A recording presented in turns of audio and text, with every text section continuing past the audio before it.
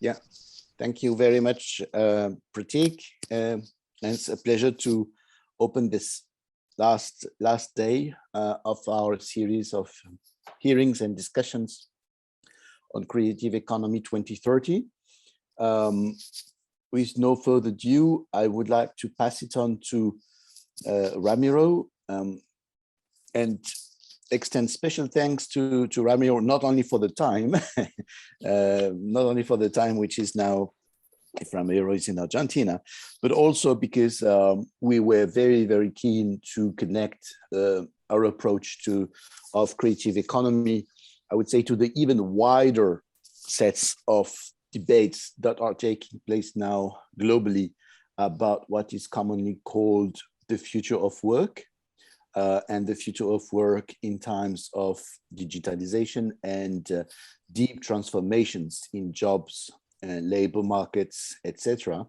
So we are very grateful that Ramiro jumped in to present a first series of results of this global study, as you mentioned, Pratik, the future of work in the Global South, with a lot of potential crossings with the issue of creative economy, especially because independently from our initiative, the issue of creative economy was among the topics of the angles of this study about the future of work in the Global South, right?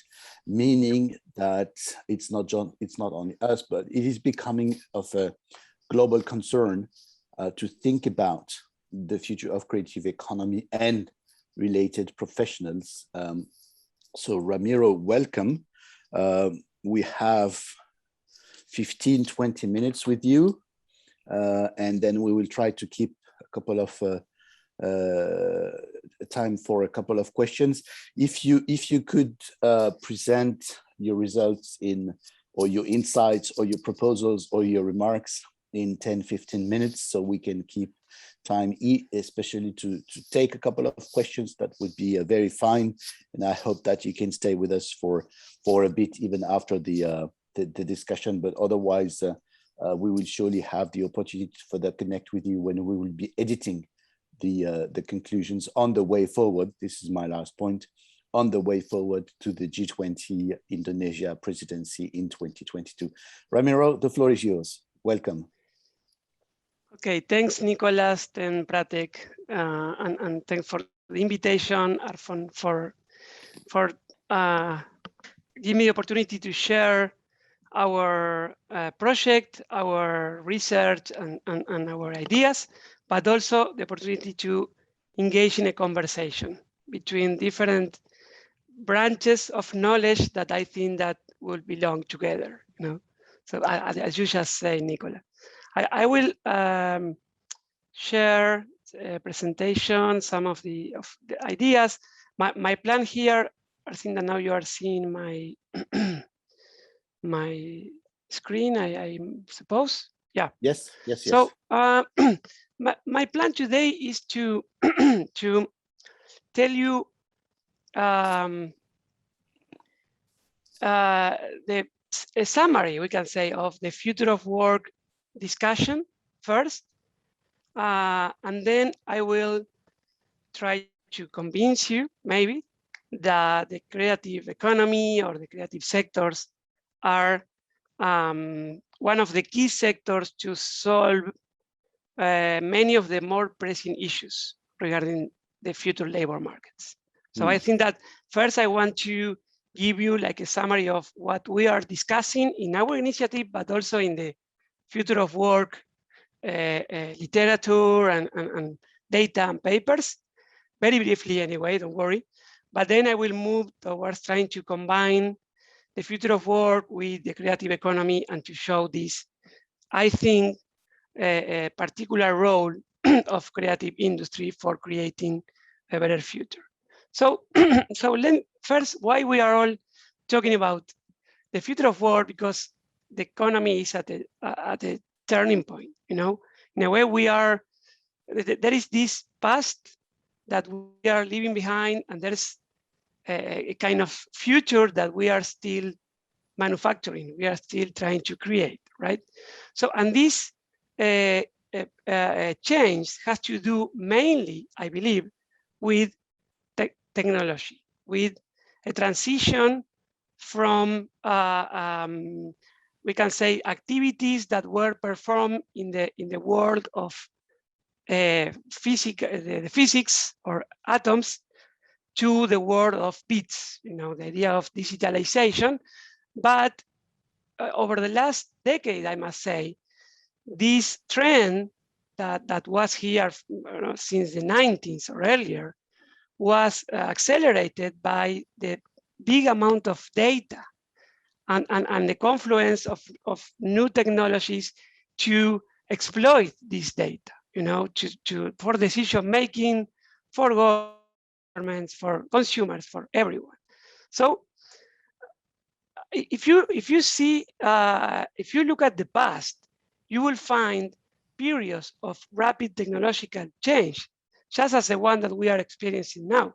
And you can see there that it provides a big opportunity for accelerating growth, for increasing productivity, and for creating jobs. So again, we are in a way changing the way we produce, the way we consume, and the way we work. So one of the main markets where you will see these changes is the labor market, right? Again, when I talk about this past that is leaving behind, it has to do mainly with the way we used to work and the way we will work in the near future, right? And finally, just again, in the future of work community, there's a lot of things that we don't know yet, that we need to start discussing about how to act, how to create futures. That there's nothing automatic or that we can predict. In a way, we need to create. That's something different. I mean, and when you go to the future of work topic, you will see three main challenges that are connected to the creative sector, I think. The first one has to do with job creation. We are talking a lot about Asian societies, but we need to remember that we need to create a lot of jobs in the near future. Imagine something like that 300 million people will enter the labor force in the next decade. So there is a demand to create jobs, but also these new technologies that we are talking about are automating a lot of tasks. So there's this fear of technological unemployment. So we have these two trends. One of that we need to provide jobs for the incoming labor force, but also that we are automating processes. So job creation, I think, is one of the key themes regarding the future of work. And of course, if you look at the developing world, the challenges are higher, more acute than in high-income countries. Right? As you can see there, from these 300 million, some 95% of the incoming labor force will be in the located, trying to work in the global south. So this is one of the challenges. The second has to do not with quantity, but with the quality of the jobs. So it has to do with what we call skilling, reskilling, upskilling. All these debates about the idea that there is a huge mismatch between the skills that workers have now and the ones that they will need to navigate the future labor market. Huge skills. Of course, the main conclusion that we have so far is that we need to move away from routine. This typical 28th century job of performing mainly routine tasks, every day the same task and so on. Well, they belong to the past. We need to invest as society in new skills. I will go to that later. It has to do with creativity, of course. But again, this problem of skills mismatch is higher the lower the income of a given country. For example, Ramiro, just are you showing the slides? Because we only see the cover slide. No. I'm sharing a slide. If you are not able to see that. Now we see the slide number 14. Yeah. Okay. So please go on. Okay. So what I was saying is that this problem of skills mismatch is huge. For example, in high income, some 50% of the workforce is still working on routine-based jobs. But in low-income countries, it's 90%.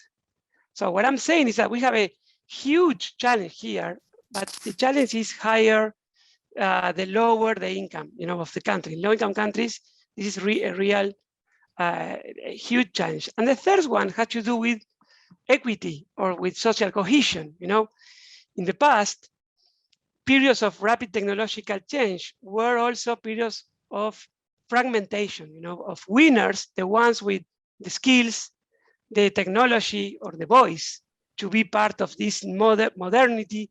And then we have a lot of losers, So in a way, now we are seeing this debate, of course, in high-income countries regarding ICTs in the 90s, this hollowing out of the income distribution. But now we are seeing that in our countries, in Asia, for example, and in parts of Africa and Latin America. The idea that underlies these tensions has to do with the relationship between innovation and equity, or inclusion. In a way, you need to innovate, but you need to make sure that you are not creating just an island of innovation, in a sea of just low technologies, low skills. So this is the third topic that is key, I would say, in the future of work agenda. Job creation, skilling, and the idea of trying to not to increase inequality as we are fostering innovation. These are the three main topics around the future of work agenda.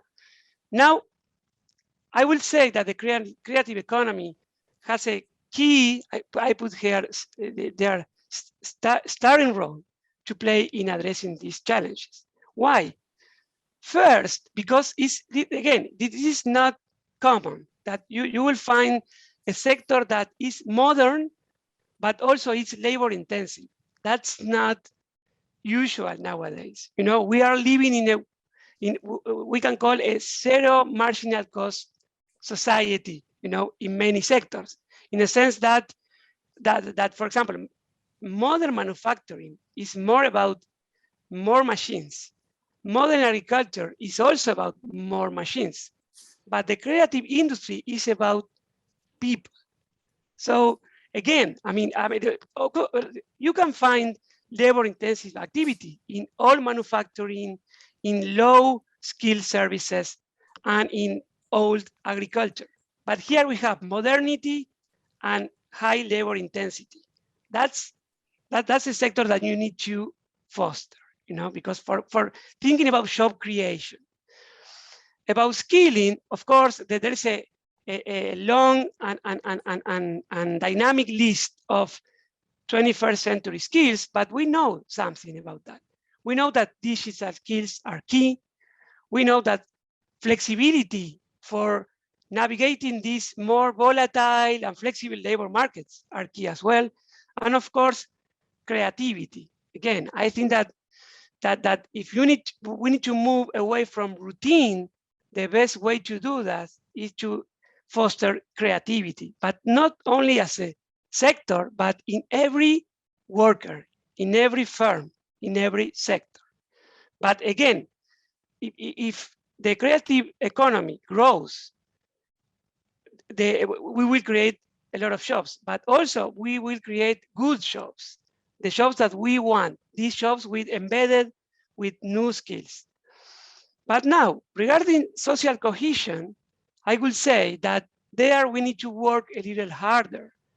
Why? Because these sectors that are part of the creative industry, maybe they can grow, they can create jobs, they can increase creativity in this sector, but they are connected to the global economy, and you need to make sure that you are also spreading creativity around the local economy.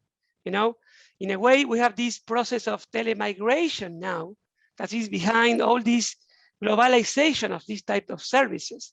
And this is good for our economies, of course, because we are connected, we get new ideas, but we need to, again, to go beyond the sector itself and trying to see how this sector can spread creativity to maybe different sectors of these economies. If you take the Asian case in the last decade, you will see these dynamics. You know, we will see a very dynamic sector with high growth rates, particularly in China, as you know better than I do. But you can see that this sector of the Chinese economy is, in a way, is kind of unconnected to the rest of the economy. It's just speaking to, working with the global economy. So you have a case of job creation, of more creative knowledge within your country, but maybe it's harder to create the linkages with the larger sectors of the economy. So there is where innovation and these dynamic sectors need to work with, I believe, these not that modern sectors, not that creative sectors, in order to create innovation, but with equity. So let me finish just by saying that creativity as a concept, I believe that is a concept of the future, thinking about the future of work. First, because it's a main driver of change, as we all know, you know, bringing new ideas to create something new. Second, because it's now we economists know for sure that is one of the key determinants of long-run productivity and long-run growth. But also because it's a general purpose skill. You know, we in our branch, we can say in my circle, we study artificial intelligence as a general purpose technology, in the sense that you can see technological solutions everywhere. Well, it's the same with creativity, with humans and creativity. It's not only a sector, it's a skill. It's a skill that we need to disseminate everywhere, you know, because it's a general purpose. You can create anything. But in order to be innovative and be inclusive, you need to think about policies for connecting this dynamic sector to the rest of the economy. Again, I think that we as in my agenda of the future of work, we can work together thinking about these linkages, about productive policies that maybe goes beyond the sector of creative industries, just thinking about connecting the sector to the rest of the economy. And let me finish with a very rapid call to action. We need to foster the growth of the sector. I really believe that. I mean, we need to create proper working environments for the people that are innovating in the creative industry, particularly in the global south. Why? Because the reskilling mismatch, or the skill mismatch, is higher. So we need to invest in reskilling in different contexts, in different countries, and so on. Technology, we are thinking that we are all part, that the digital world is flat, but you need to remember that, for example, in sub-Saharan Africa, 70% of individuals are still offline. So we need to invest bigly in technology, bigly as well. And of course, we need to think about novel regulations environments, more flexibility, but also a way of finding some provisions for social security and so on, for property rights and so on. So I think that for the sector, we need to go local, you know, to different countries, to different cities maybe, and find the right mix of skills, technology, and regulations, that can foster the sector.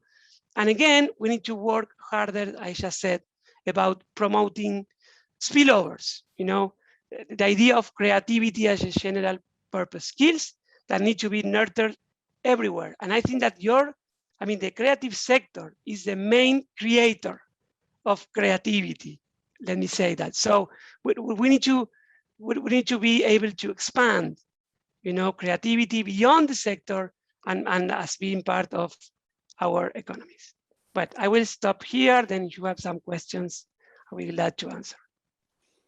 Ramiro, thank you very much. I think I can say that we all appreciated your insights.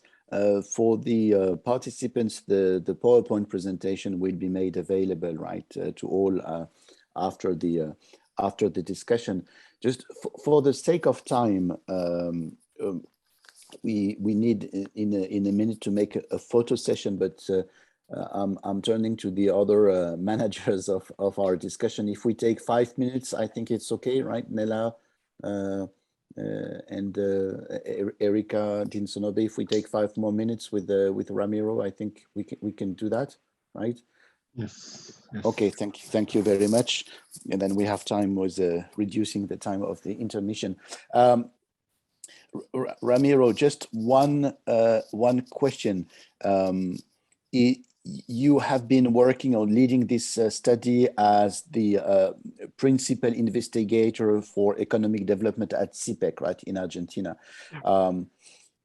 Is this study over now, or are you continuing? That's question one. And question two, I think you mentioned it in the beginning, but can you remind us of how many countries you have been looking at during the study, and if further developing these perspectives, we could also build maybe on statistical research that you have been conducting. And then if you have questions, the other participants, please use the chat or raise your hand. Ramiro. Yes, we have this initiative that started about 4 years ago, and we will continue because we have more questions than answers. So the idea is to expand, to go granular on different countries, on different contexts, to learn more. We are crossing different branches of people that know from skills. We are going to make them speak with people from technology, trying to think collectively. So we will continue that. And we are working in, of course, Asia, in Sub-Saharan Africa, in Middle East, and in Latin America. We have different research partners there.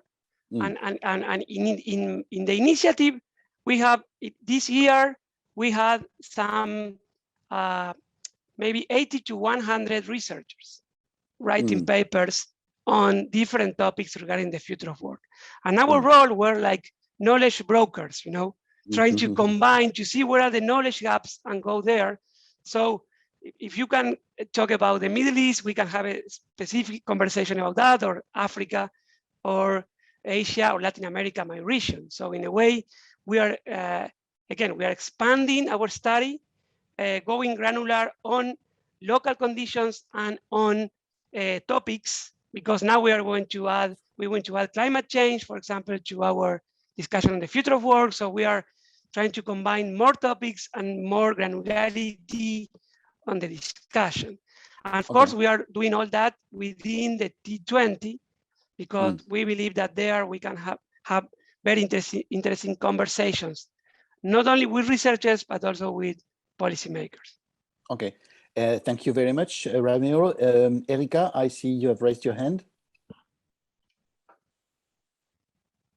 Yes, thank you, Ramiro, for the very interesting and very insightful presentation. We're really interested in this kind of work here in ASEAN. We are also doing a lot of work on the future of work, but what we are seeing so far is, while we focus on innovation, we don't really say harness creativity or include creativity in that conversation of innovation. So I think my question is, what are the lessons learned from your study on how, for instance, can we channel or say bring creativity into the discussion of future of work, especially, for instance, when we look at the available, say, frameworks for education. There is no formal, say, mechanisms to, or say, formal education pathways for, say, the youth to go into, say, more creative career paths, right? To kind of like bring them also into this kind of creative economy discussion. Yeah, thank you. Yeah, well, I think that we are still trying to learn how you can how people can learn about being creative. You know, in a sense that our skills development institution, we can say education, formal education, informal education, and so on, we are still lacking the basic curricula about what to learn, what to teach, you know, about creativity. I think that for many decades, we thought about some a skill that you will have just, you know, maybe I have this, Nicholas as well, maybe you don't, or I don't, as something by nature, you know, and for the last maybe 10 years or 15, the education system started to see how to create, how to teach and this type of skill. I think that, for example, you can see that in the private sector, in all these in-house training programs, you will see there a lot of effort in bringing creativity into the discussion of skills development, you know, but I think that the formal institutions are still lagging behind, you know, in terms of curricula, in terms of credentials, and so on. So in a way, we have like this two-speed career, you know, regarding creativity. We have the private sector in big firms going for curriculas, going for creativity as part, you know, it's not creativity itself, that they try to teach creativity with digital skills at the same time, for example, you know, merging skills. But then, sorry, Nikolai, I just finished. But then in the formal institutions, you will see that we don't have this discussion yet. Ramiro, thank you. We can see we have just unveiled some of the richness of the of this ongoing work. Thank you also for reminding us that this is also taking part in the context of the T20, and CPEC, for those who are following, was one of the two lead chair of the T20 Argentina back in 2018 for a successful T20. And this is very useful because we have opened the conversation with the Indonesia G20 Sherpa 2 days ago. And definitely the aim of this initiative, Creative Economy 2030, is also to convey recommendations about the positioning of creative economy, not just in general, but precisely as per a number of ongoing discussions, right, in the G20 sphere. And this question, the wider question of the future of work is definitely on the table. So we thank you for that. For the sake of time, we must really move on with the rest of today's agenda. We have a number of sessions going on, 3 sessions. Let me just remind us about the title: Technological Advancement and Digital Content Development in Creative Economy, Creative Economy in the Green Development Perspective, Innovation and Regulation for Creative Economy Growth. I think, Ramiro, this also rings a bell as per what you have mentioned. Before we start the deep dive into the sessions, we have 1 minute or 30 seconds to make a group photo. So please stay with us for the group photo, Ramiro, and please turn on your cameras. Yes, please make the group photo. Okay, taking the group photo in 3, 2, 1. And another in 3, 2, 1. And one last one. 3, 2, 1. Thank you. Thank you. It's kind of the ritual, right, of our sessions, this group photo, and it's an important moment showing that we are really on track. Thank you very much again, Ramiro, Principal Investigator for Economic Development at CIPEC in Argentina. We will get back to you very soon. So how to sort of dig deeper into these dimensions after the end of the seminar, right? If you yeah, agree. sure. Okay, thanks, Nicolas, for the presentation and everything. You are welcome to stay with us if you would like for a while. I am now happy to start the first session of today, third day of the Creative Economy 2030 discussions on technological advancement and digital content development in creative economy. We have three speakers on three issues: Indonesia creative economy potential towards robust post-pandemic recovery, and that is with Rizky Anugrah Murtidewi. Hello. We have creative economy and information technology with Brankika Todorovic. So sorry for the poor spelling of myself. And we have the entertainment industry of the Republic of Korea in the context of COVID-19 with lessons for the ASEAN countries with Rail Khusamov from the Russian Federation. And we have, as usual, discussants. I will just ask both the presenters and the discussants to be rather concise. We have in principle 10 minutes, but if you can be, especially the discussants, below the 10 minutes line, that would help also keep some time for questions. In any case, after 8-9 minutes, I will ring so that you know that we are nearing the end of the allocated time. Thank you very much. Rizky, the floor is yours.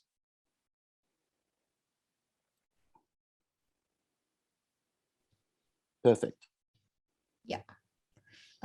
Good morning from Jakarta, and thank you, Nicolas. It is a great honor for me to participate in this Asian Development Bank Institute virtual policy dialogue, and massive thank you to the ADBI committee, also to the distinguished speakers, panelists, and participants. I would like to present my paper entitled Indonesia Creative Economy Potential Towards Robust Post-Pandemic Recovery. This paper will show a broader overview of the creative economy potential in Indonesia, complements to previous Indonesian speakers. We have on the previous day, Mr. Ravinder from University of Indonesia and Mr. Ricky Pasik from Indonesia Tourism Development Corporation, underlining that creative economy is a promising source of growth, therefore need to be considered as a potential strategy to accelerate sustainable recovery in this COVID-19 era. And COVID-19 pandemic brought an enduring changes to the global economy, especially through massive digital adoption. And in 2020 itself, Southeast Asia has gained 40 million new internet users, meaning that now this indicates that 70% of the population in Southeast Asia is now online.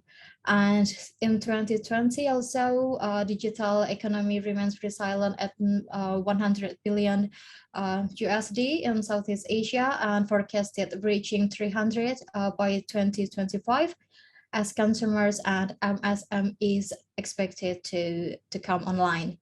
And film, television, video games, and music sectors prove outstanding achievement during the pandemic. And focusing on Indonesia case, Indonesia digital economy is expected to continue double digit and reaching 124 billion by 2025. And this value is the highest estimated value in the Southeast Asia, and covering the e-commerce, followed by the ride-hailing, online travel, online media, digital financial services, which link up to the creative economy sector. And just like Mr. Edi Pambudi mentioned earlier on the first day, that creative economy is the fastest growing sector before the COVID-19 outbreaks. And the pre-pandemic forecasting shows that Indonesia creative economy contributes 6.9% to the GDP in 2020, and this condition leading to one of creative economy powerhouse in 2030.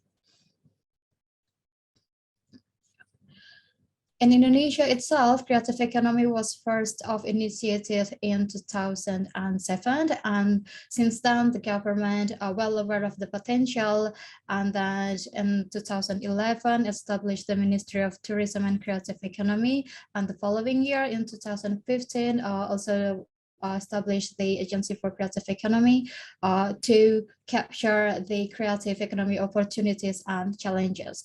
However, along with the dynamic situation, the Indonesia Agency for Creative Economy merged into and became an inseparable part of the Ministry of Tourism and Creative Economy. Solid regulation had been established to support the ecosystem in creative economy and define the creative economy into 16 sectors. And then due to a new organizational structure in Ministry of Tourism and Creative Economy, adjustment is made by forming the 17th, subsectors, the game developer that was originally under the application and game developer subsectors.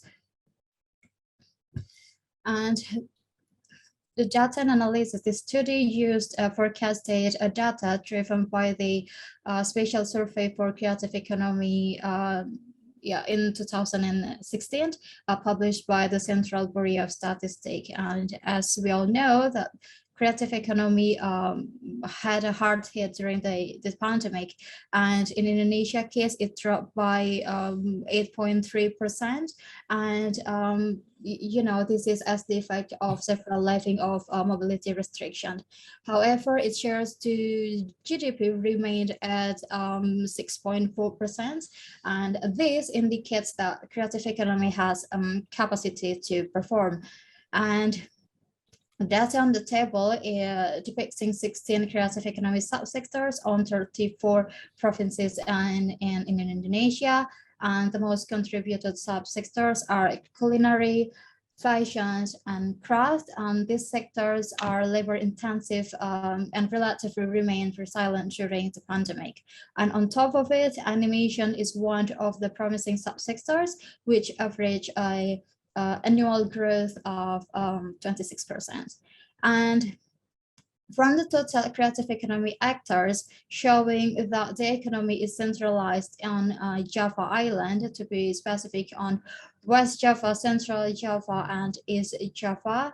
Meanwhile, the other province with good penetration is North Sumatra.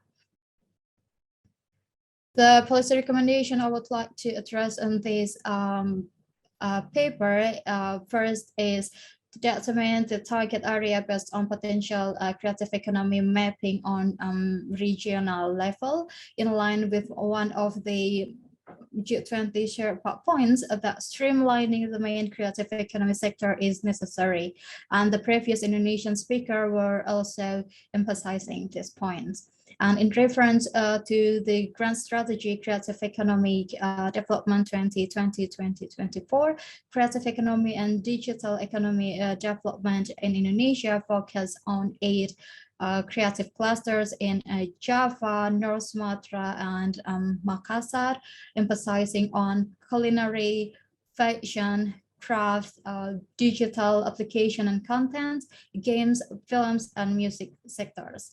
And to improve creative economy performance in the region, government also has developed creative economic zones and creative economic clusters. And the strategy is part of the Center of Excellence, which function as platform for the creative economic actors to elaborate. Just like the previous 2 Indonesian speakers elaborate on the previous session. And next is to develop digital structure and supporting regulation or policy, and utilization of the digital economies as an enabler is primary requirement to achieve the national recovery, as well as the demand of the industry 4.0. And this digital transformation could be done such by providing high internet penetration, digital-oriented policies, and digital talent. This also in line with Mr. Moffat's statement from the British Council that infrastructure element as support system is needed as people going online. And next, upstream, downstream integration to comply the market standards. 1 minute. All right, and then what I'm trying to say here is that a major, creative economy sector covering culinary, fashion, and craft sector, and at the broader view, food and beverage industry in Indonesia has a major share in economy, and take into consideration that 87% of the population is Muslim, meaning that halal standard is necessary a standard to comply along with the other food safety standards. And next is MSMEs assistance and facilitation. We know that MSMEs faces many challenges, and various programs are created to give assistance and facilitation for MSMEs. Among others, probably we are already familiar with the One Village, One project concept that was originally established and developed in Japan in 1918. And to conclude, this will take a good governance, strong business and MSMEs partnership, and as well as a strong and open-minded society to succeed. If I may have 1 more minute, I would like to address challenges as well. That UNTED has noted that data from world trade and creative economy are difficult to attain, since many overlapping areas, sectors, and industry as well. And a more detailed and feasible methodology measurement is needed to exercise current insights for evidence of contribution towards the sustainable development. Dr. Riyatu from University of Indonesia also underlined that data-driven policy is strongly needed, and synergy among stakeholders is also the key point to achieve sustainable development in the long run. This is also in line with the G20 Sherpa pillar, enabling environment and multi-stakeholder partnership. I think I will stop there. Yeah, over to you, Nicholas. Thank you. Thank you. Thank you very much, Rizky. Before we give the floor to Dina, just one remark, and maybe Dina can also build on that. I think your presentation is very insightful and good, but some aspect which you are not touching too much upon, and was also not so much there in previous presentations, especially about Indonesia that we had in the first day, there is an incredible vitality of community and civic-led creative economy. And this is very rarely referred to by, I would say, upper stages government approaches. And it's a bit surprising because in Indonesia, you have a country where you've got really incredible forces about creative economy at local level, not just driven by municipal governments, but driven by creative organizations, right? Such as there are others, but Indonesia Creative Cities Network and others.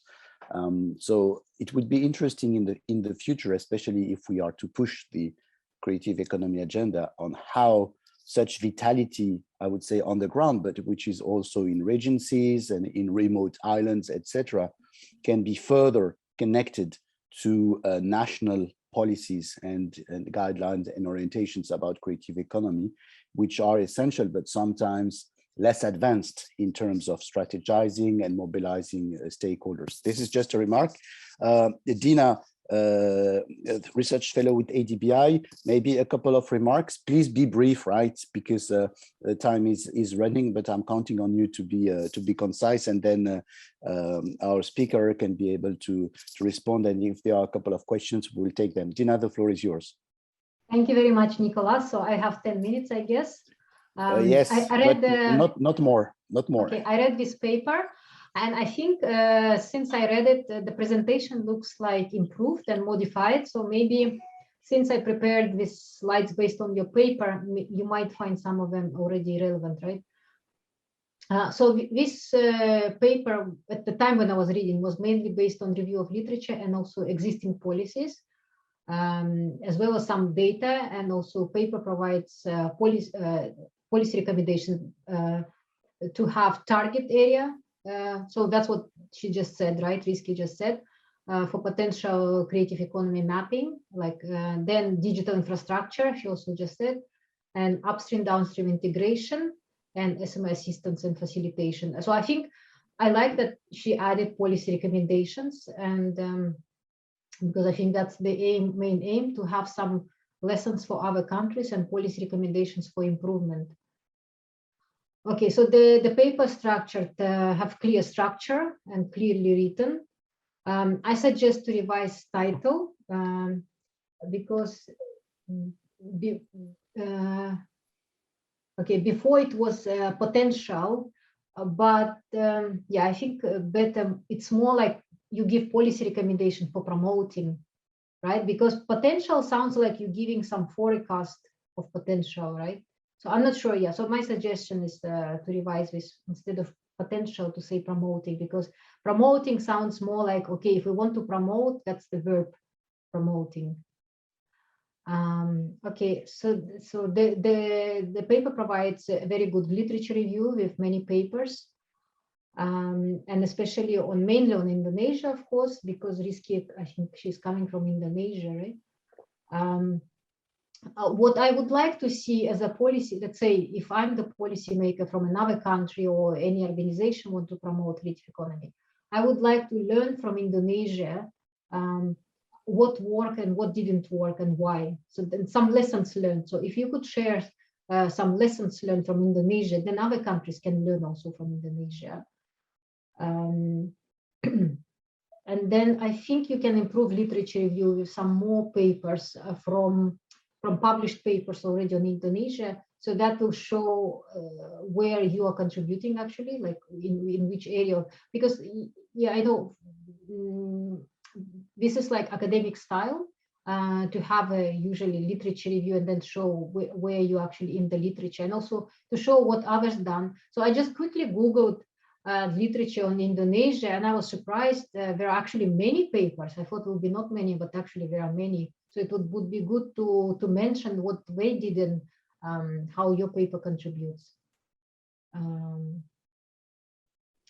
Okay, so the data, okay, this is I think some some minor, like the figures, I'm not going to mention this. Also, I would it would be nice to connect from section to section how they related to each other. So particularly, for example, connecting data to policies. So that will give better understanding. So as of now, I was reading, it looks like they were standing separately, these sections. Would be nice to connect them to have some analysis. Okay, this table you just showed also in presentation, it's very difficult to read.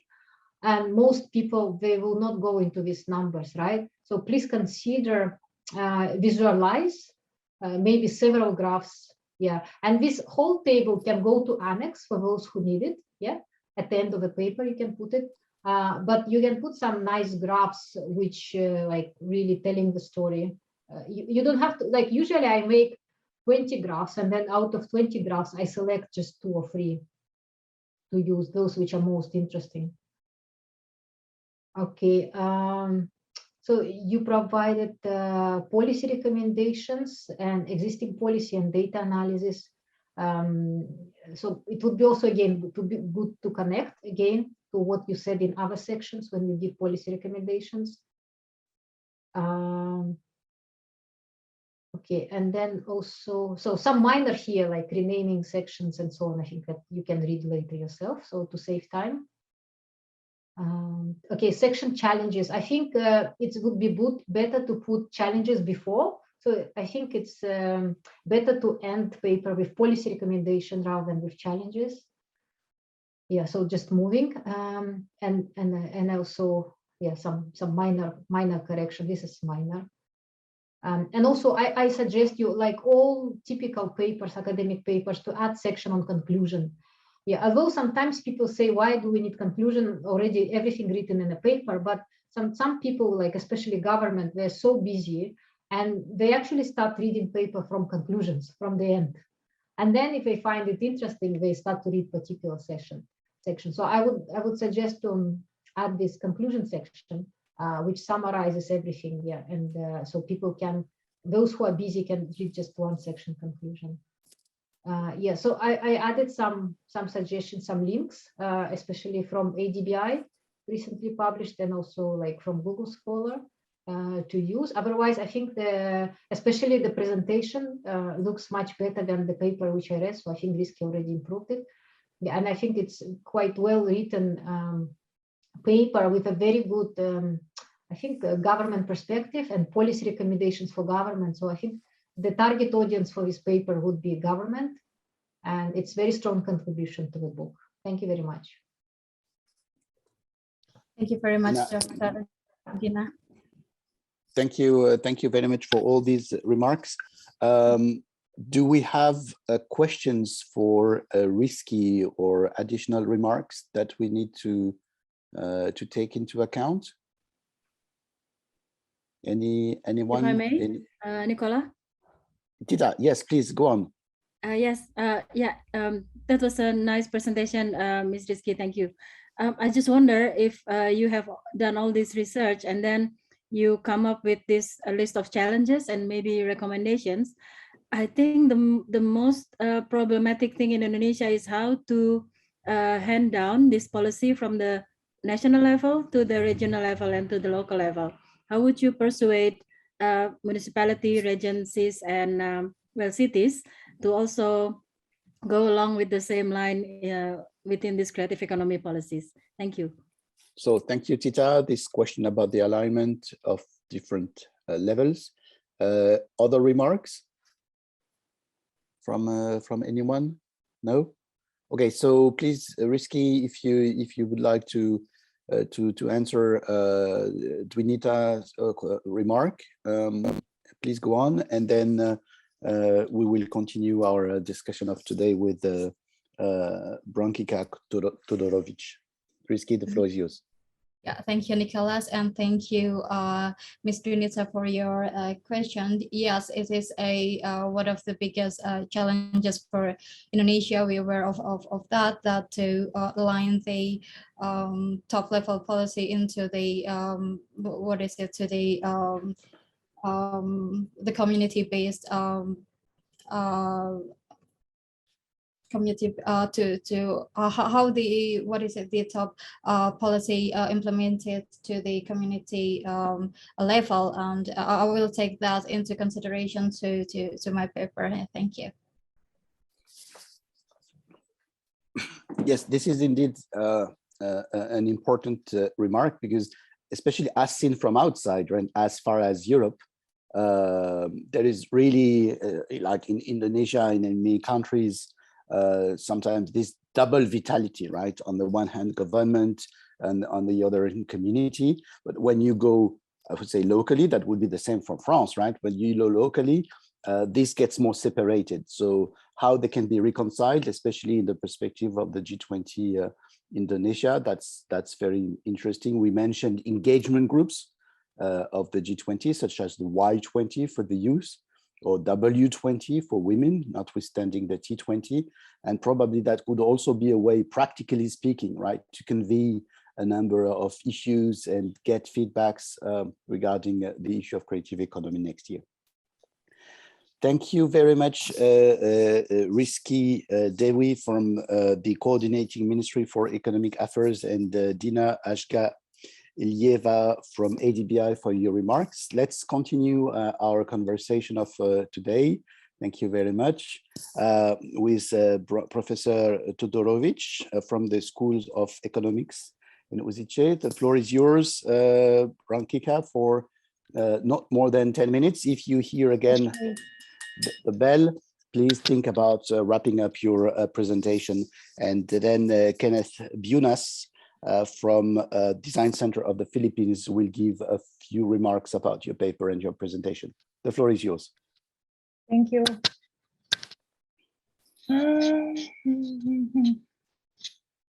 Sorry, I have some problem. We can Do see you your see my slide. Huh? presentation? Yeah, we can see it. Yes, thank you. Good morning. Good morning. Please go on. Good morning. The topic of my presentation is creative economy and information technology. And as you know, the rapid growth of information technology has created opportunities for development of cities. The processes of urbanization has led to the fact that more than half of the world population lives in cities. It is possible development of an innovative urban management system, so-called smart cities. The functioning of smart cities is based on the connection of modern information technologies with physical, social, and businesses infrastructure. A modern system, city functioning with virtual infrastructure, with collect, integrate, and analyze operational data and make decisions based on them. Modern cities, in addition to many challenges related to the growing population and growing pressures of tourism, also face many opportunities that provide creativity, innovation, and use of information technology. And creativity and innovations are considered as one of the most important elements of the development and wealth of city in modern society. But in this work is the usage of modern and innovative IT for development of cities. As you know, green cities are defined as those that are environmentally friendly, which can include the levels of pollutions and the carbon emissions, energy and water consumption, and other elements. Smart cities can be explained in context as devices, urban planning and governance, transport, energy, the environment, health, and education.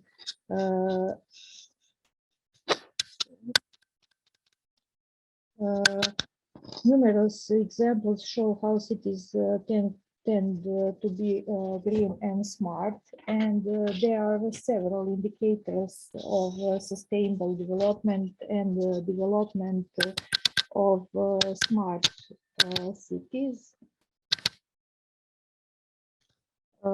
Sustainable development goals include the achievement of 70 goals in accordance with Agenda 2030. The SDG index has the highest values in the 3 Nordic countries, Sweden, Denmark, and Finland. And the Sustainable Development Report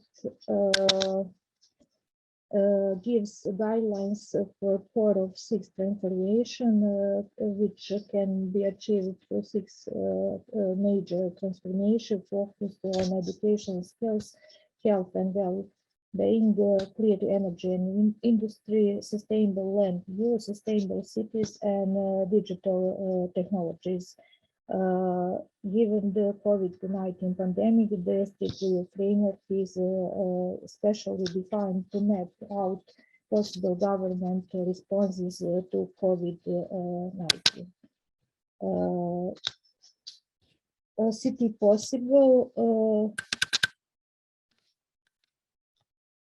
is a new model for urban innovation in which a global network of cities, businesses, academics, and communities work together to make the world's cities more inclusive and sustainable.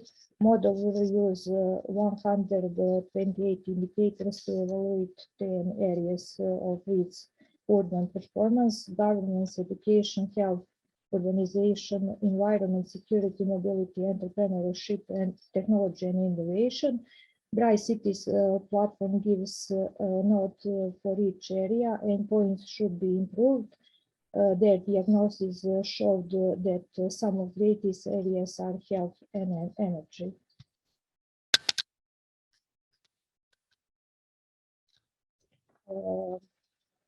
Creative economy and creative clusters. The Creative Cities describes new methods of strategic urban planning and examines how people can think, plan, and act creativity in the cities. And This is some positive examples of creative clusters. There is productivity higher, and the application of IT of creative economy, such as virtual tours, digitalization. Digitalization is enabling new models of management and participation in the integration online platforms and full digitalization. Digitalization has become central to all processes in tourism industry. The tourism products consist for an experience comprises information that is produced and consumed even before the trip itself has begun. Online platforms reach more potential for tourists. Scientific research regards virtual tourism as a new kind of tourism. Virtual exhibitions are one of the modern audiovisual method of treasuring cultural heritage.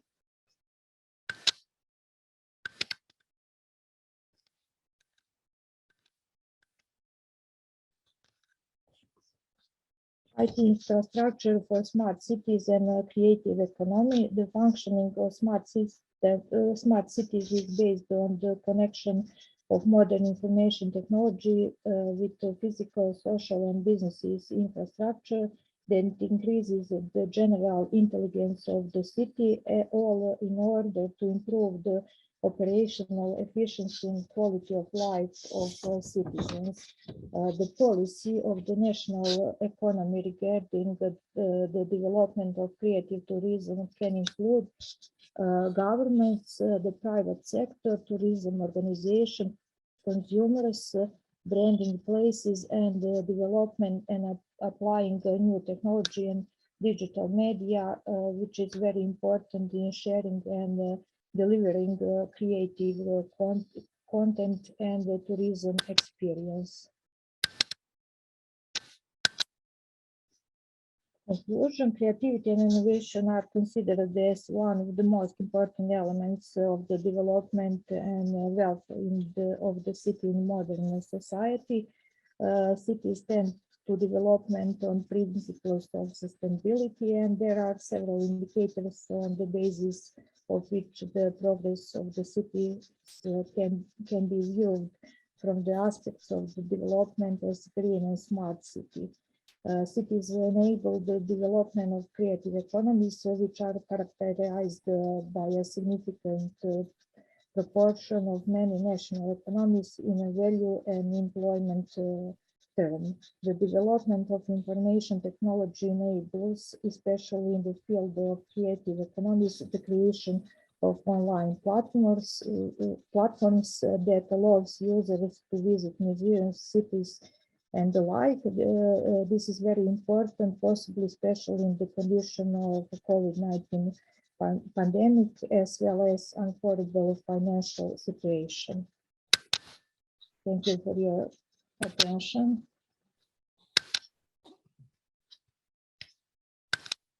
Thank you very much for your presentation. It's okay. We can hear you. Yes, thank you very much for your presentation, Brankica. I will ask Kenneth Bunas, Senior Design Lead, Creative Innovator Fellow for the Design Center of the Philippines, to share a few remarks in a second. Just one question for you, Brankica. What you describe is the situation which you describe something that is taking place in Serbia or in other locations that you have seen, or is it more of a general approach that you have analyzed? Thank you for your question.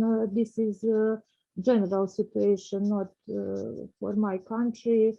It's all over the world.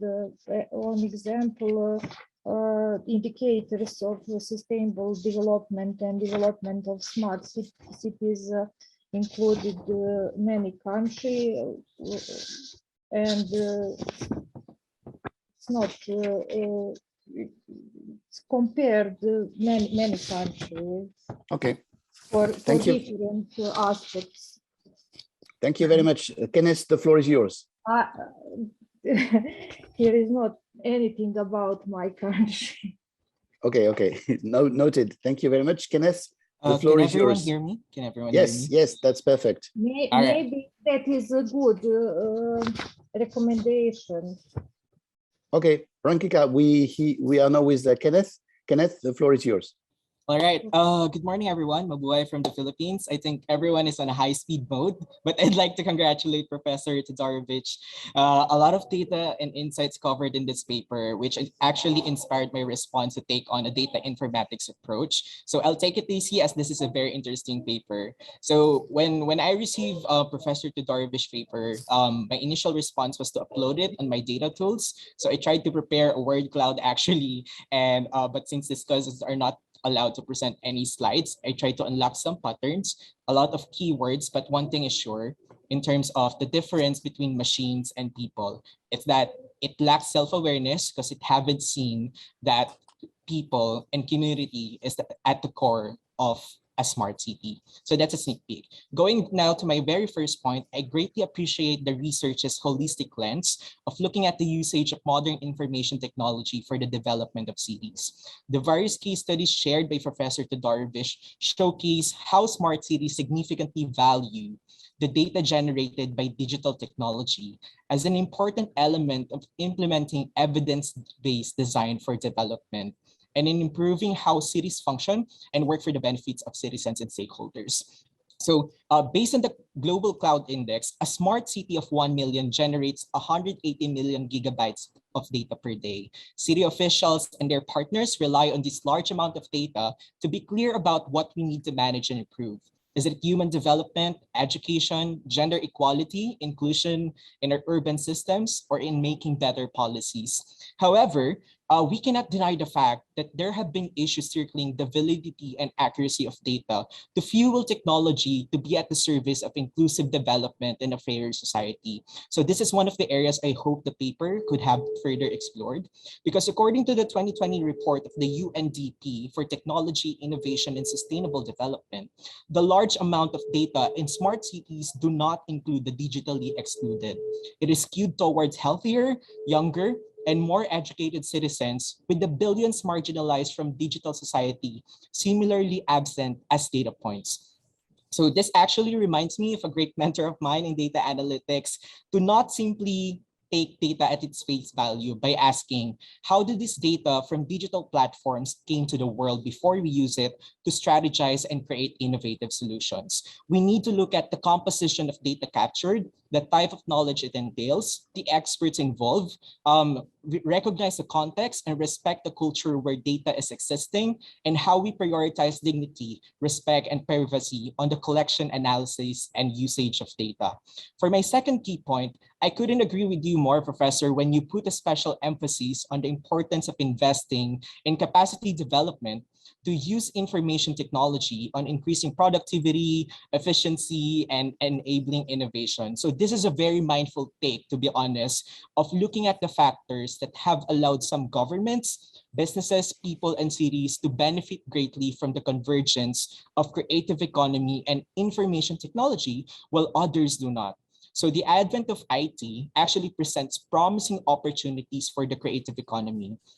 For example, the AR and VR or virtual reality revenue is projected to grow at $95 billion by 2025, according to the World Economic Report and the Goldman Sachs report, where 47 billion of it is a projected demand in the creative economy from video games, live entertainment, live events, and retail. This growth would actually change the labor demands for creative workers, but the effect will be different across economies. Talent development, to be honest, remains to be a challenge. So here in the Philippines, the Design Center and British Council has always believed in the future in which people partner with machines to provide a tremendous possibility of improving the conditions of quality of life or everyday living. So in 2019, we launched Digital Artisans to provide a platform for designers to partner with machines and build on mutual strengths. In the same year, We launched the first creative data literacy program in the Philippines, supported by the British Council to sharpen Filipino creative leaders' data literacy skills for public good and social change. So thus, talent development is very important because machines can never replace the empathetic human touch. While these technological advancements that we've mentioned may pose some risk, making sense of data and technology is still a high people-centric job and entail a lot of creativity. But to fully realize these potentials, my recommendation is that we need to invest in policies that would focus on developing a solid base of expertise, skills, and increase data and digital literacy across creative activities, and develop policy actions as well for the creative sector that do not simply focus on connecting people to tech, but should focus on empowering people with the ability to process, access, and act on data from information technology, prioritizing internet access and power, creating a new level of human-machine collaboration, and leveraging on creative economy and IT to drive positive social and environmental impacts. For my third and last key point, the application of IT in the domain of creative economy, such as the virtual tours, have been discussed often not only in this research, but also by other presenters. To be honest, I do not doubt how digitization provides a new medium for storytelling, an avenue to promote creative products and services, and to help the country in terms of nation branding, cultural tourism, democracy, social inclusion, and increasing national pride. However, my recommendation is that I hope that we could also look at the overarching governance issues of how digitization has forever challenged legal rights, culture, as well as artists and creatives moving forward. So this is something that has not been explored. Just for example, in the US digital world, they lost $12.5 billion in total output and 71,000 because of piracy. Point is, if piracy losses are major in the US, where there is an established legal copyright action, then what is the extent of the loss in nations where intellectual property rights for creative work are notoriously weak? So legal systems for IP have been existing, but it is no good without helping institutions to reinforce, regulate, and upskill people in IP. We need to keep in mind that the weak in IP right policies make the transition to to digital platforms more difficult, and in helping an artist to manage digital rights. So to wrap things up, the digitization is not simple or not just about technology. Sometimes data scientists, researchers, or technologies can get too caught up with the science and technology that we forget that the essence of smart cities is people. So going smart is an iterative process, a loop approach, and recognizes culture. And we need to keep in mind that we can never have a perfect city or a perfect policy, but we always must look at this development as an ecosystem. An ecosystem like what we do here with the British Council in the Philippines to look at the design innovation ecosystem, which involves people and communities aspiring to make the future of the industry more livable, attractive, and future-proof. So just one final take, the future of cities, or the cities of both yesterday and tomorrow, are not really just about buildings, the roads, or the technologies of the digital age, but it will always be about people and communities. Thank you. Thank you, Kenneth. This is a very thorough approach of the issue of smart cities in connection with the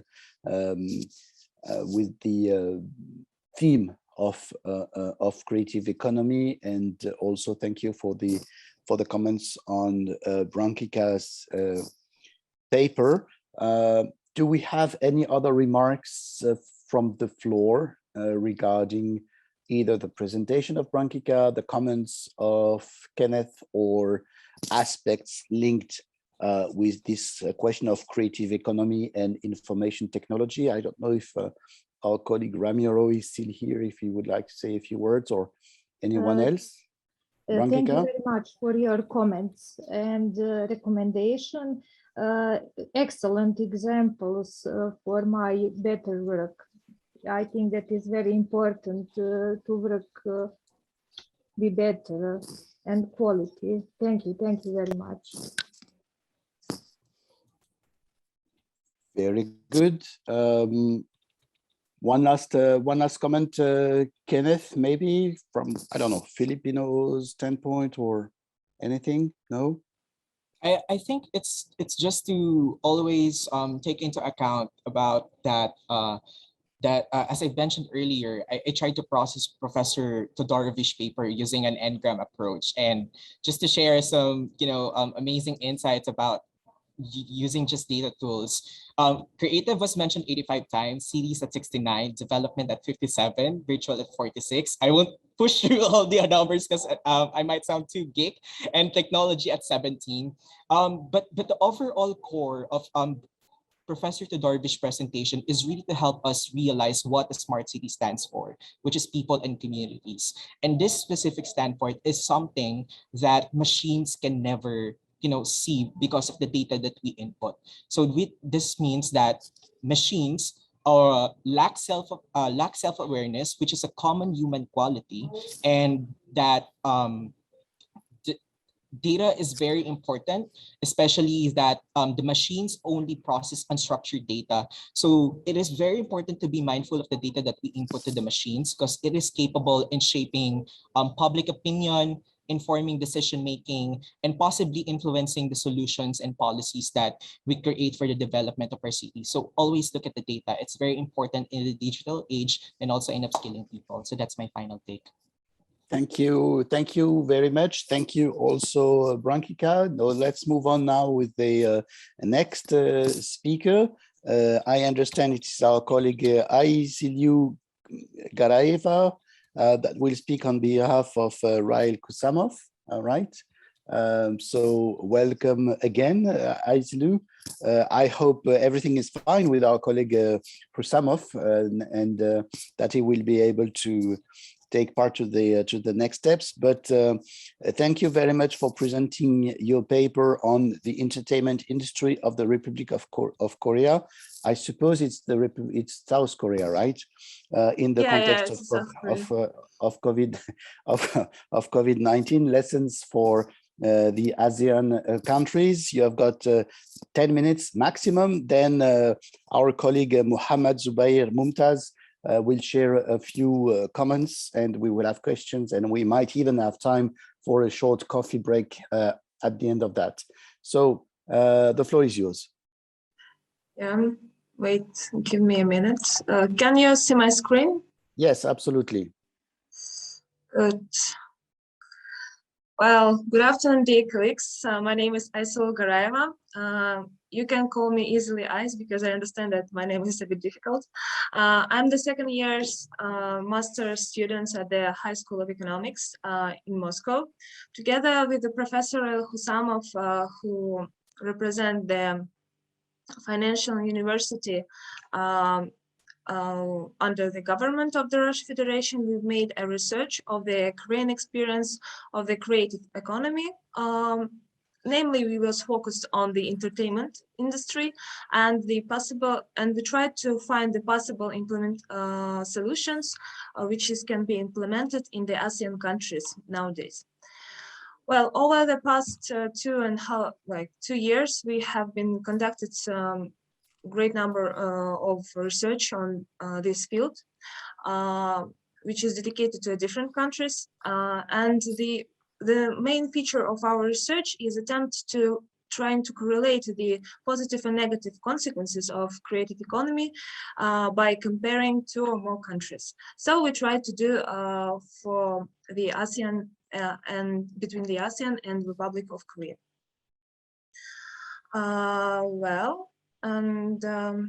Here you can see my content. We will start from the goals and we will end with the conclusion and some recommendations which can be implemented and can be used. Well, let's start. As I said earlier, the main purpose of this paper was an attempt to classify the current situation in the ASEAN countries under the influence of the COVID and to find possible solution through the prism of the Korean experience and the Korean point of view, like how they see ASEAN for their goods. And so some number of objectives was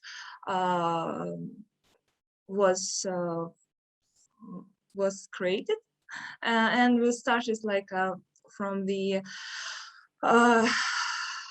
ASEAN and ended with a determination of the possible solution. Our hypothesis can be formulated as the Korean experience of the entertainment industry development in the condition of COVID-19 can be successfully adapted in the ASEAN country. And so let's move to the success of Republic of Korea. The Korean experience in the development of the entertainment industry is quite informative and partly effective. Most countries are looking for the implementation of its mechanism. However, let's try to look a bit deeply. The Republic of Korea is a small country in the East Asia. Limited by territories and resources, it is forced to seek support in the other directions. So they try to use export orientation dimension. Therefore, it was really useful in the 90s.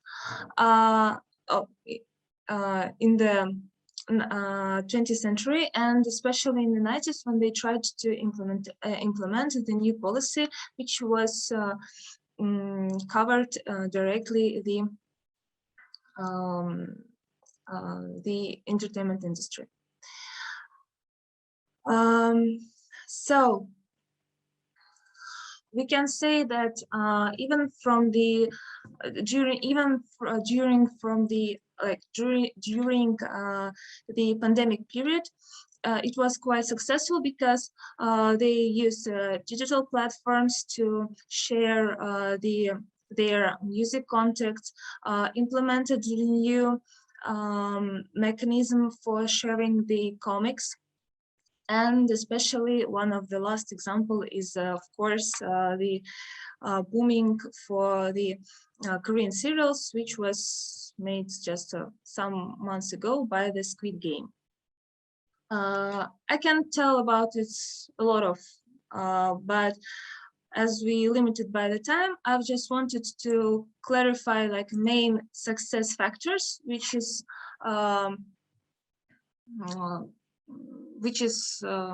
highly influenced on the success.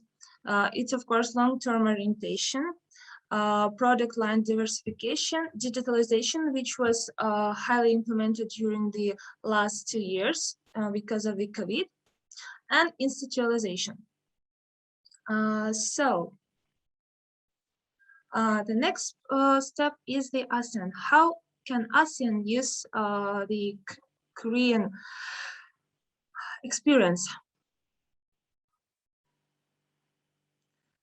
Well, we tried to characterize ASEAN countries in our paper, and we mostly focused on the target audience who will buy the products and mostly influenced by the entertainment industry.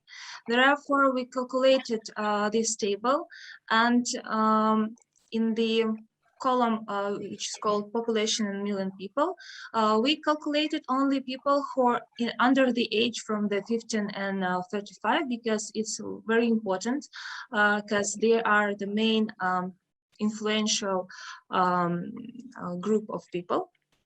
And the average age, because it shows us which style of entertainment industry we should we should develop. For example, we can see that in the Philippines, the average age of the population is much younger. So there are the population which can be influenced by the entertainment products, they are much bigger, the amount of the people. So we can say that the potential of the market is much higher. Therefore, we analyzed the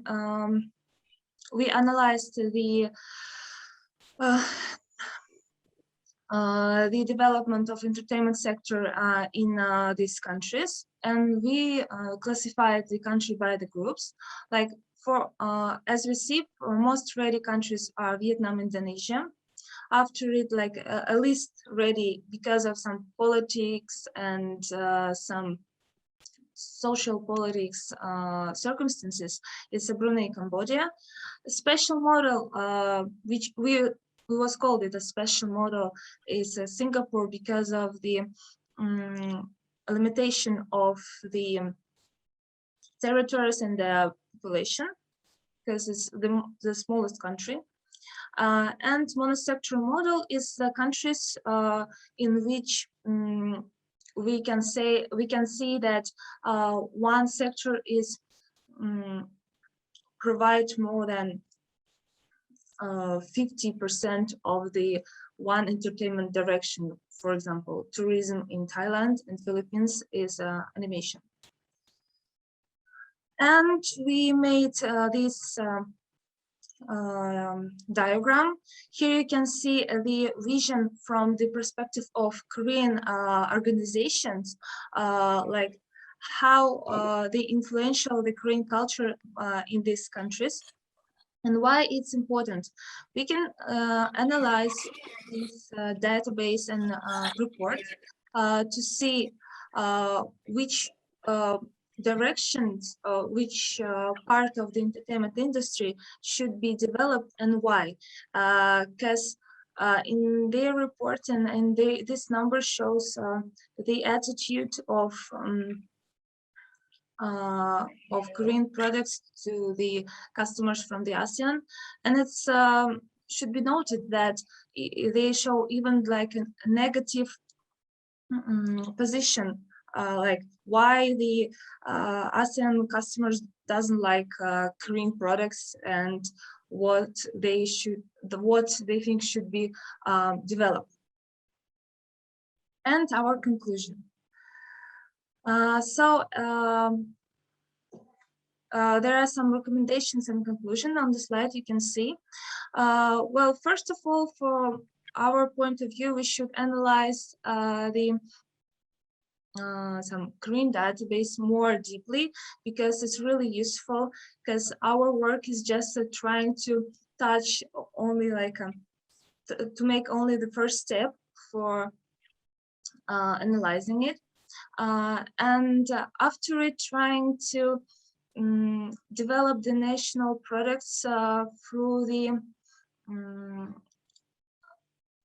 from the like develop national products and try to catch attention of the internal customers, and after it go like more spread the products in the world. So yes, and at the same time, I would like to say that we make not only researchers, but trying to organize the conference, which will be dedicated to creative industry, and we invite all of people, and will be pleasure to see you on our conference if you have a chance. Yeah, and I think that's all from my part. Yeah, Thank you. Thank you very much for your attention. Sorry, maybe I was something understandable because it's 6 a.m. in Russia and it's a bit early for me. Sorry. Yeah, thank you. Thank you very much. There is no time for Russian to present, so 6 a.m. to 8 a.m. it makes no difference. But thank you very much. I think a very short remark from myself before passing in to Mohammed is it's quite interesting, but it will also be interesting to understand since you have got this interest for South Korea, first to have a bit of a more detailed analysis of how creative industries have been structured in the past 15 years. There has been past 15 or even 20 years, right? There has been a very thorough government policy to shape the Korean waves this has been a driving part of the economy. So that's first comment. The second comment also about that, and still about South Korea, is the very active strategy of the country at international level, especially at UNESCO.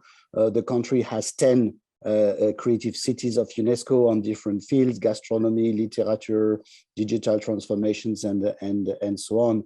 The last and third comment would be to enrich also your perspective, especially since you are planning to hold an international conference on the topic, is about what lessons for the Russian Federation, right? Or for republics in the Russian Federation, you mentioned yesterday, Tatarstan, etc. That would also be extremely interesting. So these were just remarks. Mohammed Zubair Mumtaz, for a couple of comments. Please also be brief and concise, and then we might have some time for questions and remarks from the participants. Mohammed, the floor is yours. Thank you, Professor Nicholas, and the organizers for giving me an opportunity to review this paper. 1 minute, I'm sharing my presentation. Okay, the topic is about the entertainment industry of the Republic of South Korea and the lessons for the Asian countries. By looking at the first impression is that it's a policy or agenda paper. The authors basically discuss that what are the factors that can promote creative economy. It's actually a literature review of the earlier studies. And then authors also analyze creative sectors in COVID-19. If you summarize, this study is basically a descriptive analysis of creative economy among Asian countries. The authors elaborate the successful example of creative policies. For instance, the US and Republic of Korea, and also Japan, they have added, and then they identified that what are the measures that Asian countries have to consider. And then they explored the effect of COVID-19 on the creative sectors of Asian countries. The main contribution of this study is they highlight a few parameters for making comparison among Asian countries, considering the relevant agencies of the creative economy in the respective countries. They also discuss several stages of entering a domestic company to an international level, and then eventually they identify some policy measure from their analysis.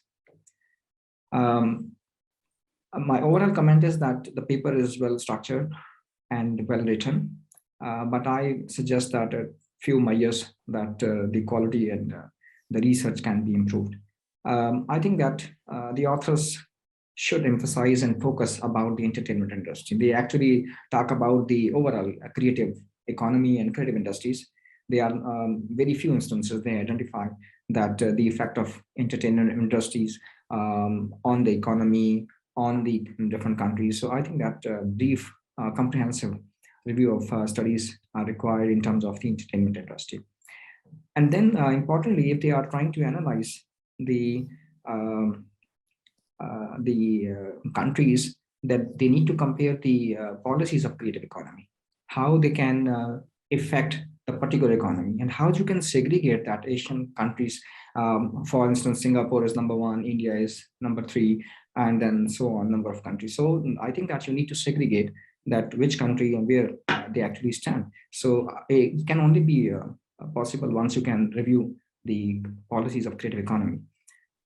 The authors claim that it's an empirical study, but I think that I believe that it's a descriptive analysis only, because they are trying to gather facts, and they are trying to link and build up a story. I think that it's a descriptive analysis. So if they want to contribute in terms of the empirical analysis, they need to first, I think that they need to add a table showing the descriptive of Asian countries.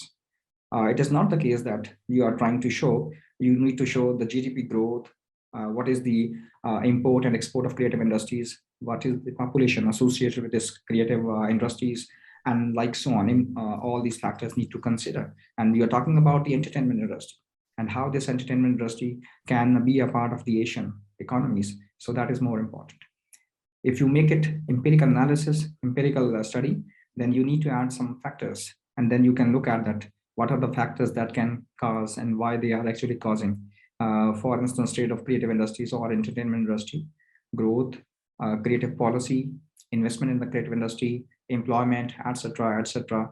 So that can be empirical analysis, and that actually provide a justification that a few countries are better than the other, and then I think that it make more sense. I think that if you want to make the study as empirical analysis, then you need to use difference in difference estimation technique may be implied, because it's an estimation technique.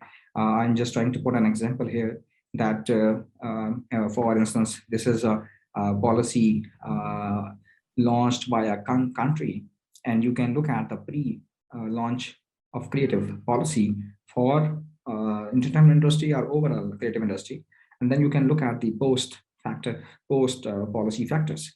So then you can look at, I'm just trying to give it's in description form, but it's a number that you will be getting, and then you can find out that how this policy can affect a particular economy and how it can lead for the betterment of the economy. You are trying to say that the Republic of South Korea is much better than the ASEAN countries. So you need to empirically quantify that why the policies for creative industries are superior in Korea or USA. So then you can make a comparison, and then you can suggest a measure. So on what basis you are trying to say? It's a purely descriptive, it's purely a story.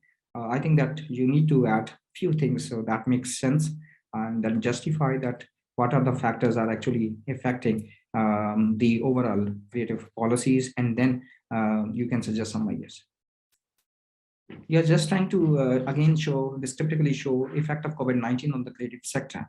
Again, it's a description, it's nothing that can be, we know that every, like any event that actually affect the entire markets, that can affect different sectors. So I think that it must again add some empirics number, so that can be justified that how this event has affected the creative sectors. Policy implications are unclear, they are too generalized, and on what basis you are trying to segregate the countries that the most ready, least ready, a special model, a mono-sectoral model. I think that policy implications are not driven from the study because it's a descriptive analysis. I think that you're not trying to add anything that kind of like policy measures. So I think that if you look at some factors, you need to incorporate few measures like import and export of creative industries or entertainment industries. What would be the import and export? What is the population? What is the growth in this sector? That can suggest that these are the policy measures. For instance, what is the contribution of interest rate, for example, and how this interest rate can be available for the particular economy. So if interest rate is low, so we can say that the government should require that they need to offer some incentive for the particular sector. So likewise, you need to add few factors that can lead towards building up the policy measures. My last point is that you need to revisit the title of the study because COVID-19 is a small section that you are trying to add. And I think it is not required that you need to add all the things that you have written in the document into the title of the study. So it can be analyzing the entertainment industry of the Republic of Korea and lessons for Asian countries. And still, I'm not clear that whether this title is correct or not, because you are not justifying that Republic of South Korea is superior or better than other markets. And then on what basis you are trying to provide or suggesting lessons for the Asian countries. That is for all my side. Thank you very much. Professor Mumtaz, thank you very much. On a personal note, I would share very much also your comments on the paper and on the presentation.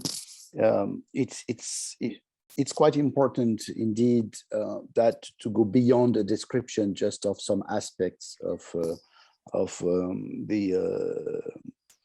the entertainment industry in South Korea, which is many elements are sort of well known and well assessed already, and on the other hand, including in your presentations the connection with the issue of the seminar and of Creative Economy 2030 and recovery is a bit absent, right? We need to get a better understanding of those factors, because otherwise, if it is just about adding a number of insights and articles about creative economy in general, this is done in many places otherwise, right? What we are trying to do is really achieve and get a sense of mechanisms that can build on creative economy to support inclusive recovery, etc. Right? So, in any case, whatever the angle, this has to be put in perspective. I see our colleague Rail Husamov is here and has joined us. Would you like maybe to add a few notes to after the presentation of Ayselu and the comments of Professor Mumtaz? Ladies and gentlemen, good day.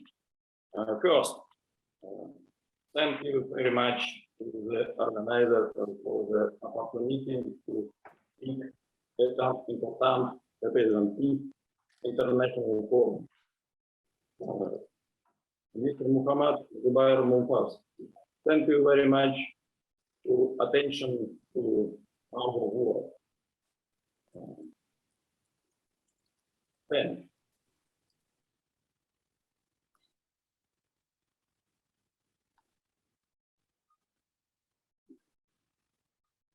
yes, and the sound was not perfect, but do you wish to add anything to the insights of the study you are trying to develop?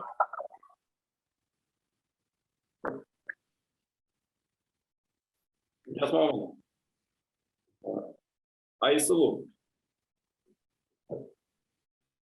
Yeah, Okay. I'm here.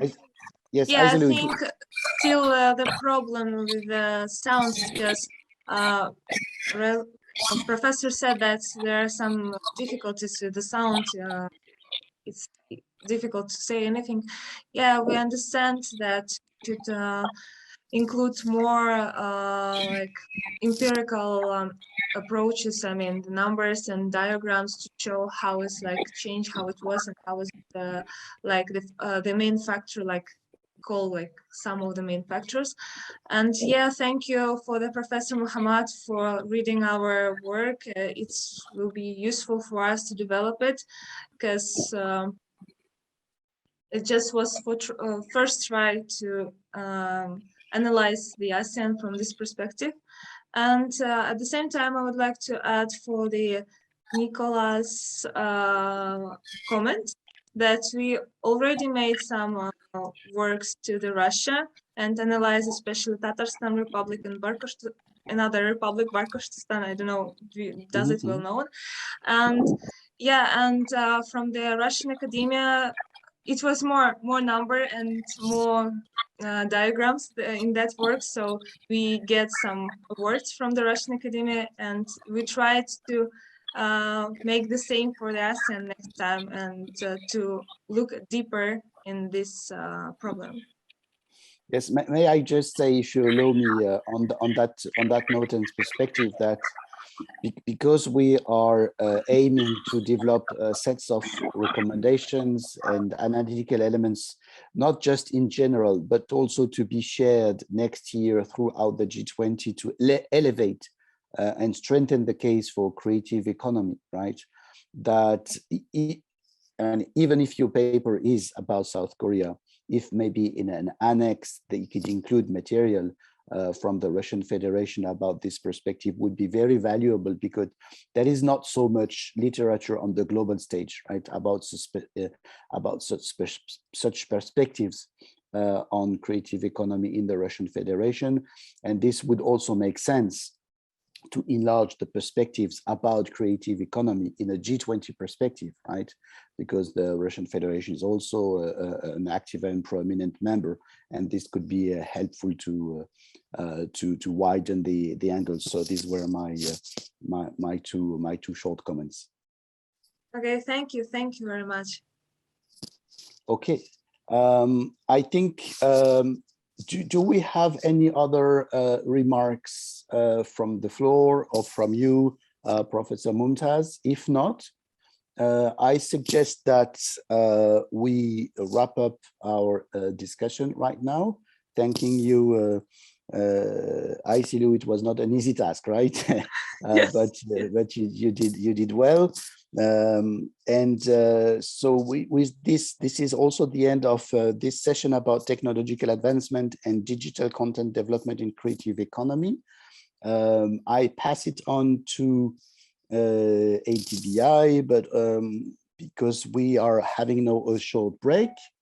And what I suggest, if everybody agrees, is that the break lasts up until 1/2 whatever the other time, so that in 10 minutes we reconvene again, but I let the organizers share the household rules for the next minutes and the preparation of the next sessions. Over to you. Thanks, Nicola. Alex, are you there? Yes, hello. As Nicola suggested, should we directly go to the next session, or should we have a break? No, we can have a break, right? Yes, we can have a break, and as Nicholas suggested, we can reconvene at 12:30. So in 10 minutes, right? Yeah. 10 minutes sharp. Thank you very much. Enjoy Thank the you. coffee break. Thank you.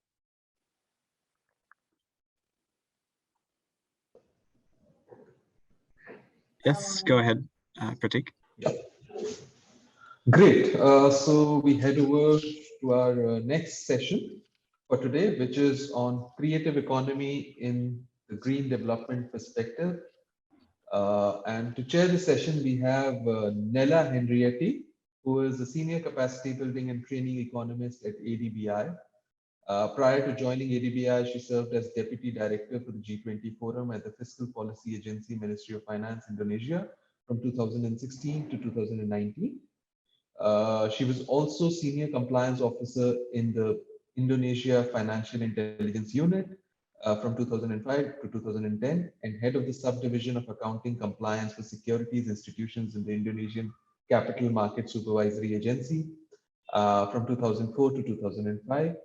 She holds a PhD in economics from Victoria University, Melbourne, Australia, and an MSc in finance from the University of Illinois at Urbana-Champaign, United States. Over to Nella.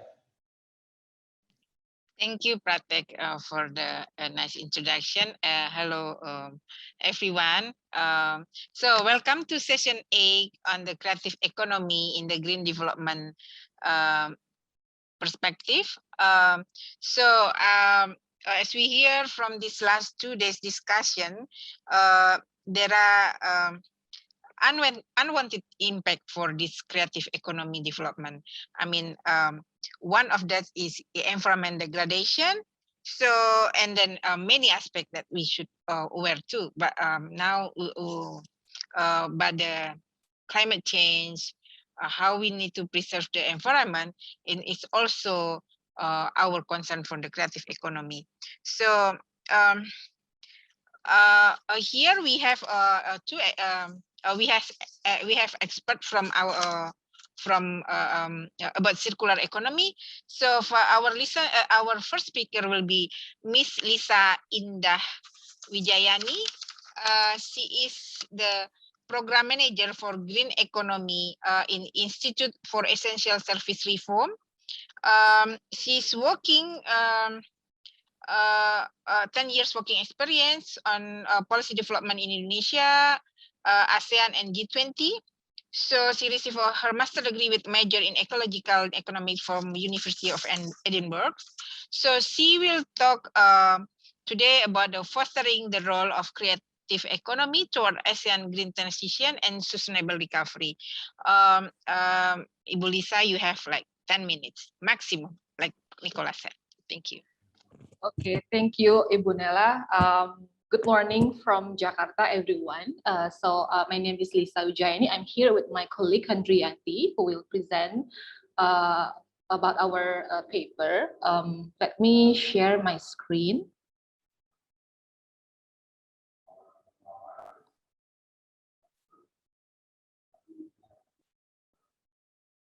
Yeah, so basically our paper explaining about how ASEAN region can transform towards green transition, especially for the creative industry. And we compare it with the EU countries and to see like how ASEAN can actually improve in the future.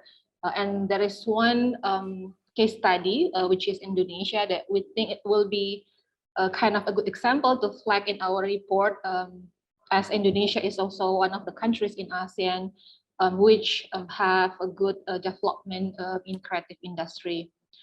So I will start by explaining about the background in ASEAN region economy, which I think most of you have known about the impact of COVID-19 pandemic, which already disrupted the economy. The economic contraction was happened in 2020, about minus 4.4%. And this year, actually, ASEAN is projected to grow the economy by 5.2%.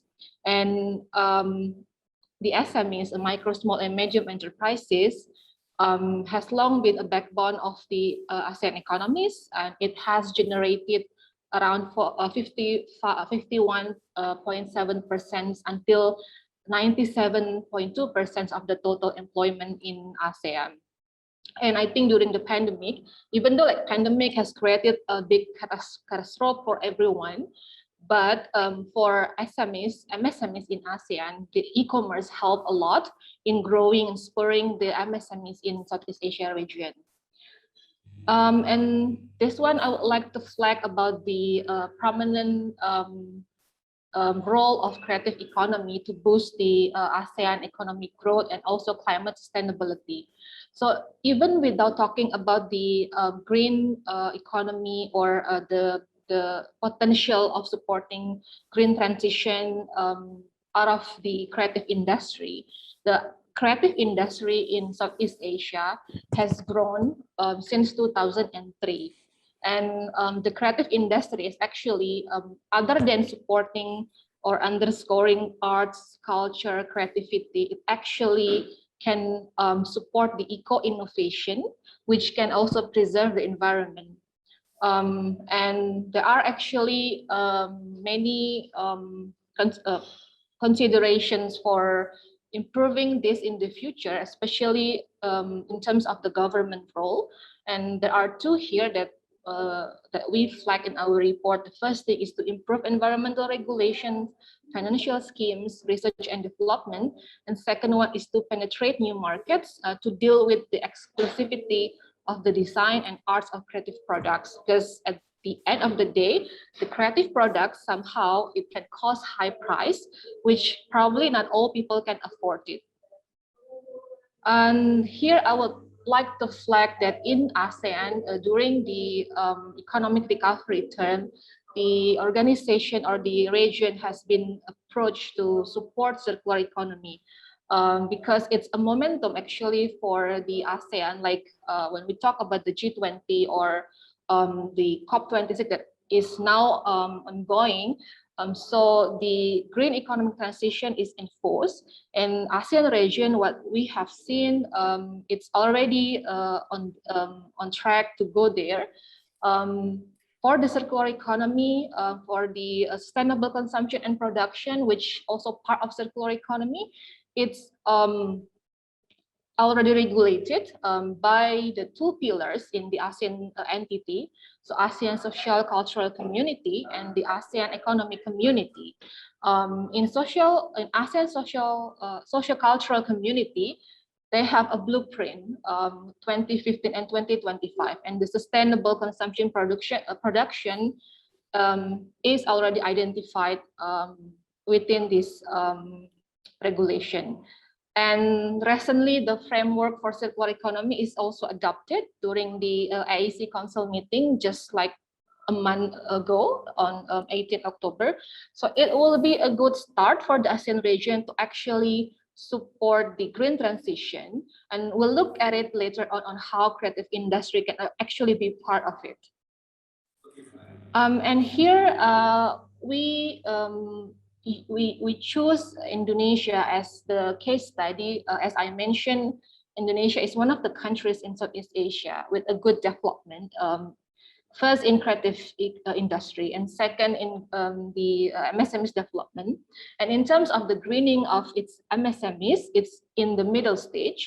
So there are 3 stages: the high, middle, and low, and Indonesia is in the middle stage because it has a high population, which can be a good potential to improve the creative economy, green creative economy in the future. It has diverse culture and it has large MSMEs markets. And even in Indonesia, the creative economy itself, it has accounted for more than 7% of the country total's GDP.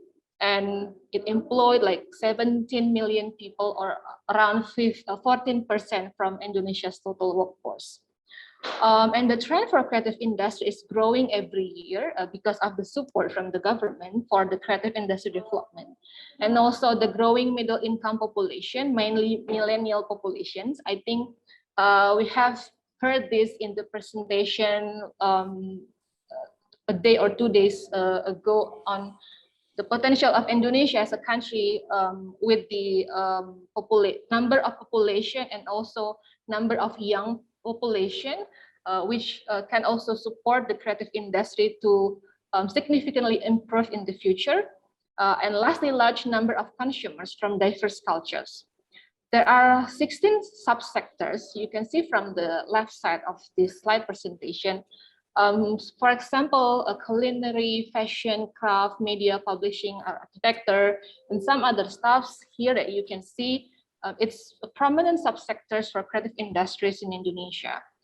However, we have found there are still some areas that are lacking, for example, access to finance and also adoption of innovation and technology. For example, for access to finance, we found in 2017, around 92.4% of creative industry players, they were self-funded. So if there were not any financial assistance, so it would be quite impossible for these MSMEs to grow, especially for creative industry, or even if we want to talk about the green creative industry. And for the innovation and technology, so well, Indonesia is strong in creativity and cultural diversity, but unfortunately, in terms of adopting innovation and technology, so if you can see from the table here, compared to ASEAN average, for example, the expenditure for research and development to improve innovation and technology adoption, it's still very far away from the ASEAN average. Or even like you can see the patents applications, if we want to talk about the apps development, for example, still in the number that is lacking behind ASEAN average. I would like to hand over to my colleague Handrianti, who will explain about the EU environment and our recommendation for this paper. Thank you. So for tackle the issues that Lisa said already mentioned, we can learn some points from the European Union's how they can revive the economic growth of MSMEs. And the first point that I want to highlight is the accessible and abundant financial aids and trainings for MSMEs from the EU itself. In European Union, there are several centralized platforms that allows MSMEs to access it freely, and these platforms can help the growth of MSMEs financially, and also they give the trainings and other aids for MSMEs to innovate, grow faster, and also have higher competitiveness towards the digital economy. But in ASEAN itself, since most of them are funded internally from the beginning, so these business actors in ASEAN, they must learn the markets by themselves even after the pandemic hit. Next. in European Union itself, there is a single regulation applied to define the MSMEs. And this single regulation give an ease to the investors to give the grant or financial aids, because there is no confusion on differentiate the category of the MSMEs. But in ASEAN itself, each country has their own category, and even for each service, there is different category on how this MSMEs definition applied. And this can give the confusion to the investor that want to give some grants. Next. Yeah, actually, now MSMEs in ASEAN start becoming an attractive sectors, and it is proven by more banks, loans, and also some financial aids from non-bank financial instruments. It is due to the extraordinary growth of e-commerce that is affected by internet penetration in ASEAN itself. Next. When we talk about e-commerce or digital era, we still can compare it between European Union and ASEAN. In European Union itself, before the European consumers' habit is more into the physical shopping, but since the pandemic hit, the e-commerce has become more and more convenient options. And in ASEAN, since the early 2000s, the increase of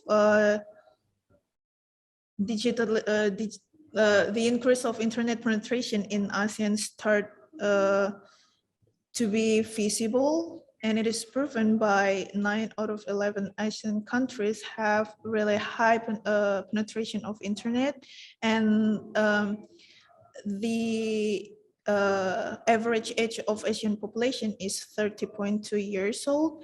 That triggers the fast development of digitalization in ASEAN, and also affect the intensive use of e-commerce. And this the figure. If you don't mind, I mean, yeah, please wrap up. Thank you. Yeah, thank you.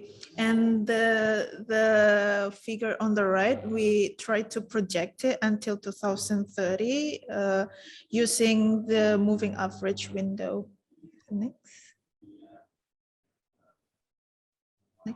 Oh, because it's still stuck, I think. Oh yeah.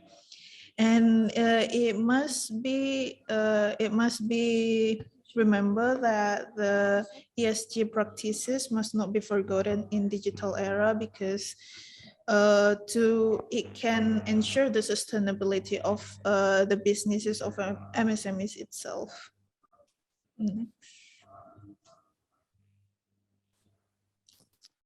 So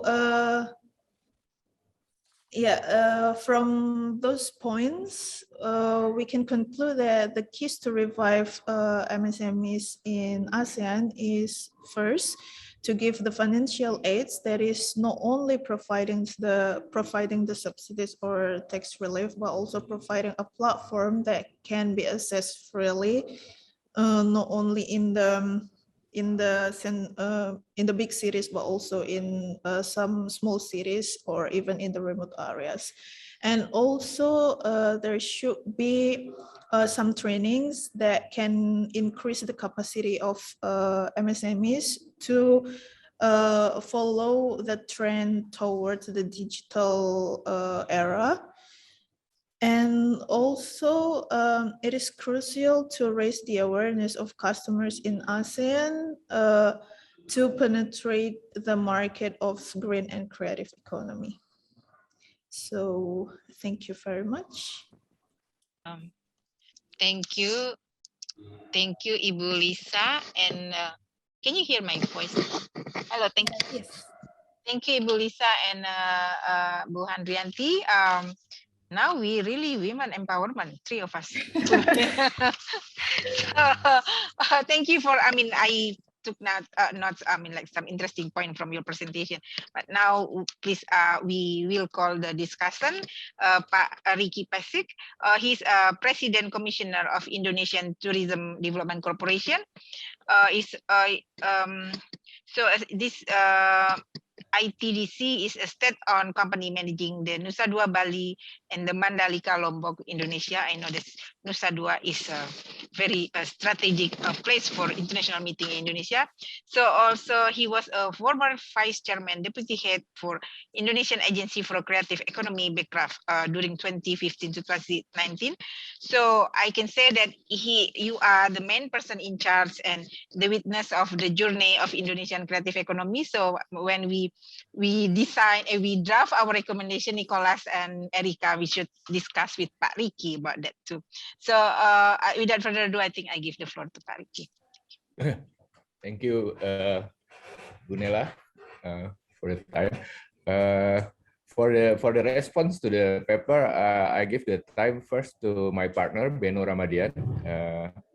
He already prepared the response. I will join later on after Beno. Thank you. Please, Beno, take your time. Thank you, Bariki, for the time, and thank you, Nela and Lisa and Dia for a very impressive presentation from your paper. It was a very detailed academic analytical paper that Bariki and me really impressed with the data that you support. Besides our pre-existing data before. And then here we try to put in remarks, have to discuss with Pariki that what we have to, we more try to look from the policy experience sides rather than to analyze from the academics side, analytical sides, okay? Here are our remarks. First of all, is about the reading summary that we try to conclude from your papers and your presentation, and it seems more clear from the image that you show in the presentation, but it already represented in the paper before that we have the problems of the financial aid and technical assistance to improve the MSSE capabilities, and also the you want to suggest to recommend the ASEAN platform for the funding access. And also the most important is the green awareness among the MSEs in Asian countries and the world that really trigger in you, along with the post-pandemic economic recovery.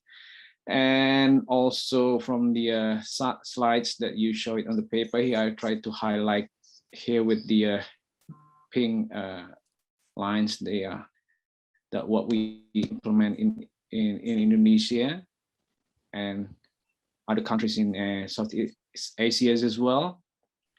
Yeah, we need to develop communication strategies very effective, yeah, as a tools to recharge every goals that we aim to be successful. And then also you talk about the centralized online platform that already you also put the comments on our papers before, like what happened to Bisma, right? The application from BECRAF before.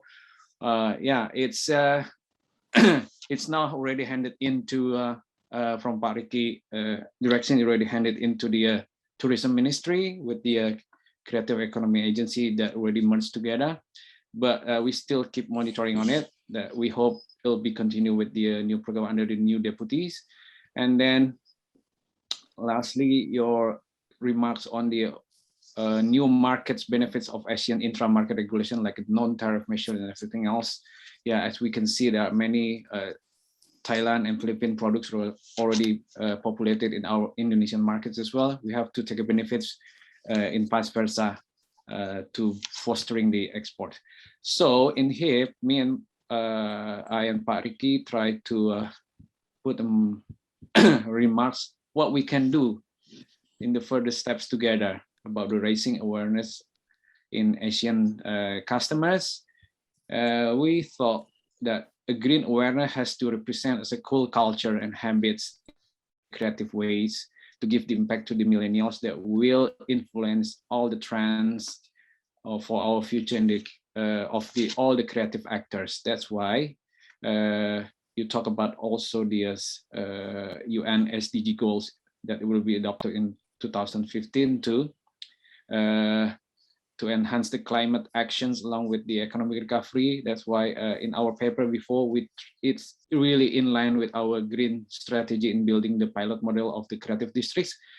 Besides the common standard on the green development of the physical planning by using blah, blah, blah. But also we try to emphasize, we suggest to the new government, the green effective policy level to establish one-stop service of the progressive incentive ecosystem. It is we try to reconsolidating the superimposed programs among all stakeholders in the ministry and municipals, that we really need start to with the good governance in the beginning, like we learned from Kisi Coffin presentation from Thailand before, that TCDC is already established in more than almost 20 years ago and still consistent, applied in the Thailand Creative Economy Agency. So the green awareness and the green philosophy will be adopted since in the beginning and will be implemented effectively to reshaping the aims and the goals in the lower ground level. So policies between reconciliating policies in the government authority is very important in the beginning. And last one is our remarks is the you talk about the MSMEs is the backbone of ASEAN economy. Yes, indeed, that's really agree. That's why under the Indonesia's presidency about the future creative economy after the G20 last week, we could implement a green policy in what we call the pay forward policy in the economic philosophy to begin with. So it will all then triggering the a model for the Indonesian creative industry and the ASEAN country and the world globally. Thank you. Any further remarks, closing remarks from Pak Ricky? Please do. Yes, I only have input for 2 points for the paper from Ibu Lisa and Ibu Andrianti.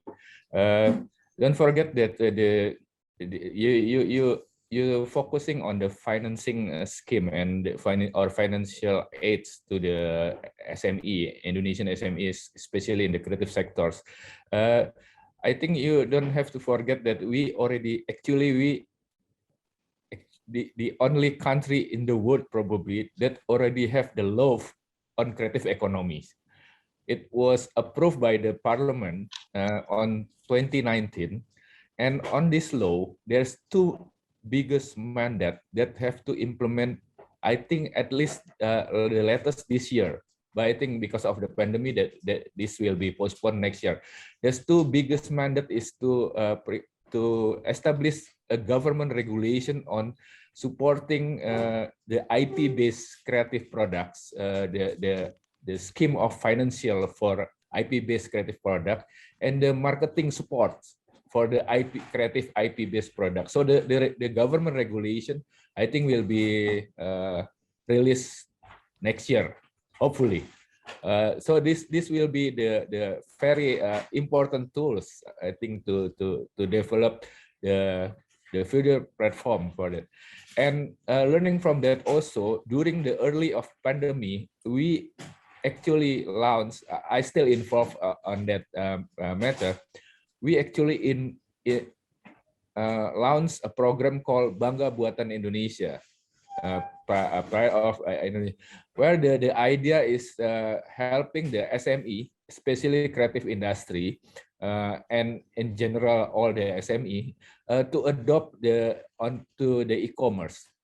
You know, the growth is very amazing on that program, because only for 2 months there's more than 3 million new SME joining the e-commerce.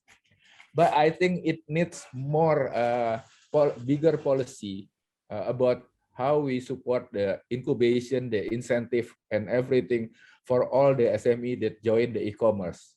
Otherwise, it will only benefit the e-commerce platform, because the survival rate for our SME on the e-commerce will not be protected without any stronger policy on to support them. That's now the program is only about the discount on several consumption through the SME in e-commerce, but I think that's not enough. We need more stronger and more systematic policy to make the SME in e-commerce more sustain the business. The last one about your recommendation for the Asian platform, I truly suggest that probably the ASEAN can tap into the platform that already established since Bancroft in 2018. That's called a World Conference on Creative Economy. This platform successfully proposed to the United Nations to declare this year as an International Year for Creative Economy. And the second WCCE will be held in Dubai next December, 7 to 9 December. And I hope so, that the Indonesian government will bring back the WCCE next year, right? Near the time of G20. So some of the recommendation will be integrated into G20 forum actually from the creative economy sectors. Since the idea of WCCE to bring all the international participants to have a similar goals to mainstream the creative industry as the new approach for the global economic policies that's more inclusive and everything actually also more adaptable to the circular economy, green economy, and everything. That's the idea. That's my additional comment. Thank you, and the great papers from Ibu Lisa and Bu Hadriati. Thank you. Thank you very much, Pak Ricky. That's very insightful input. I mean, like from the real person that working on that. So I give the floor to Ibu Lisa and Ibu Handrianti to address the feedback from Pak Ricky and Pak Beno, please. Yeah, so I agree with you, Bunela. The feedback is really insightful, especially, I've seen like actually talking about green transition is not only about environmental stuff, it can be green energy. And actually my colleague Handrianti is renewable energy expert, while I'm more on environmental economic person. But we're happy to hear from Pak Beno and Pak Ricky, because we thought at the beginning that in ASEAN countries, they are not yet ready to even talk about green energy, because what we have seen when we talk about green transition, creative industry is still under the issue of product stuff like craft, fashion. But like there are actually, for example, in Indonesia, the subsectors are varied, 16 subsectors. We talk about film. I know like film in Indonesia, film industry has just received a grant like to support the film industry in Indonesia. So government give a grants for like several people to make a movie. So people will go to watch movie in the theater. But I think this idea of like green transition, when we talk like green energy, can be also tapped into this kind of creative industry sectors, which I think we haven't included in our paper. And second one, it's about the regulation. Yeah, I think we haven't known about this, so it's really good to hear from Pak Ricky the Indonesian law on creative economy. And the second, the last one is the use of e-commerce. So what we have discovered throughout the years, I think it's very lack of marketing promotion towards green products. Well, in ASEAN countries, I cannot say like in one country like Indonesia or other country, but at least in general in Southeast Asia, well, when we promote products, creative industry, it's just creative industry, cultural arts that they sold. But it's very low when they talk about these products actually support circular economy or green energy or green economy. Well, and we want like in the future, when we talk about creative industry, they can also explain or even promote these green ideas towards like longer or a larger scale. I think that's from me. Maybe my colleague Handrianti has additional points to address. Thank you. It is really nice to hear that Indonesia had already like go towards the green economy more and more, because as Lisa had already said that we have just known that there is the law of creative industries that will be launched hopefully next year. And also thank you very much for Pak Ricky to remind me on the WCCE, because I know about this back in 2018, and it is really glad that we will bring it next year in G20. And also thank you very much for Pak Benu to explain on the pay forward policy, because that's really a great insight for us that our policy or governance had already considered also the business sector toward the green economy. So that's all for my side. Yeah. Thank you, Ibu Lisa and Bu Handrianti. Now we open the floor. I saw Ibu Larasati raise her hand.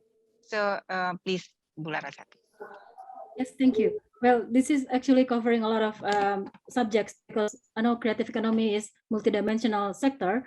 But then if we talk about context of MSMEs, actually the Indonesian government has done quite a quick policy measures to help them. For example, with the Kurhimbara or the state-owned banks who should give credits to those, especially in micro industries and also creative industries who usually don't have the proper collateral and so on.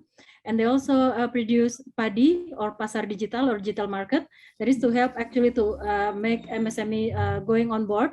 And this is how the government do the procurement, and then they can buy from the micro industry. So that's actually already helping, and that should also be mentioned in the paper, because it's also like Pariki said, yeah, Indonesia maybe is the one who's most advanced in this sense. And then also it triggers me about the sustainability and so on, because well, on behalf of ICCN, we have these 10 principles of creative cities, and among them is alternative energy and so on and so on. It's just that they don't actually always put it explicitly in their products, but then it's embedded. So if you go to maybe campuses, universities, and so on with the products, because creative economy is not only tangible, but also intangible. So we have been doing also a lot of approaches to come to this sustainable development thing, because we realize that there's 4 pillars: people, planet, prosperity, and then peace and partnership. So we also embed our plan to that.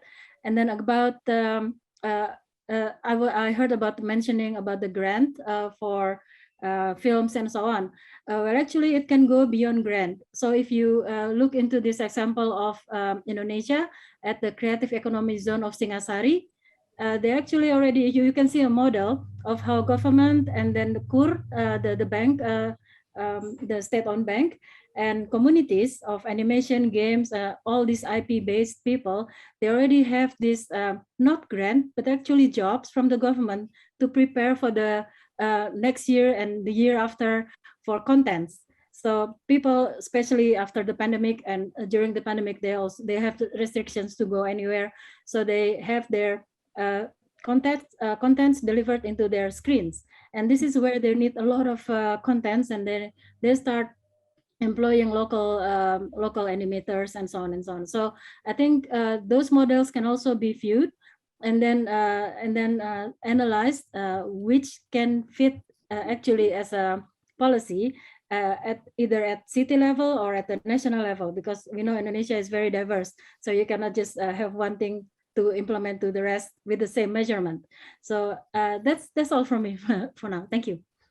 Thank you, Ibu Larasati. So before I give you, because we only have 2 minutes, so I will also give my input. So that's privilege of moderator. So the paper actually is quite good. I mean, you identify the problem.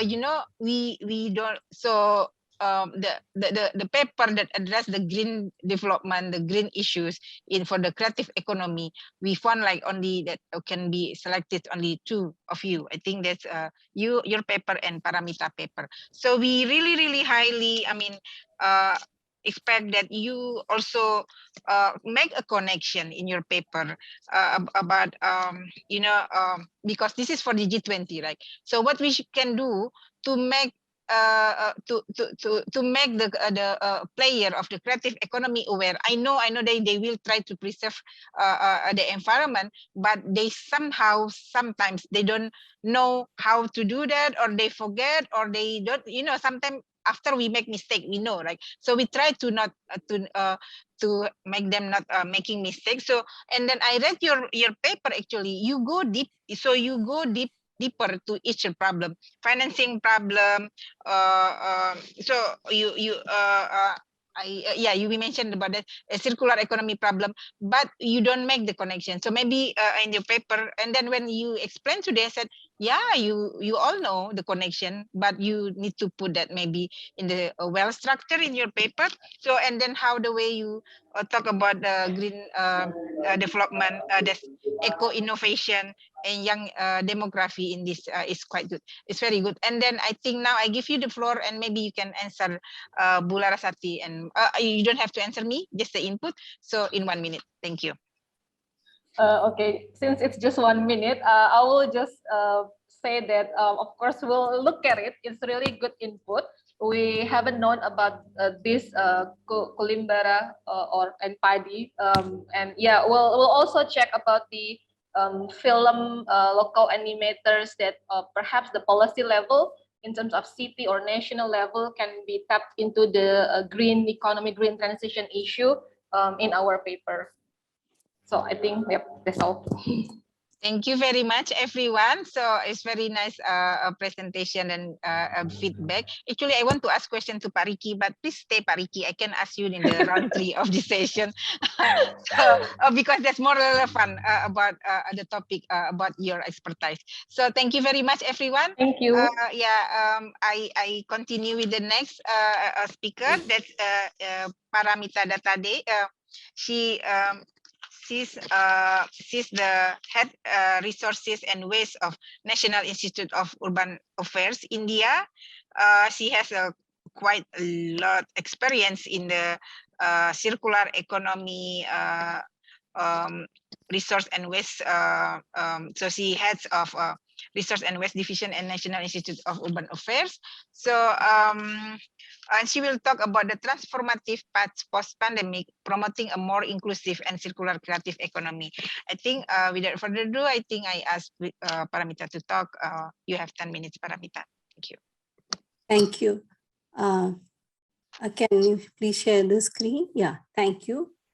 So thank you, Nella, and the hosting team for giving me the opportunity to present my paper on promoting a more inclusive and circular creative economy. Next slide, please. This paper raises the issue about how it is imperative for the creative sector to adopt a circular approach for sustainable growth.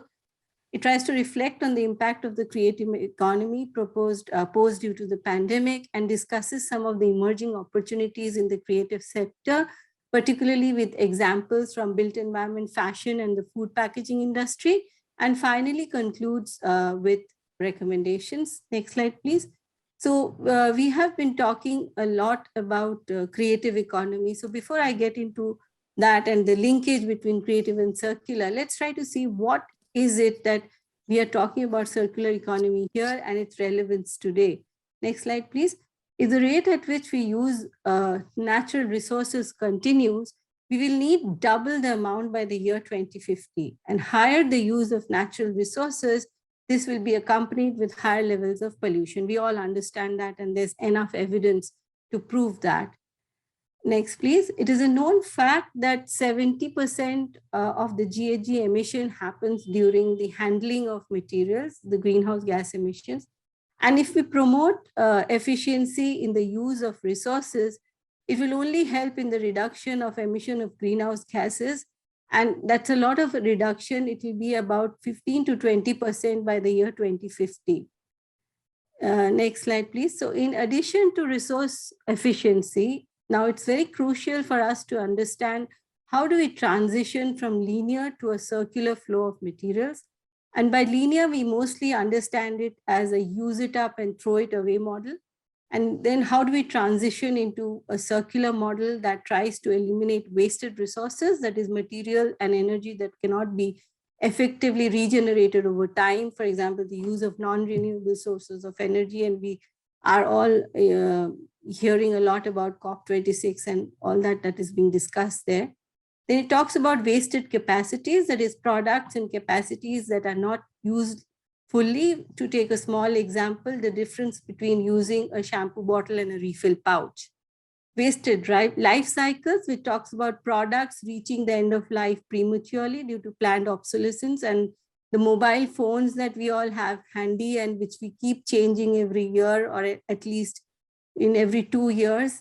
For conservatives like me, even that is something that is prematurely designed for planned obsolescence.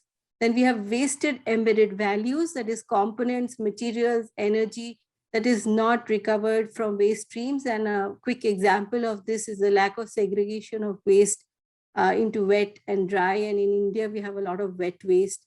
So, and it gets mixed and then transported and then gets segregated.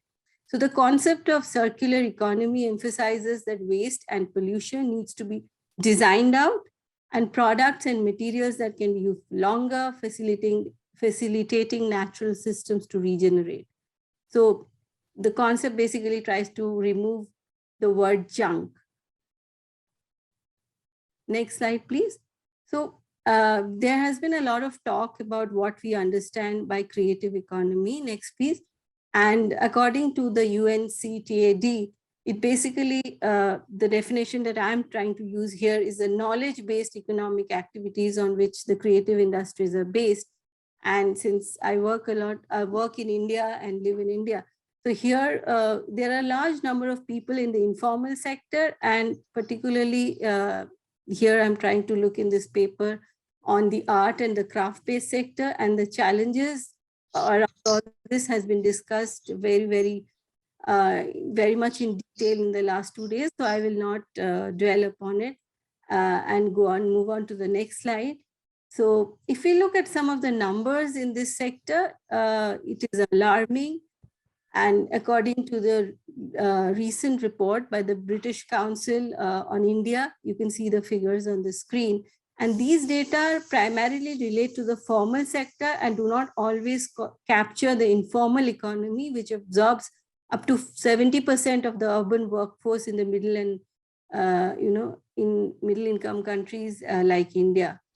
And many people are in the informal sectors, they are freelancers, they are own account enterprises, and therefore they have been more vulnerable to disruptions in economic disruptions, and they do not always have access to social security cushions.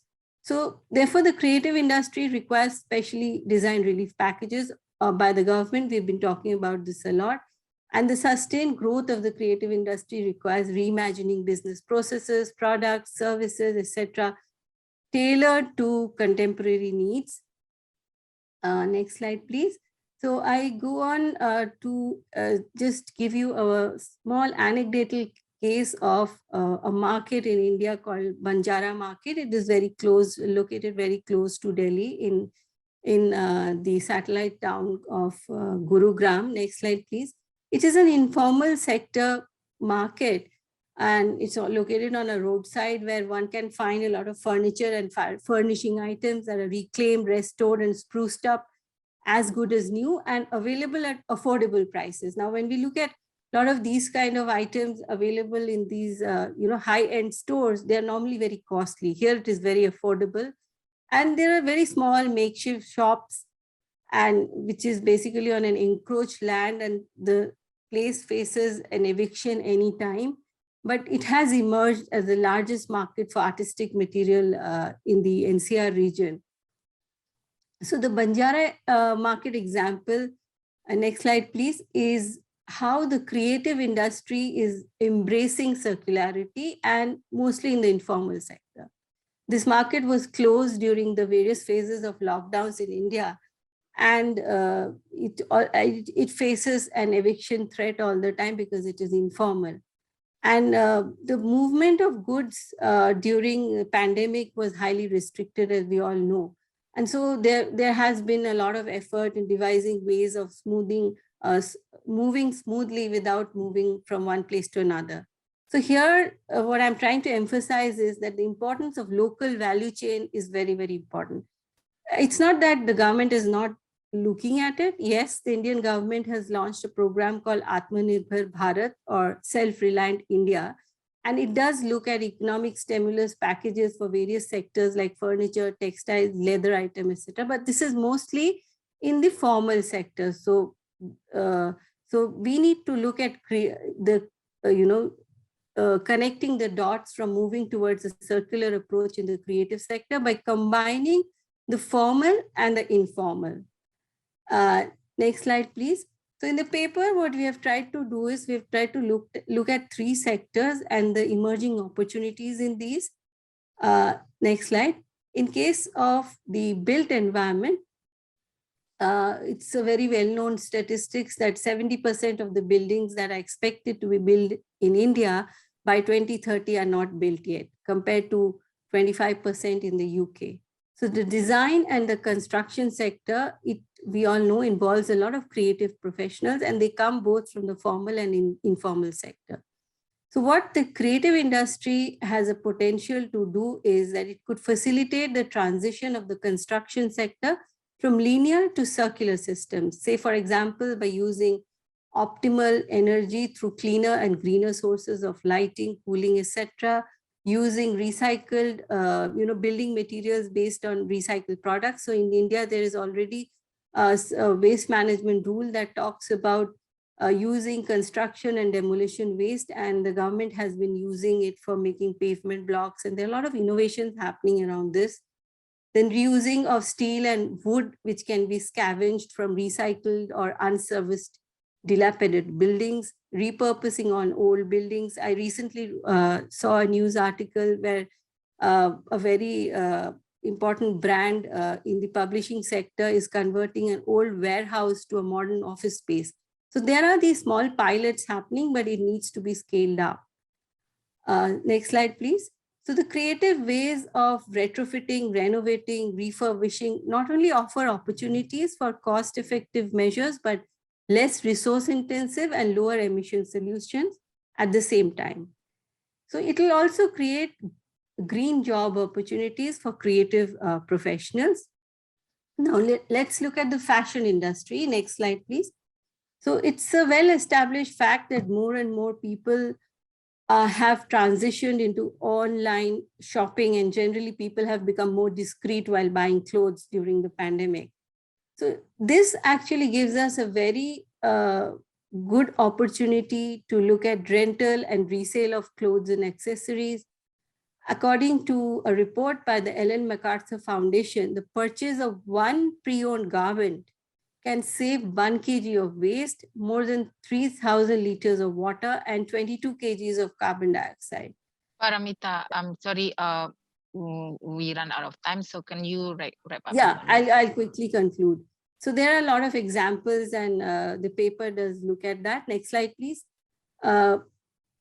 There's another case study of a place called Raghupir Nagar. Again, it's in the informal sector. And it is, can I have slide number 18 and 19, please? And there is, it's a pre-owned market. The next slide, please. Pre-owned market for pre-owned clothes. And again, this is in the informal sector.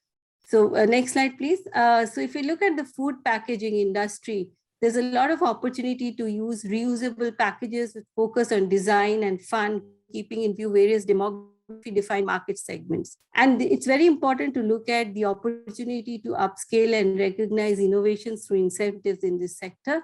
Next slide, please. So in conclusion, what I would like to say is that the pandemic has highlighted the need for countries to nurture a creative economy that embraces a circular approach.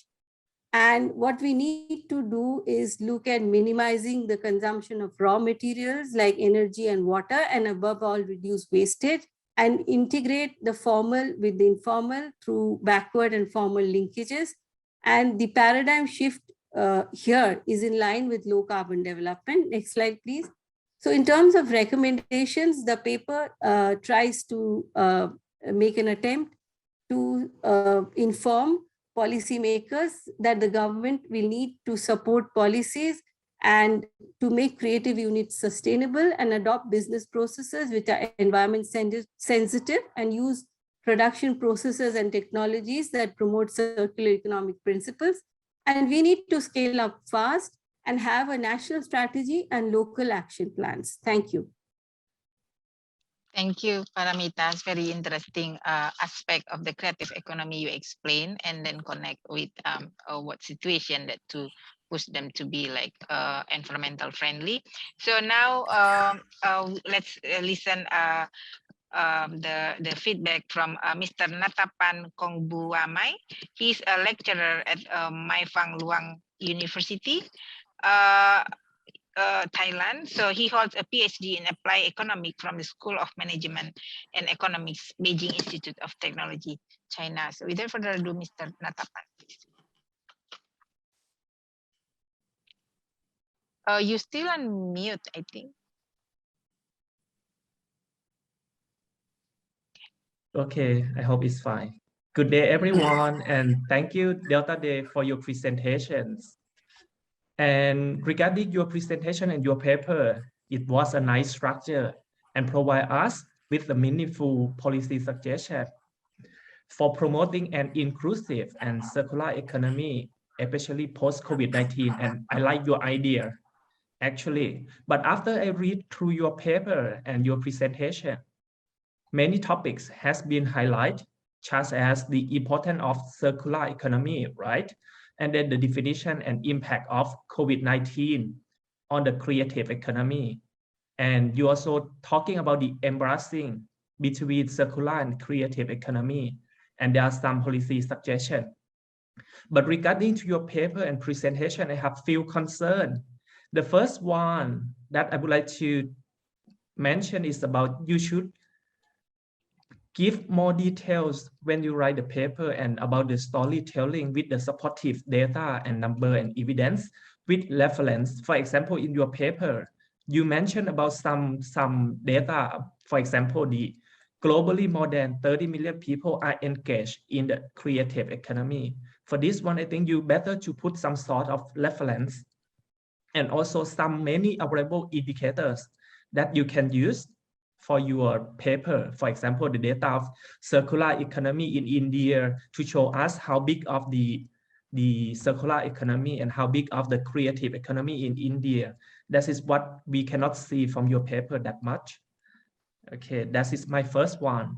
And for the second one is you have the suggestion is for India, right? I'm not that sure, but could you provide us the definition of creative economy for India or from the Indian government? Because it is really nice to put the definition from Indian government or some organization working in the local country, because it's gonna show the intention and the direction of the government. Otherwise, if you use or mention only the UNESCO definition, and how can we know that India government gonna promote or work on creative economy in India, in which direction? I think it is better to find the definition of creative economy the creative economy for Indian government or some organization. For example, in Thailand, we have some organization who working on the creative economy and promote creative economy. And they also provide the definition of creative economy, and government have to work on that that definition and that framework. And then in your paper, I cannot see the framework or the definition of creative economy for India. Okay, that is my second one. And for the third one, is related to the second concern. Then I saw that you have the three industry, right? The first one, built environment. The second one is fashion industry. And the last one, food packaging industry. Then I would like to know, why did you come up with these three sectors in India? What about other sectors, for example, iron and steel, the information technology and film industry? How can you choose these three sectors in order to explain to us and in the paper? This is what I concern. Okay, and please show us your three main sectors in the paper. Here, is it promote or is it significant to promote the creative economy in India? This is what I concern. And last one, you are working on the three creative sector, right? The built environment, fashion, and food packaging industry. And then in each sector here, they have its own supply chain, right? They have supply chain from materials to the some middleman until end user and waste management, and interacting with many process, many technology, many stakeholders, and many people, many law and regulation. Then in order to promote the circular economy and creative economy in each sector, I think it's quite different dimension and different perspective along their supply chain. Then I would like to see the detail of policy suggestion or policy recommendation that cover the law and regulation, that cover the goods and service and activities and people in each three sectors that you mentioned about, in order to boost India economy and economic growth and reduce the poverty reduction, also to promote CO2 and environmental quality in India. And one more, last one. I also would like to tell you that you can explore more the case study from outside India, and you can compare that to your country, and then you can take some suggestion or some policy or some real implementation from other countries to be the recommendation or lesson learned for you in India too. Thank you so much. This is all from my point of view. Thank you and have a good day, everyone. Thank you, Mr. Kongbu Amai. I mean, like you give like very a good input. I think as for the definition, I think in the world we don't have like a fixed definition for creative economy. So the input from each nationals that will enrich, how the word will establish later. So I think I give the floor to Paramita to answer, to address the feedback. And then I encourage everyone to ask question, raise your hand, or leave your message, question in the box. It's okay. Thank you. Yeah, thank you, Mr. Kongumai, for your very, very articulate suggestions. And yes, in terms of data, I did try to look, but I'll dig a little further on data for India. In India, data is a very big issue, getting authentic data. So I'll definitely look at that. And in terms of, so recently, I think after I submitted the paper, I think there's a report that has come up by the British Council on taking the temperature. So I'll dig into that report and see if there is some data on creative economy in India and particularly the definition. Yes, I also saw that there are so many definitions of creative economy. So maybe we need to adopt and see, just take a part of the definition, because definition is very, very broad and we need to probably zoom into a particular aspect of the definition. And why I chose the three sectors was that since I've been working mostly in the urban area and urban issues. So I thought these are the three sectors which are very urban. And I mean, not that they don't cover rural, but in the urban context, they seemed more pertinent. So that was the reason that I chose these three sectors. Yes, in terms of supply chain and stakeholder and regulations, I'll definitely look into that and try to see what can be a more streamlined recommendations for each sector. And I would be very happy if you also told me to look at other case studies outside India.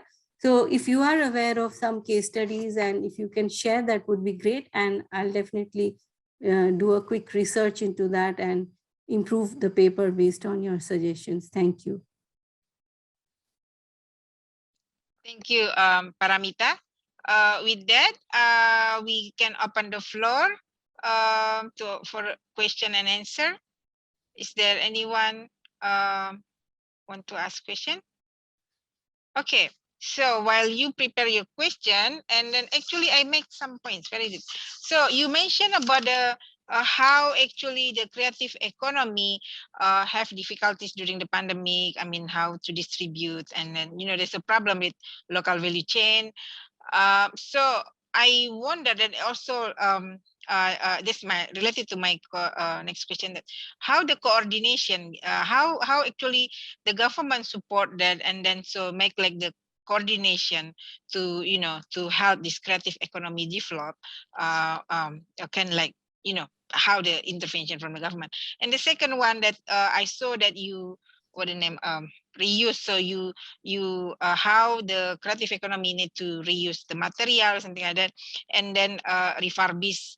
So how about the price? If the price is not like attractive enough, I think that effort will not be successful. So it's kind of like incentive or motivation to them, I mean, to do the to support this circular economy. Please, Mita. Yeah, so in the formal sector, the government is actually incentivizing. For example, I talked about the construction and demolition waste and making building material out of the C&D waste. So there's pavement, and government, in all government buildings now, through regulations, they are encouraging the use of C&D waste for, in terms of pavements, in using the paver blocks in some government buildings and green buildings. So there's incentive is to a certain extent in the formal sector, but the linking of the formal to informal is still not well established. For example, in the paper I've talked about an example, and this was declared by the Prime Minister of India during our Independence Day speech on 15th of August, where he said that there is an effort from the government where they're trying to create an e-commerce platform where those women who are federated through self-help groups and who are in the creative industry, they can sell their products to this e-commerce platform. But that is still being developed, and that was the only information I could get through literature on that. But that is again through SDGs. There is those who have been federated through SDGs.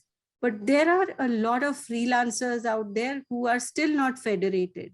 So there is, so the thinking is there in the government, but in terms of putting that into practice, we still have a long way to go. Thank you, Paramita. Do you think, I mean, how about the price? Oh yeah, but you already mentioned, yeah, not really, but I think, yeah, for the price, we need to think that how actually it's attractive enough for the market. Okay, there is no more. Mr. Natapan, you want to? Okay, I would like to top up something, because in Thailand, the government try to promote creative economy, and then there are some organization, which is the government organization, they try to give the direction. Then in your paper, I cannot see what is the direction of the Indian government. This is what I would like to try to mention, that the meaning of creative economy for India or some sectors that Indian government try to promote, that is related to your three sector or not. Yeah, this is what I would like to mention or to increase the value of your paper. Thank you so much. Sure, I will look into the definition and specifically look at government support in the three sectors. But what I'd like to mention here, I'll give you a quick example. There is something called Dastkar fair, which happens, and there is something called a Heart, which is like a marketplace that has been developed. There are two of them in Delhi, and Delhi because it's like a mini India. And there are these craftsmen who come and sell their products in these markets. And there are some of them doing a lot of innovations, and circularity is embedded, and they are encouraging. And they are working with very smart designers from high-end institutes in India. But this is all being done on a very, very small scale. So in India, scale is something which we are always, it is a challenge as well as an opportunity for us. So the scaling up is not happening as fast as it should be. And that's where when Nella was talking about the price, because it is not scaling up, the price becomes an issue. So although, so there is like a niche clientele who is, who wants to do this, who wants to have a sustainable lifestyle and all that, and they are the ones who are buying it. But the common, middle class person is not able to afford it because, again, it's not scaling up. So it's like a cyclic thing that is happening. Thank you, Paramita. So Nicholas, you end on raise hand. You want to ask question? Yes, thank you very much, Nella. And thank you, Paramita. This was a pleasure to listen to your presentation.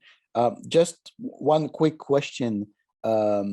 We have collaborated in the past in the context of the Urban 20, right? The group of cities of the G20, especially on the issue of circular economy, waste. And I like the way that you have managed to connect it with the issue of creative economy, right? So my question would be, since India will be hosting the G20 in 2023, right? And of course, Indonesia next year, how maybe with your institute, National Institute for Urban Affairs, right?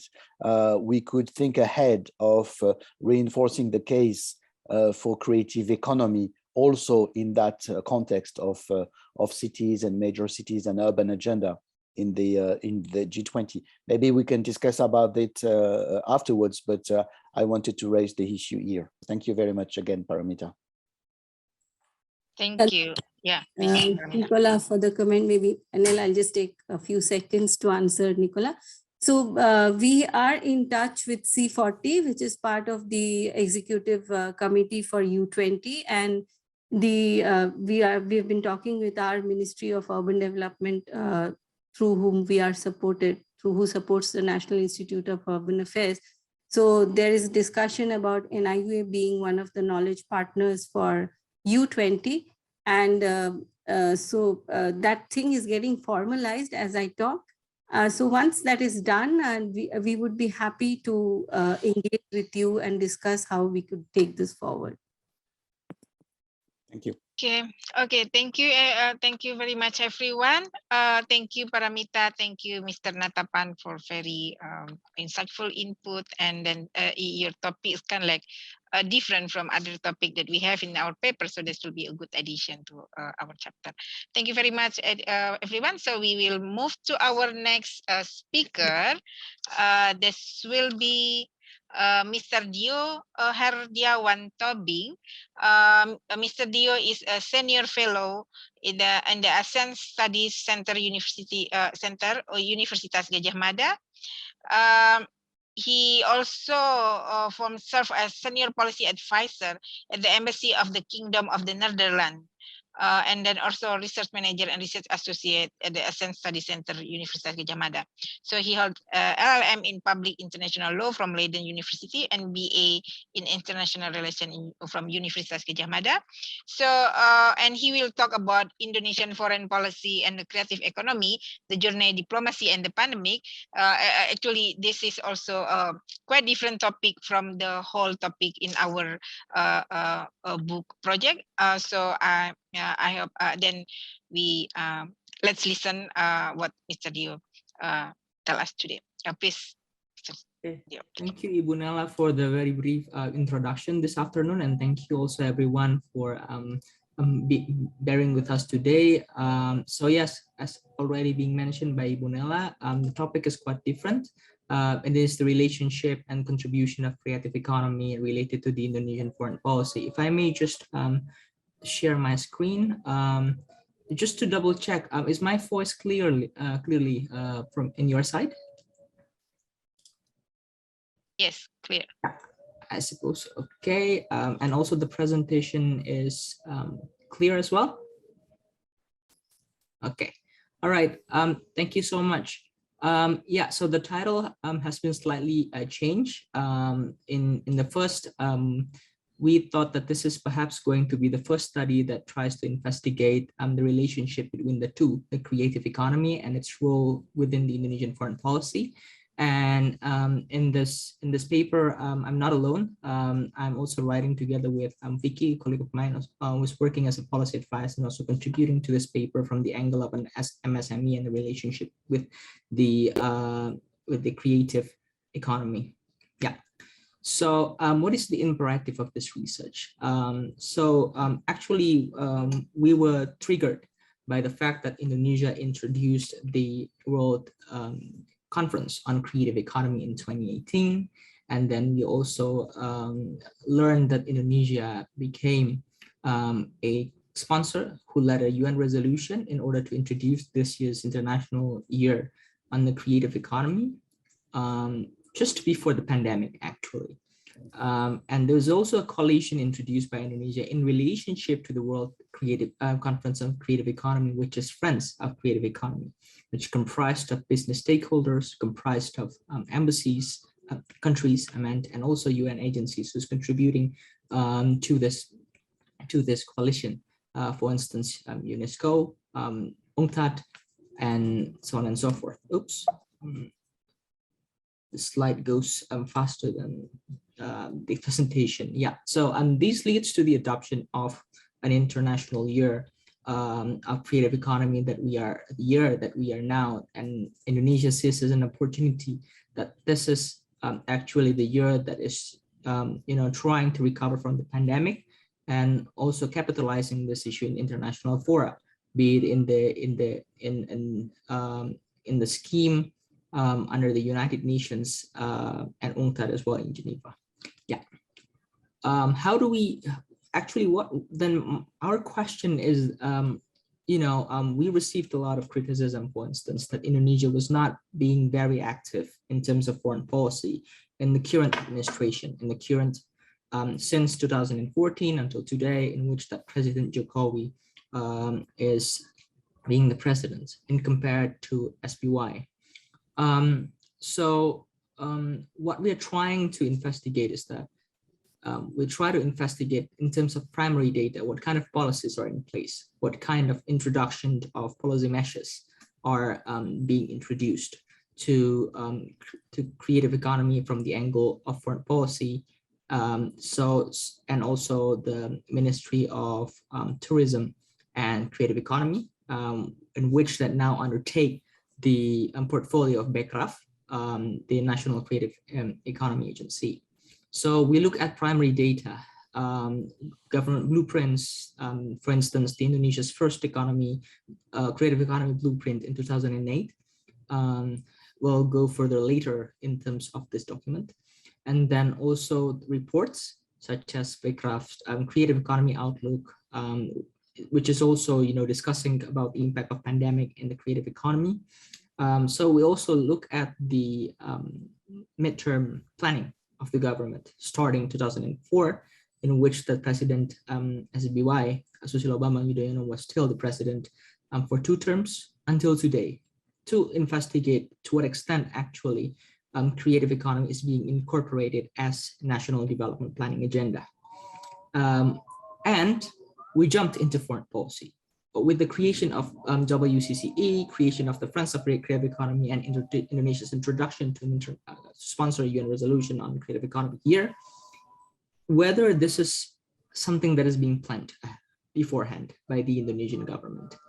We also look at UN reports as a primary data, and secondary data we look at mostly on newspapers in Indonesia, featured UN news, and a few academic publications. We also took note the difficulty of this research to investigate or cite secondary data that is in terms of article journals, for instance, because creative economic journals in Indonesia is not very massive yet. So, and hence we mostly rely on government's data and government's or as well as official public reports. Yeah, so this is the state of affairs. Of course, I think other presenters have already noted that the creative economy has contributed quite advanced to the Indonesian economy. The GDP contribution in 2015 was 59 billion, 7.7 billion. it has already reached its peak. Well, actually, it was not a peak if the pandemic did not happen. Now it is reduced to 77 billion only. It absorbs 17 million jobs, which is a total of 13% of the total workforce, but it grew almost 5% since 2015. And the largest three sectors are culinary, fashion, and craft. While culinary in itself contribute to 41% of the country's economy. Because of the pandemic, however, some surveys has noted that many jobs lost is taking place. So 49.3% throughout 2020 job losses in the sector of the creative economy, and the broadcasting sector, TV, radio also experienced job losses up to 37.8%, with 62% of their creative economic then change from offline space to an online space, or even canceled. So, like movies, activities like bands, performance, all canceled, of course, as you know. Noted that the GDP contribution, as mentioned, is going down to 77 billion in 2020. Yeah. This has already been mentioned. So this is just to show you, actually, although the creative economy in Indonesia in itself is already a long-term contribution to the Indonesian economy, the country has only seen it in terms of institutionalizing it into approaches in 2008, in which that it had the first blueprint on the creative economy, introduced by Minister Maria Pangestu at that time. And then followed up, President SBY then introduced the Presidential Decree number 6, 2009, concerning the development of creative economy, and merge this portfolio into the Ministry of Tourism and Creative Economy. Under President Jokowi's first term, there was a division that the tourism is being separated. So we had Bekraf, but today this is no longer the case, that it is being merged again. So the whole ministry is now also in charge for creative economy.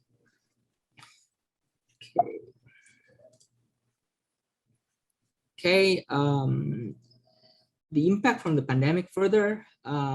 This is a survey conducted by the Ministry of Tourism and Creative Economy that around 98% of creative economic actors is impacted by the pandemic.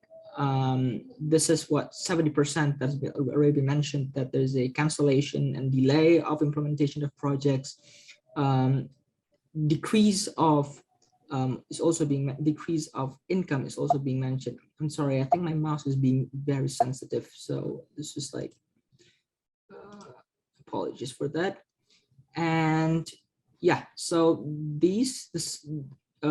it suggests the graph that around 11% scheme of doing creative economic project implementation is being changed, 80% being online, 33% is cancelled, and 8% is being delayed. So yeah, now in the study, we try to also understand what is the difference between the previous approach and the current approach by the government. So in the SBY administration, there was already identified 14 subsectors of the Indonesian creative economy. But in the current governments, it's being further expanded to 17 subsectors. The identification of the subsectors is being also mentioned in the paper.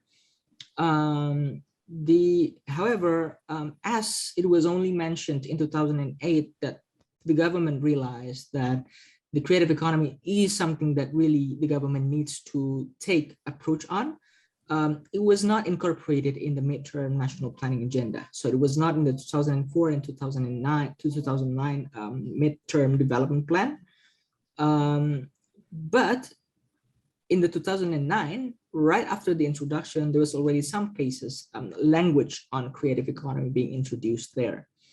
And both then the RPJM, the midterm development plan of Jokowi's administration has already incorporated the national midterm planning. Now we go into the foreign policy. We found in the study that apparently the introduction of creative economic approaches in foreign policy was not a part of the Grande strategy. We also found that the nexus between the two the angle of creative economy and foreign policy is being incorporated because of an interest that was emerging more during the government of government administration of Jokowi that is more interested in economic approach. And hence, the creative economy is being put in that. As we know, for instance, President Jokowi appointed Vice Minister Mahendra Siregar in the Ministry of Foreign Affairs, who is tasked more in the economic sector and of the foreign policy. Yes. Dio, I'm sorry. I mean, can you wrap up in 1 minute? Yeah. There's only one slide, I guess. So just wrap up. Thank you, Bunela. So we saw also that in the study, the attempt of utilizing foreign policy for a creative economy interest is more of an ad hoc approach rather than strategic approach of the Indonesian government, that it did not appear in the strategic planning of the Ministry of Foreign Affairs and the annual press statement of the ministers between 2015 to 2017. This is the last slide. Yes. So we identified some problems. We identified the problems that there is no distinction of approaches by the government yet, even under the recovery framework, that policy approaches introduced to the creative economy is somewhat being introduced in the same framework as the MSMEs. Meanwhile, there are several subsectors of the creative economy that does not fall within the scheme that is naturally belong as such in the same approach. For instance, like advertising, filmmaking, which could not potentially be required different policy approaches for recovery. And we also found there's no link between the midterm planning with regard to foreign policy and diplomacy. And it is unclear actually how the creative economy is being capitalized for a foreign policy imperative. So some suggestions that we provide under this paper is that consider to wrap up the creative economy, which is a common part of the MSME, to ensure national policy design that is providing smooth access, more inclusive to all subsectors, and each ministry is having, creative economy portfolio should understand how they develop this sector in their development planning or the strategic planning of each ministries. And with regard to G20 presidency next year, we think that the creative economy deserves a special attention, especially under the scheme of the G20 itself, or the subsections like the T20, something like that, and also sectors that is involving women like W20, which needs to which in need of special attention. The role of CSOs is emerging, and hence the government should be able to have better incorporate them in the planning. That would be it from our side. Thank you very much, and apologies for the time exhaustion. Thank you. Thank you, Pak Dio. Yeah, I think it's very interesting. I mean, explanation. Now I think we should hear the feedback from Pratek.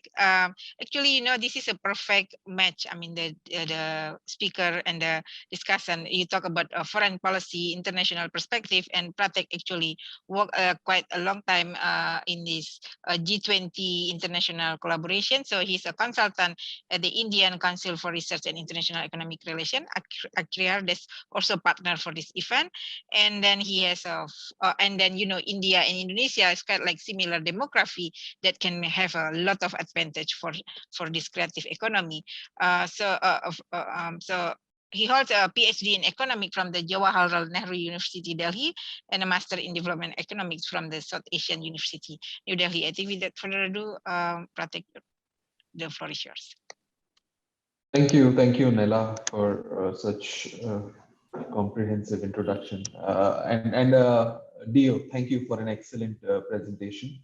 I would like to structure my. I'll keep my intervention very short and crisp. I would like to structure it in 3 parts. Firstly, based on my understanding of the paper, I would briefly summarize the main points put forward by the authors. This will be followed by some specific comments which I feel, if incorporated, could add value to your study. And lastly, I would make some recommendations on ideas for future research, not for this paper, but for future. Just to summarize, my overall impression from the paper is that it is, quite comprehensive and well structured, as we just saw. It broadly looks at three issues. How did creative economy in Indonesia become a national agenda? What is the impact of COVID-19 pandemic to the creative industries in Indonesia? And how does the creative economy interplay with Indonesian internationalism? It starts by providing a view on how the creative economy agenda has evolved in Indonesia, focusing particularly on the role of changing leadership and the domestic policies within the country. Looking at the impact of pandemic on the sector, the paper provides evidence that while the pandemic did favor certain creative industries, the overall impact has been detrimental to the growth and employment of the sector. This can be largely attributed to the fact that the digital penetration in the country is still marginal, like it is in India also. Also, there is a low level of e-commerce adoption among entrepreneurs in the creative economy. It is good to know that a majority of the government initiatives are focusing on addressing the digital gap through providing capacity building training, such as digital literacy, digital marketing, etc.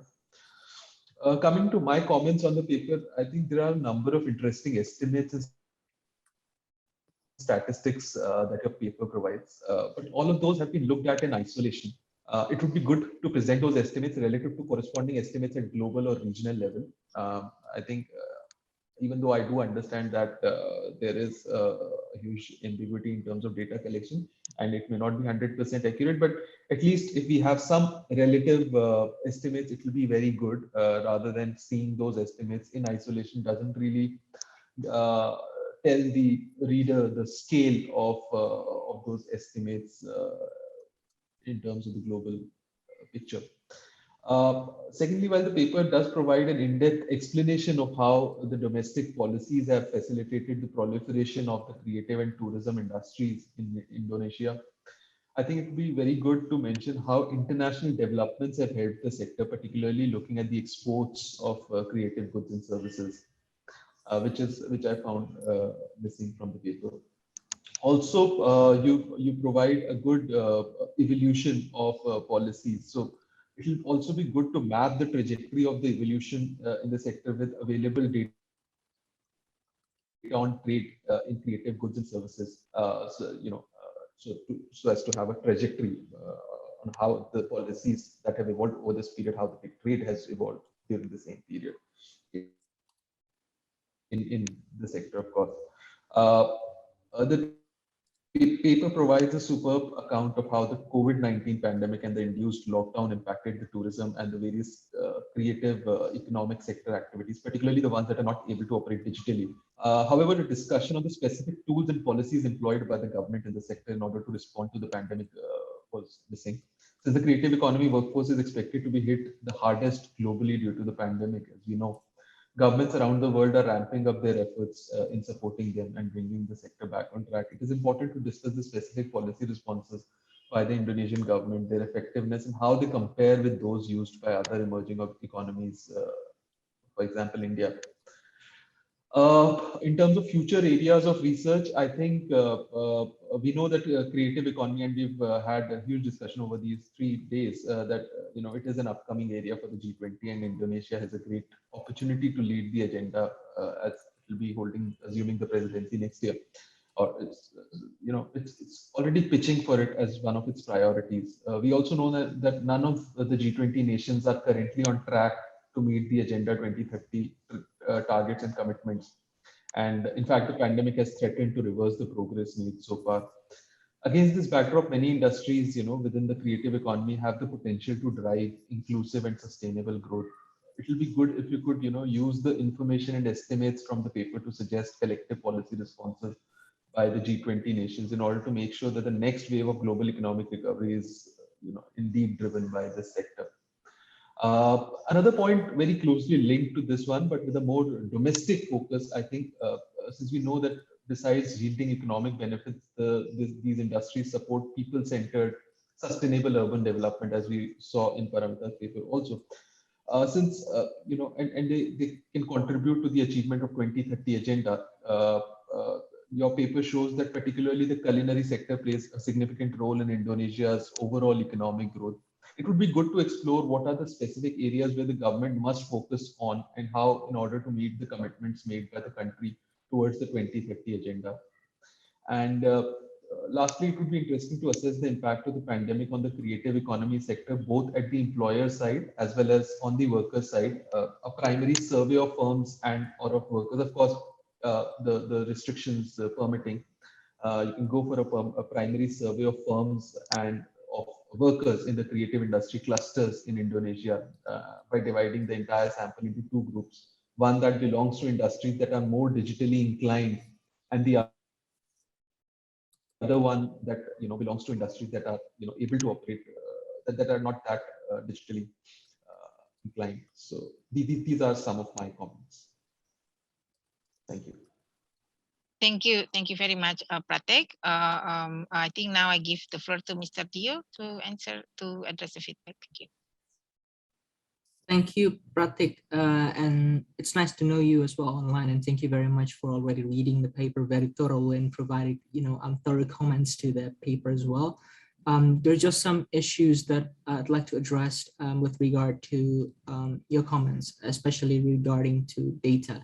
I think the paper would be very much benefited if there is more data to be incorporated, as you said, for instance, the Indonesian contribution on creative economy in comparison to the world, how the percentage of the Indonesian creative economy in each sector or nationally is contributing to the world economy.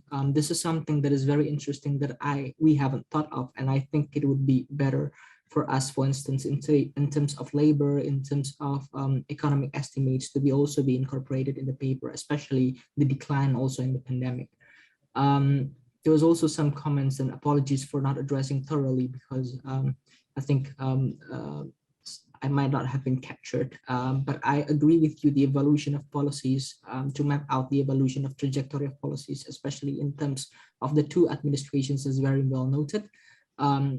As we already incorporated in the paper about how the creative economy is evolving, but however, there's no comparisons, for instance, and the different policy approaches has not yet been addressed in the paper. Meanwhile, in the presentation, I already provided two, how the government approached the creative economy. This is something that we could potentially explore later on. You also mentioned very interesting link between the creative economy and the 2030 development agenda, which we did not touch upon, but we would look into further on how then the creative economy in itself and the trajectory of the pandemic could potentially, provide a decline in Indonesia's trying to achieve the 2030 development agenda.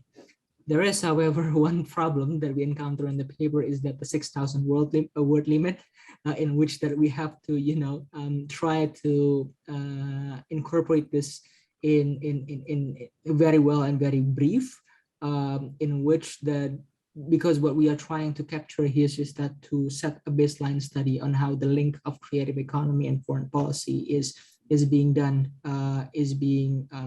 the dynamic is being presented, while there's no such paper has already been, or study has been done in the space in Indonesia. So yeah, I think that there's also one thing actually that I have in mind that was not able to be captured, is that the gender approach, especially because a lot of women in Indonesia is being part of the creative economy, providing a high contribution in this. And the second is that the informal economy that is built by the creative economy rather than the formal ones. We took note of all this, and thank you very much again, Pratik, for all the comments and suggestions. Thank you, Pak Dio and Pratik. So now I open the floor for question and answer. Okay, Bu Larasati, so the floor is yours. Yes, thank you. Thank you, Bang Dio. I enjoyed very much the presentation.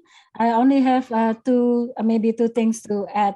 One is about the creative economy itself as a structure in the government, as a ministry or as an agency.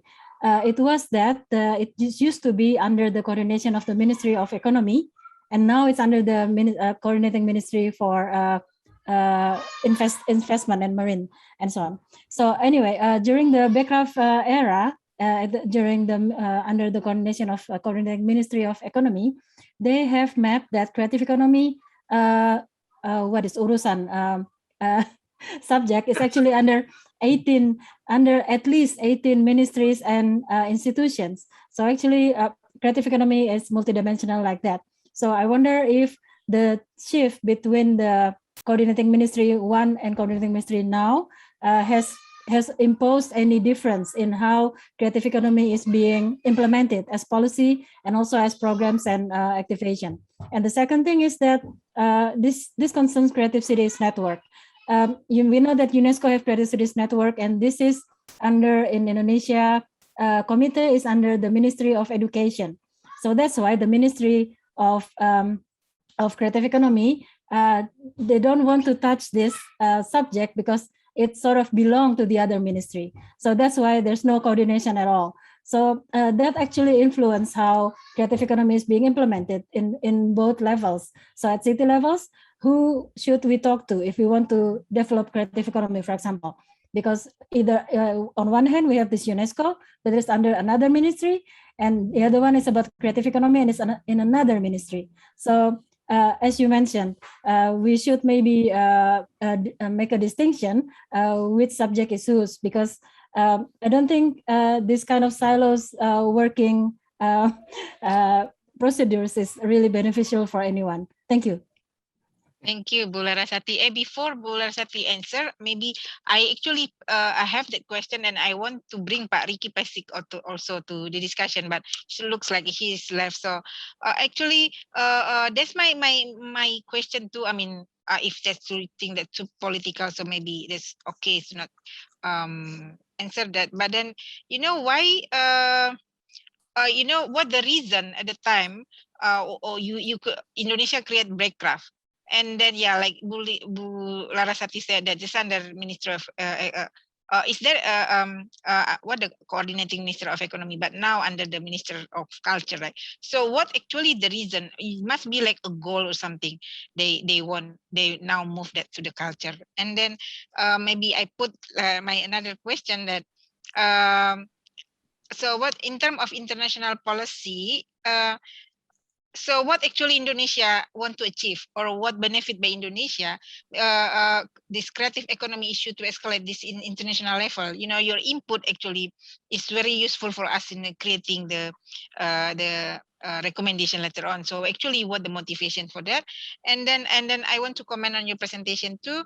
And you know, you mentioned it's to look like the drop job loss in digitalization entertainment in 49%, 37.81%.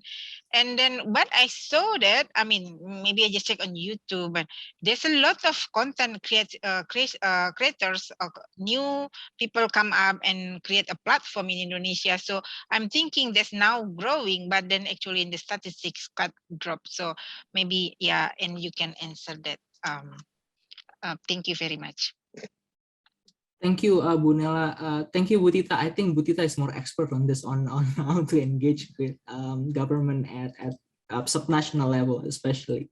I took note actually, Bu Tita, with regard to the change and swift of coordination among ministries, and in this case,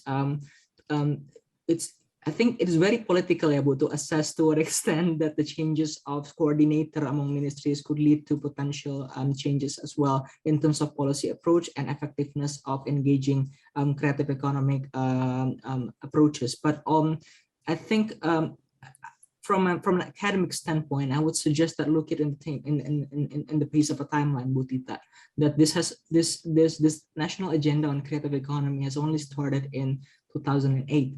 And at that time, I think President SBY only have one term left to actually take this on as a part of its policy as a president. And President Jokowi, while has already a starting point on already that the creative economy was being put forward as something that he needs to work on, in which then it relates to Bunela's comment that Bekraf agency was then created. I think at the time, Bekraf, in my approach and in our approach, is that this is something that is related to the increasing hypeness of startups in Indonesia, in which why then there's a lot of approaches done by the government to accommodate this, although not necessarily under Bekraf itself. For instance, like Gerakan Seribu Startup that Indonesia tried to accommodate as well. However, along the way, the second term of Jokowi is very, very much more political. Why Bekraf, for instance, is being dissolved, we cannot find any paper on why it's being dissolved. But for instance, there is an interest of creating another ministry that perhaps also affecting the state in which such state agency could still be present in Indonesia, which is why then it was incorporated as under Ministry of Tourism and Creative Economy rather than a national agency, a separate one. But I'd like to also address, Bunela, what is the international policy of Indonesia and what on creative economy, what does it want to achieve? Under the current administration, the international policy is economic. How we can incorporate in terms of integrating the creative economy, in which that majority of them perhaps are MSMEs, to be integrated to global value chain, for instance, to have an export minded, to digitalize them and be integrated into a wider network of e-commerce. And these are the main policies of the government right now, how to be integrating them internationally. And how should we talk to in city level? A question by Bu Tita. Yes, actually we agree that there's a lot of stakeholders, and in Indonesia, actor matters rather than the agency itself. Those who are involved in creative industries in local level. Although perhaps there's no government agencies, it should be started at CSO level. And then when this is, and when there's already a consolidated plan, then we start, try to engage with government. There are at least 3, dinas in Indonesia that we need to take this on to.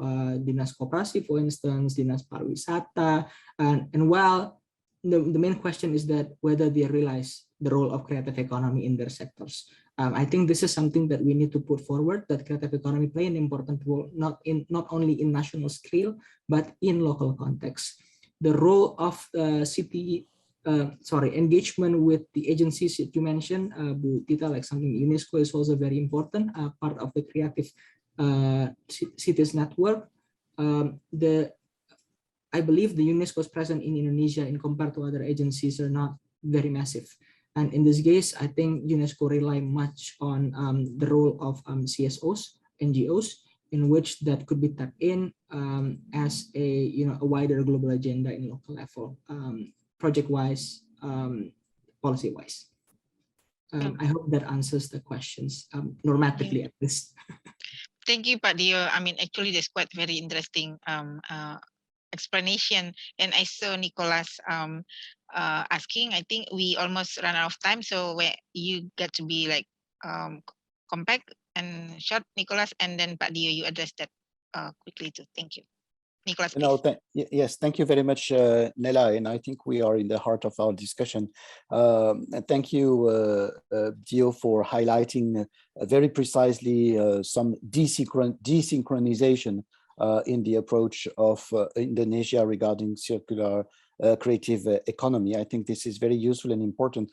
My only remark was that it would be very interesting to continue the conversation also with you as per then how to support concretely, effectively, right, creative economy in next year G20 context, because probably we will need to consider different perspectives, MSMEs, value chains, local issues, overall, I would say, regional perspectives that can also help bridge local, national, and international dimensions.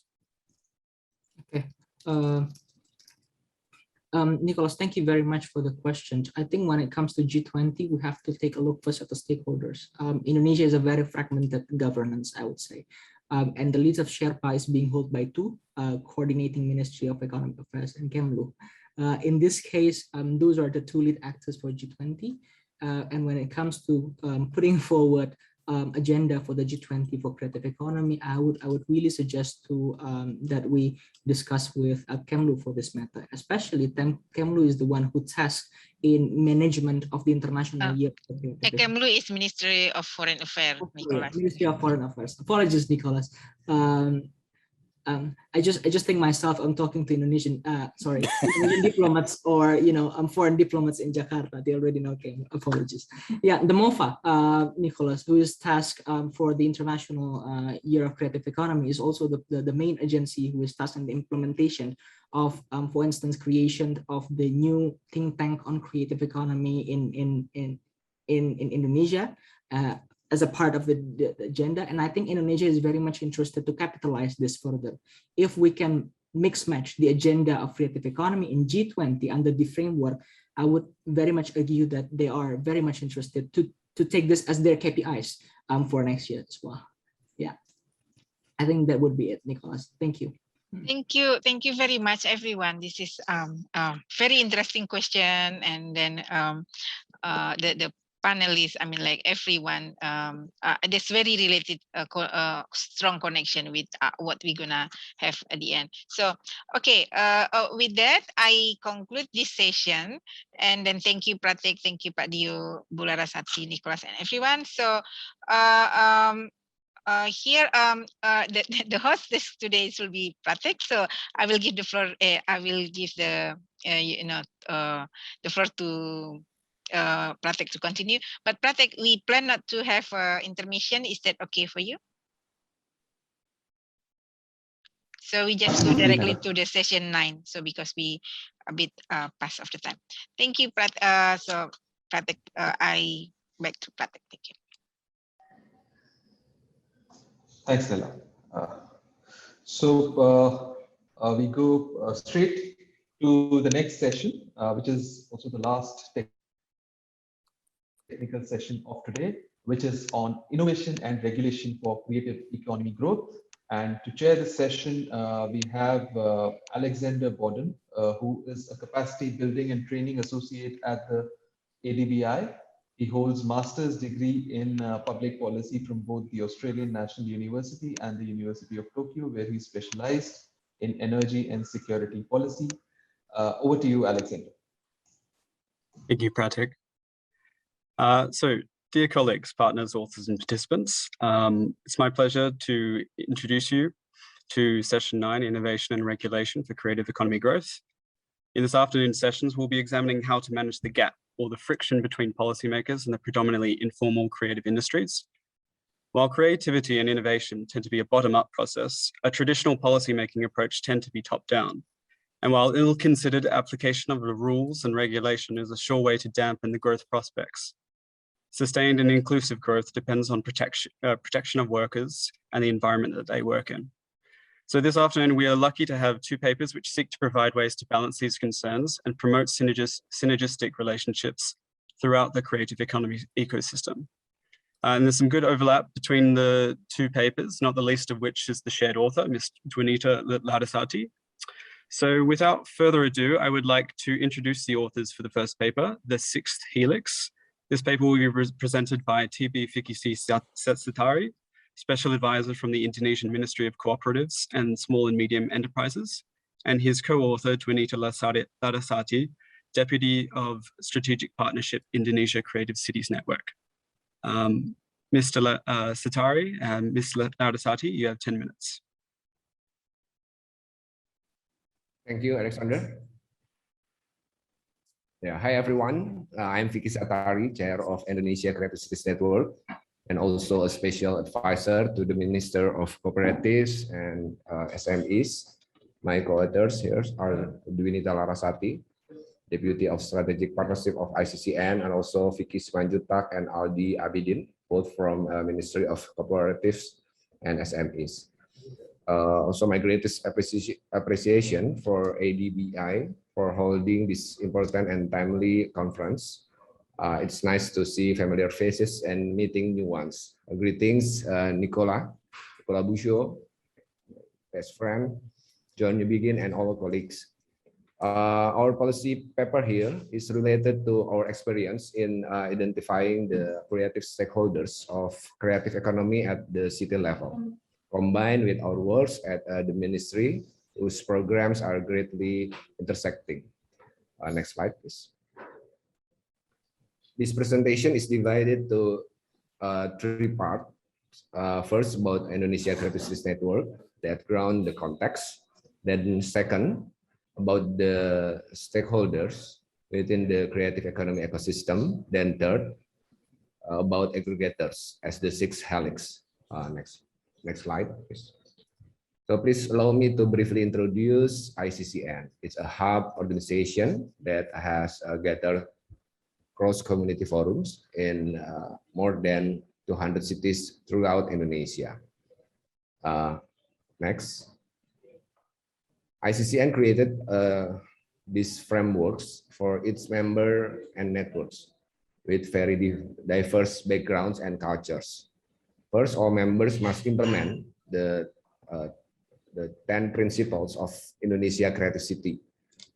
Then 10 principles containing keywords such as inclusivity, diversity, solidarity, equality, and so on. Comply with the SDGs, of course. We see creative economy as an ecosystem with 4 main elements. We'll go back to this later when we discuss the future SMEs. Finally, we believe that the synergy among all stakeholders is crucial to guarantee the success of our programs and activities. Here, we already have the 6 helix, the aggregator, which we are currently discussing. In order to discuss the stakeholders, it is important to see briefly the nomenclature of creative economy in Indonesia. These graphics represent the development of creative economy structure at ministry level and production of policies that support the plan. Next slide. Then there are milestones of Indonesia leadership concerning creative economy at the global level, among other the World Conference on Creative Economy, WCCE in Bali 2018, and the UN Declaration on 2021 as the International Year of Creative Economy for Sustainable Development. Slide. All along this timeline, we can also see the development of recognized stakeholders within the creative economy sector, from triple to quadruple, then pentahelix, up to the hexahelix that we are discussing now. The triple helix of academia, business, and government was known first. Then next, in about 2010, our Ministry of Tourism and Creative Economy recognized the significant roles of communities in creative economic ecosystem, forming the quadruple helix. Then the pentahelix with media added to the stakeholders has been used widely since the Indonesia Agency for Creative Economy, BECRAF, started to recognize it in 2015. Next slide. But now, since 2020, during its national event in Bali, ICCN introduced the 6 helix aggregator. Aggregators are financial institutions, incubators, enablers, and such elements that are able to provide platform to aggregate off-taker for products from direct resources and make them easily available to the market. Next slide. Now we look deeper into the roles of aggregator as the 6 helix, which were becoming more significant during the pandemic. During the pandemic, restriction on mobility or traveling, gathering, and crowding has damaged the income on many occasions that depends on direct interaction. People are forced to find a new way to deliver products and services using any available means of technology. For Indonesia, an archipelagic country with about 17,000 islands, distribution of product and services has always been a huge challenge. However, finding opportunity in such challenge, these companies, Tani Hub, Sayurbox, Wahyu, Bioskop Online, and Video, managed to take the role of takers, connect commodities to consumers. They provide convenience in transaction and deliveries. They are, in short, aggregators. Next slide. As mentioned earlier, the ecosystem of creative economy comprises the 4 elements from upstream to downstream. In this case, in the future SMEs business model, the elements of our human resources, R&D, production, and market. This slide shows the role aggregators that consolidate the upstream and downstream of SMEs business process. The future SMEs are directed to focus on artisan products, which have uniqueness, strong narrative, and powerful brand. So they will not be easily obtained by big companies. Another approach for SMEs to become supply partners of big industries in order to be more effective and more competitive, since they don't have to allocate a huge budget for R&D. Instead, they can take part in 2 or 3 projects, but in high quantity. It is important to ensure that during this pandemic, SMEs produce their goods according to market insight. It should also be ensured that they have an adequate amount of raw materials. They can be scaled up according to market demand. So others than those 2 insight, link and match with other aggregator partner can be done according to the market insight and material supply. Aggregators can also assist in taking care of administration, such as permits and certification with certain standard according to the market demands. It can be seen from these few examples that the roles of the 6 helix is actually quite strategic, since it can become a connector, also an engine in the synergy of among the other helixes. Next slide. Now the pandemic is seemingly under control. We are getting more and more used to the many new norms of life. Adjustments have been made by all stakeholders, including the government, of course. Learning from the phenomena of economic activities during the pandemic, the central government is currently working in a new regulation that accommodates and enhance the roles of aggregators, while also aiming to encourage the growth of entrepreneurship. The Indonesia government plans to provide more services through a specific mechanism. In this case, the National Entrepreneurship Development Committee, or NEC, with a strong policy support, NEC can be considered as the 6th helix at the national level, and is hoped to accelerate the post-pandemic recovery and rebuilding. Next slide. As a conclusion, we offer the following policy recommendation. The government should ensure the protection of creation by regulating the copyright ownership between aggregators and producers within the creative economy ecosystem. It should deploying specific assistance to further help aggregators in recovering creative industries. It should support aggregators' position and as a partners agency in disbursing financial assistance for business owner in the creative economy sector. It should provide preferential treatment in bidding and tender procurement. And finally, the government should support digital platform for the industry with commodities such as art, game, movie, and similar products. So with this, I end my presentation. I would like to be excused since I have a commitment that require physical presence. So my co-author, Tita Larasati, will continue with the discussion session. Thank you very much. Thank you very much, Mr. Sitari, for your presentation. Now, without further ado, I would like to introduce the authors, the discussants for your paper, and also the authors for the next paper.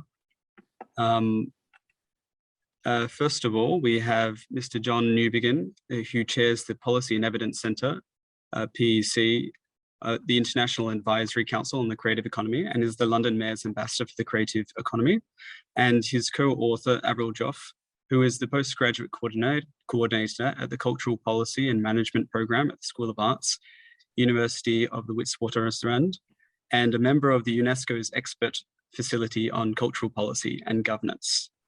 John and Avril, you have 10 minutes. Alex, thank you. And thank you to the ADBI for organizing this event. We ought to say there is another co-author on our paper, who's Tita Larasati, who is truly an aggregator, since she's both an author and a discussant on both these papers. She is the living proof of aggregation and its importance. So thank you, Tita. Very good to see you. I love this paper, the Sixth Helix paper. I've been following the evolution of creative economy policy in Indonesia with great interest, because I think this idea of growing from the original 3 parts of your helix to 6 is entirely logical. And it's an expression of the fact that the creative economy is by definition multidimensional. And because it's multidimensional, it is always going to pose a problem for government. So having aggregators seems to me an absolutely crucial element in developing future policy. That's one of the things that our paper is seeking to address. Because as well as being multidimensional, it's also very informal, as we know. And as the pandemic has proven, and what we want to talk about in presenting our paper, is that the informal nature of the creative economy and the cultural economy is one of the things that requires governments to think in radically new ways about how to engage with it. So I like this paper. I like the concept of the aggregator, but I think that in a way, you've missed a trick, if I can put it like that, to use an idiom, because I think that the role of aggregation has to be both on the demand side and the supply side of the story, if you like. On the demand side, aggregation is something which informal producers need and they benefit from for all the reasons that you've outlined in your paper. But I think there's also a supply side issue, which is that they can become agents that help government to develop new ways of engaging, of growing clusters, of ensuring that future skills needs are met, of ensuring a better flow of finance to the sector. And as soon as one gets into that territory, and Mr. Satari's final slides demonstrated this, there are issues around how the aggregator is regulated and controlled. And either it becomes an agent of government or it becomes an independent entity. And I think that one of the lessons which is coming from around the world is that there are many examples of aggregation or intermediation. I think that the ones that are most successful are the ones that manage to achieve a balance between being independent of government, but also having the authority to negotiate and speak directly with government and to represent the interests of the sector to government, but not be part of government. It's quite a fine line. But what that means is that the really tricky issues are the issues of governance of the aggregator. How are they going to be managed? Are they there in the interests of the entrepreneurs and of the community, or are they there in the interests of the development of government policy and the interests of the state? I don't think there's any easy answer to that, But I think ensuring that there are proper balances to be maintained between those two interests is crucial. And again, this is one of the things which is playing out in cities around the world. And I think one of the lessons that comes out of the whole story of the creative economy over the last 20 years is that these things work at regional and local level much more easily than at national level. And Indonesian Creative Cities Network is the living proof of that. When you're operating at a city level, it is much easier to be multidimensional, and it is much easier to be accountable to all the stakeholders. Once that kind of mechanism or that tool is deployed at national level, the issue of control, regulation, purpose becomes much more complex and sophisticated. So my core comment on your sixth helix paper would be, I think there is some active thinking that needs to be done about the regulation, purpose, remit, and independence of these aggregators. And I'm sure my colleague, Avril Joffe, will also have comments that she wants to add. But thank you, Mr. Satari and Tita. I found that a really interesting paper. And frankly, I am very encouraged by the fact that you and we are thinking very much along the same lines. I think that means that suggests that maybe we are onto something of substance, which is good. Avril. Thank you, John. And good. Hello, Tita. Lovely to see you. And thank you, Alex, for chairing the session. I agree. I think this is a fantastic paper. And it's a very relevant, the six helix for me is a very relevant conceptualization of how to support the creative economy, the cultural economy in all of our territories, not just in your part of the world. I see it as being something that we could replicate on the African continent. And certainly in the way in which we've been thinking about, you know, the multiple dimensions, the very siloed approach of government, which happens in all our territories. This is a potentially a viable way to think differently about how do you support the cultural economy. My own thought about the six helix when I was reading it was, how do you avoid the aggregator becoming a dominant player and then abusing its power as a dominant player in the marketplace? If it's going to be the space in which people need to trust it to become the aggregator, to be able to have access to markets and to distribute goods and to find new audiences and new consumers, there is a potential that it could become a dominant player, which would not be in its interests. So what are the mechanisms? And I guess it links back to what John was saying about governance. What are the mechanisms you could put in place to avoid it becoming a dominant player? What are the checks and balances that may be needed to ensure that this happens? Is it about ensuring that there are different actors at the local level in the sixth helix? And at the regional level, there's different actors involved in the sixth helix, and they're different actors at maybe at the national level, so that there are different levels of thought around who's involved, given that there's more direct relationship to the local and so on. I have another question, which was only touched on in your paper, which I really thought was fantastic. And you know, I think the integration that you've made between the SDGs and the 10 principles of your network and how that all links, and that one particular slide of all those three elements, I think really is really important. And it comes back to our paper that we're going to deliver in the next session, which is, what is the role of the aggregator for the informal sector? You touch on it in relation to, I think, small traditional micro food stalls, which I would imagine are all informal, right? So my question is, how would you ensure that the aggregator can really speak to the informality of our cultural and creative sector?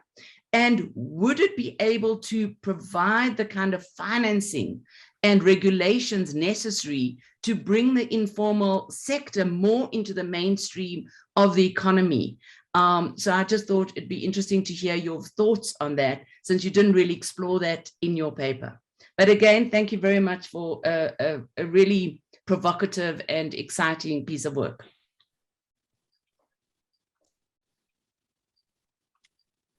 Thank you both for your comments and questions. Dwanito, would you like to respond? Yes, of course. Thank you, John and Avril. Nice to see you here as well. We're in the same session. Well, I would like to answer Avril first about her first question concerning the governance of this aggregator. In Indonesia, we have a special agency. It's called, in Indonesian is KPPU, or Komisi Pengawas Persaingan Usaha, or in English, Business Competition Supervisory Commission. So they will be the ones who oversees how this aggregator works.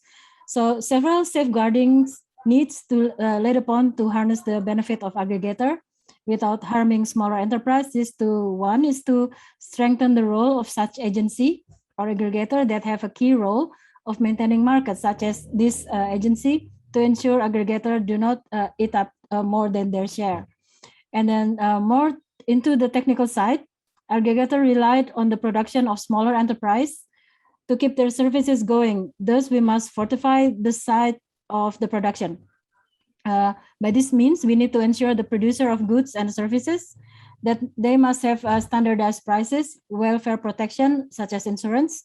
And then we need to pay attention to commission-based aggregator and guard the pricing method the aggregator gave to smaller enterprises within their business. And this actually has to do with John's question then, so that's why I order it like this, because then we have examples. Of course, John mentioned also there are lots of cases that can be examples. But then, for example, there's our one aggregator in Central Java. It's called Out of Asia, OOA. They allow the growth of the craft cluster in micro enterprises through joint production house. So Out of Asia gathered these craftsmen into a joint production house, find the raw material as well as capital for them to be able to keep the production going, and subsequently find a market for the products within the Out of Asia partners. So in this case, OOAs sell the products from their production house to bigger showrooms and even supply to such as Zara Home and so on. And we also have a lot of aggregators that work more into the technology that actually strengthen the ecosystem of the whole creative economy, and also connecting it to the agriculture industry, which is a lot in Indonesia, and also fishing and so on and so on. And we see this in this phenomena of startups that rely on they're making softwares, applications, and so on to connect products, services, natural resources, and so on. And concerning the informal sectors, we didn't elaborate too much in the paper, but actually there are lots of examples that we can give. So if you're familiar with this kind of hailing services, the online transportation services, in a way, instead of doing transportation, the Wahyu, for example, that we mentioned, he connect all these say kiosk, food kiosk, that's really basic. That's really just you're opening a kiosk at your own house and so on. So during the pandemic, they really have no visitors because of the restrictions. So then this aggregator connect all these kiosks and then take care of the food supplies, resources, and so on, and connect them to the market or the consumers who cannot right away get their products. So as I mentioned again, this aggregator usually tries to connect these available resources and then deliver it conveniently to the marketplaces. But then with the new manners and well, usually it's using technology as well. I hope that answers for now. I'm looking forward for more discussion. Thank you. I'd very much like you to continue your conversation, but I would like to open the floor to questions from the audience and from our panelists. I see we have a hand raised from Benno. No? Okay. Perhaps yes. Sorry. I just want to add the solution for the aggregators domination instead of the agency that will KPPEU that Ritita already sound. Maybe we also can manage and monitor through the professional association on the field of each subsectors that they have the regulators on it, aggregators on it. So from the professional associations that they have the formal representative from every creative actors in the each subsectors, we can manage to avoid the domination from one aggregator to others, and also be fair to the lower ground of the informal sectors as well. Thank you. Thank you, Benno. Good input. Yes, we should also actually consider professional associations. Benno himself is an architect engineer, so he knows, and I'm a designer, so we have all these professional associations that actually put on the governance on our members. Thank you, Benno. Thank you. If there are any questions from the general audience, please put them in the Q&A box, and panelists, feel free to raise your hand if you have a question. Perhaps I'll take the prerogative to ask you a question, Juanita, about your presentation. I was curious when you brought up the map of Indonesia, and you were talking about how aggregators can help solve the supply chain issues in Indonesia between elements of the creative economy and the people that they're trying to deliver their products to. I was wondering, where are the aggregators themselves located, and how easy is it for people from the creative economy to get in contact with these people in the first place? Yeah. So if John mentioned before that we have organizations or agencies like ASEAN, Indonesia Creative Studies Network, and we are usually cross communities forum working also in creative industry sectors. And we are spread now in about 210 Indonesian cities and regencies. That's from the bottom up. So we are actually anyway doing it at the city level and regency level.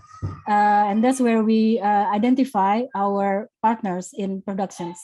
But then at the top-down level, so we have people who, like John mentioned as well, there's a thin line between those who are not related really closely to the government, but not a part of the government itself in a structural level. So people like Vicky left already, but Vicky, because he's a advisor, a special advisor to the minister, but he's also independent in a way that is not a government employee. So these people can give input, concrete input to government. So now we in our Ministry of Cooperatives and SME, we have this lab called, for example, we have a lab called Future SME Lab. This is a chance for us to really do the connection between all these logistical problems, because also the ministry has this facility called SMESCO, or Small and Medium Enterprises Cooperatives and Companies, who takes care of the prices of shipping. Because you see all these islands, if you want to ship, for example, just to your next door neighbor city, you have to send the package first to Jakarta, and then from Jakarta back to the next door city, which is very wasteful. So this SMEs is trying, SMESCO is trying to solve this problem by also working on with the aggregators to identify the products and to make selections and so on. And now they have this, I forgot what the facility is called, but then they have this house where they can just pull the products there. So everybody who buys SME products can pay flat price instead of paying the double price and so on. So those are how we identify the aggregators in each cities and regencies. And those are the people with organizations that have credibilities. And of course, we have administrations, papers, and so on going on. But then, as I mentioned before, also in the previous presentations, that our Ministry for State-Owned Enterprises, they also encourage this kind of activities by connecting this majority of micro industries in particular, and all these facilities and policy that they have put out there, like the onboarding SMEs to the digital facility, for example. And that is not, this is actually a huge task, because we have a different level of understanding of how you standardize your prices and products and so on. So this is where aggregators are needed, and they can speak local languages and also give in the understanding in the local context and so on. Because otherwise, again, as I mentioned before, there's no one policy that maybe you just have to very rigorously put on every island of Indonesia, but you have to see the context first. That's why policies is more agile in the city level rather than at the national level. Thank you very much. That did make it a lot clearer for me. Thank you for your insights. And this conversation is not quite over, although we will be continuing on to the next paper. We're very fortunate to have all authors in the same session. So I would like to invite John and Avril to present their paper on how governments could better engage with the working practices of the 21st century creative economy. So John and Avril, you have 10 minutes. Please proceed when you're ready. Alex, thank you. My colleague Avril, I hope, has got control of some slides, but while we're just getting the slides up, I'd say by way of introduction that our starting point for this paper was to look at what was happening in the informal creative and cultural economy during the pandemic, because what we know is that the creative economy is growing fast all around the world. We know that it's low impact in environmental terms. We know that it's labor intensive. We know that it is being absolutely transformed by digital technology, but also we know that it is very substantially in the informal part of the economy. As we were saying earlier, it's multidimensional. And the pandemic has revealed the fact that while the creative economy is particularly fragile because so many of its workers are in the informal sector, and when formal structures of social protection and financial support began to come under pressure, they were particularly hard hit. So there's the fragility about the creative economy, but also an extraordinary resilience. And during the pandemic, what we do know is that culture and creativity is what managed to keep many communities together. Could we have the next slide, please? And while the slide's changing, the point about this is, so here's somebody who is working in the street. We'll come on to this one. Okay. The point about this is that both the state is losing out because the informality of the sector means that workers in the creative economy are often not getting the kind of skills needs they need. They're not getting the fiscal and regulatory structures that they need. They're not getting access to the skills that they need. And of course, they're outside the regulatory system of the state. So the state is losing because this is a growing part of the global economy. On the other hand, those workers are also losing because they do not have social protection and they do not have access to those benefits. So in looking at these issues, we put together, and this chart shows how the various elements that we looked at, we need better data and definitions, which governments on the whole do not have. We need better social protection and regulation definitions of what a worker means, which on the whole governments do not have. It means having simpler compliance systems so that traditional work patterns and work forms can be protected and so on. It means having rethinking public procurement, which I want to come on to. Could we have the next slide, please, Avril? So the slides are a little bit out of sync here. So these were the issues that we looked at in our piece of work on the PEC Council on the relationship between informal economy and cultural economy during the pandemic. At the top there, we need more data and definitions of what it is to be a worker, particularly in the informal sector, because there are no adequate definitions. Too many government definitions are about jobs. We need regulation that is simple, transparent, and appropriate, because so many people working in the creative economy, because of distrust of the state, because of an inability to understand the complexity of registration, are staying beyond the purview of the state. We need better forms of social protection for informal workers. We need, of course, to protect IP and ensure that there are proper compliance regulations so that people who have created to and contributed to products which have value around the world are properly accredited and recognized and recompensed. We need public infrastructure, and that means both physical and virtual. These are the things that Tita was talking about in Indonesia. There are all kinds of logistical issues around infrastructure. One of our findings was that because so many women work in this sector, infrastructure does not mean, for example, just providing co-working space. It may mean providing creches and nurseries and facilities for people to make work possible. And then two other issues. the importance of intermediaries. And of course, that's the main topic that we're discussing here today. I'll come back to that in a moment. And then rethinking public procurement. And again, the point about this is that in every state, governments are spending a very, very large proportion of the they are responsible for a large proportion of the total economy. So how governments spend their money to buy goods and services ought to be drawing on the skills and talents of the creative economy and the informal economy. But because we only have 10 minutes, we're focusing on these three issues: on labor relations and social protection and why that's important, on rethinking public procurement and how that is a way for governments to engage more effectively with this sector, both formal and informal, and then finally to talk a bit more about intermediaries, which you've already been discussing. But I now hand over to my colleague Avril to talk about the issue of labor relations and social protection. Avril. Thanks very much, John. And you know, it's really important for us to underscore the fact that there's very little work done on the relationship of informality in the cultural economy, and that the work that we did as the International Advisory Council of the Policy and Evidence Center was really a kind of first stab at understanding the scope and dimension of this level of informality. And what we've found is that, you know, up to 60 to 80% of the cultural economy of the Global South is dominated by informal working.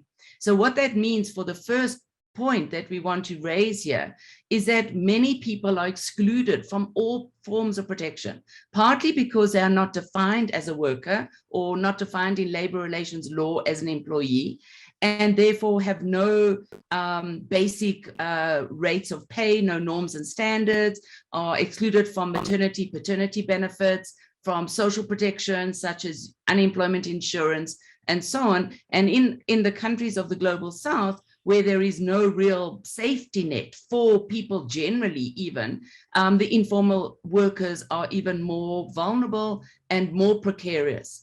So policy solutions include changing the definition of employee. So, for example, in South Africa, there's a law reform commission at the moment working together with the Guild of Actors to change the definition of employee to include freelance and subcontracted work.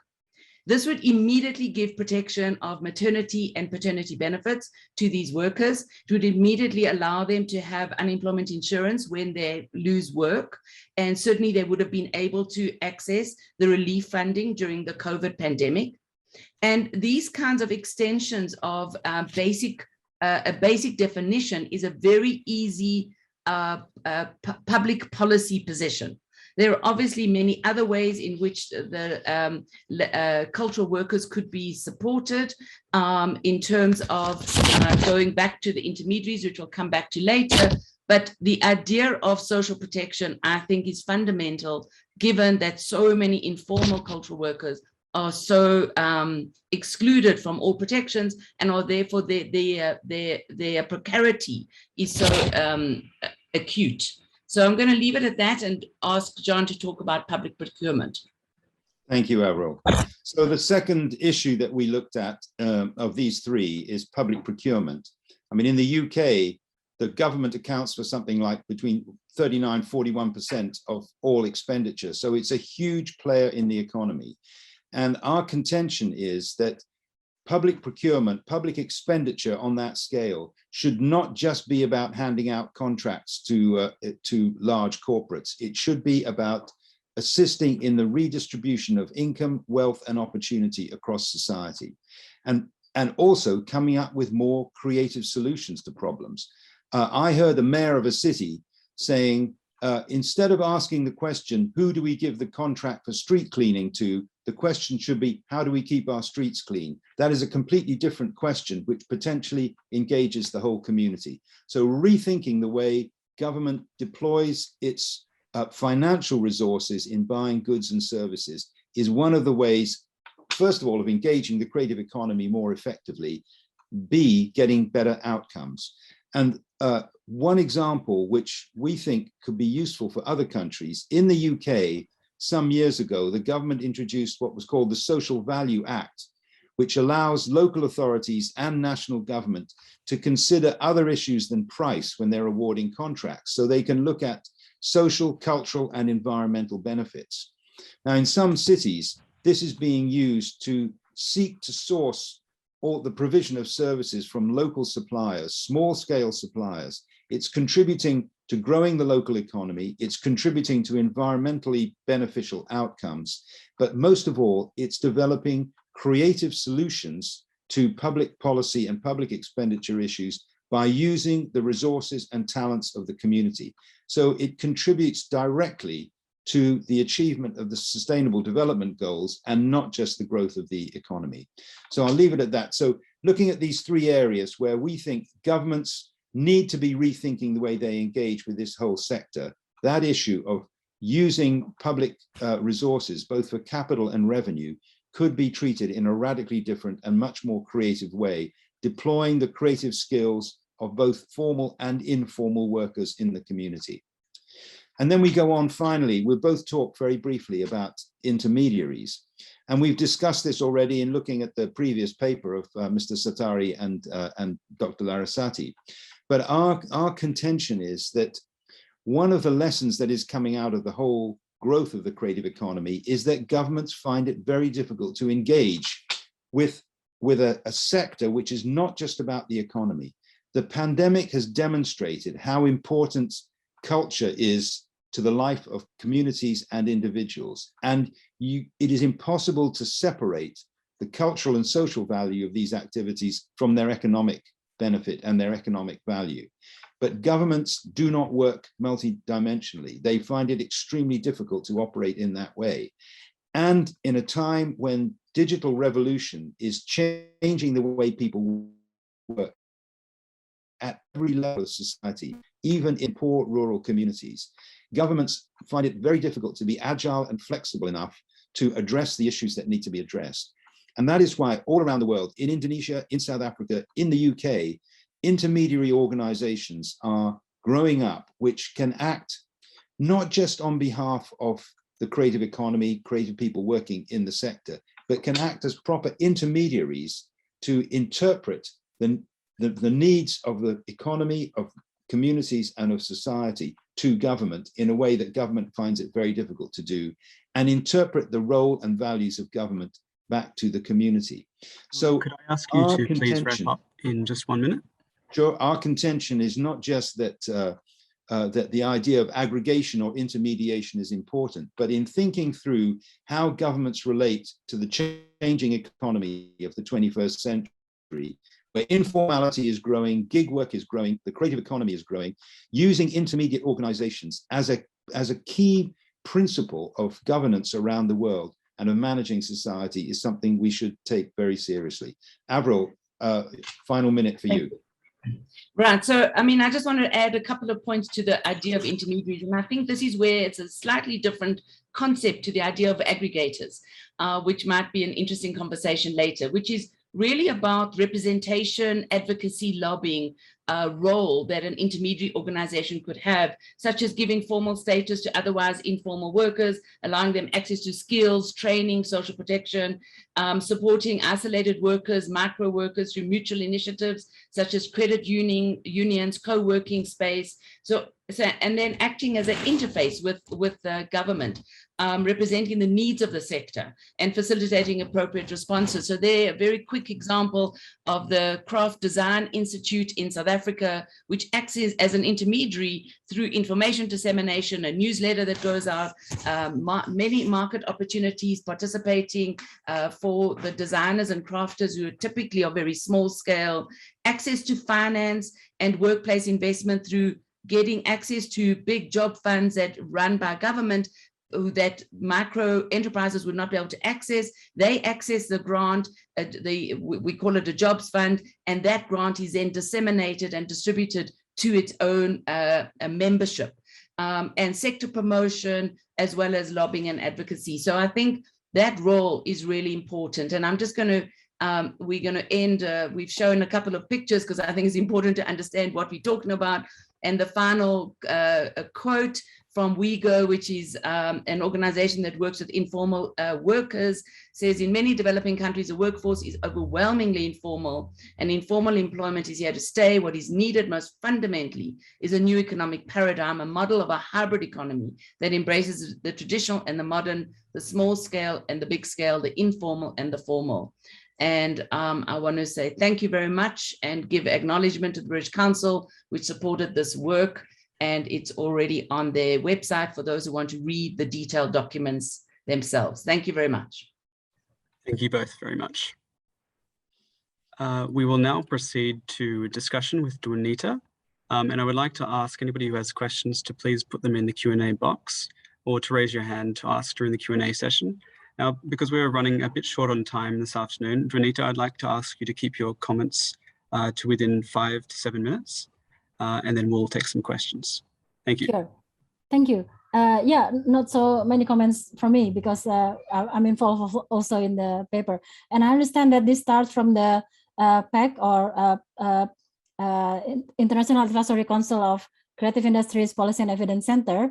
And we have a lot of experience and stories from our fellow members. So it would be interesting for maybe John and Avril to tell us more about what actually has been gathered, because our recent research is about the Global South and how they would, how relevant are they to the, if I may share my screen a bit, how relevant they are to the current timeline, because now we know that this is a global view about creative economy issues. We know that in 2020, because of the pandemic, we sort of paused a bit the whole world, but then we managed to produce this policy recommendation on inclusive creative economy and the future of work.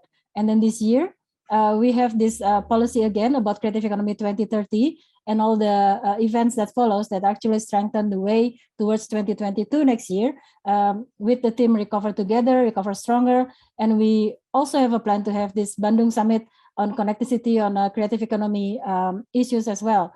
And to mention a bit about human-centered development on creative economy and inclusive creativity, we have this human resource, we have the issues of youth, employment, and so on.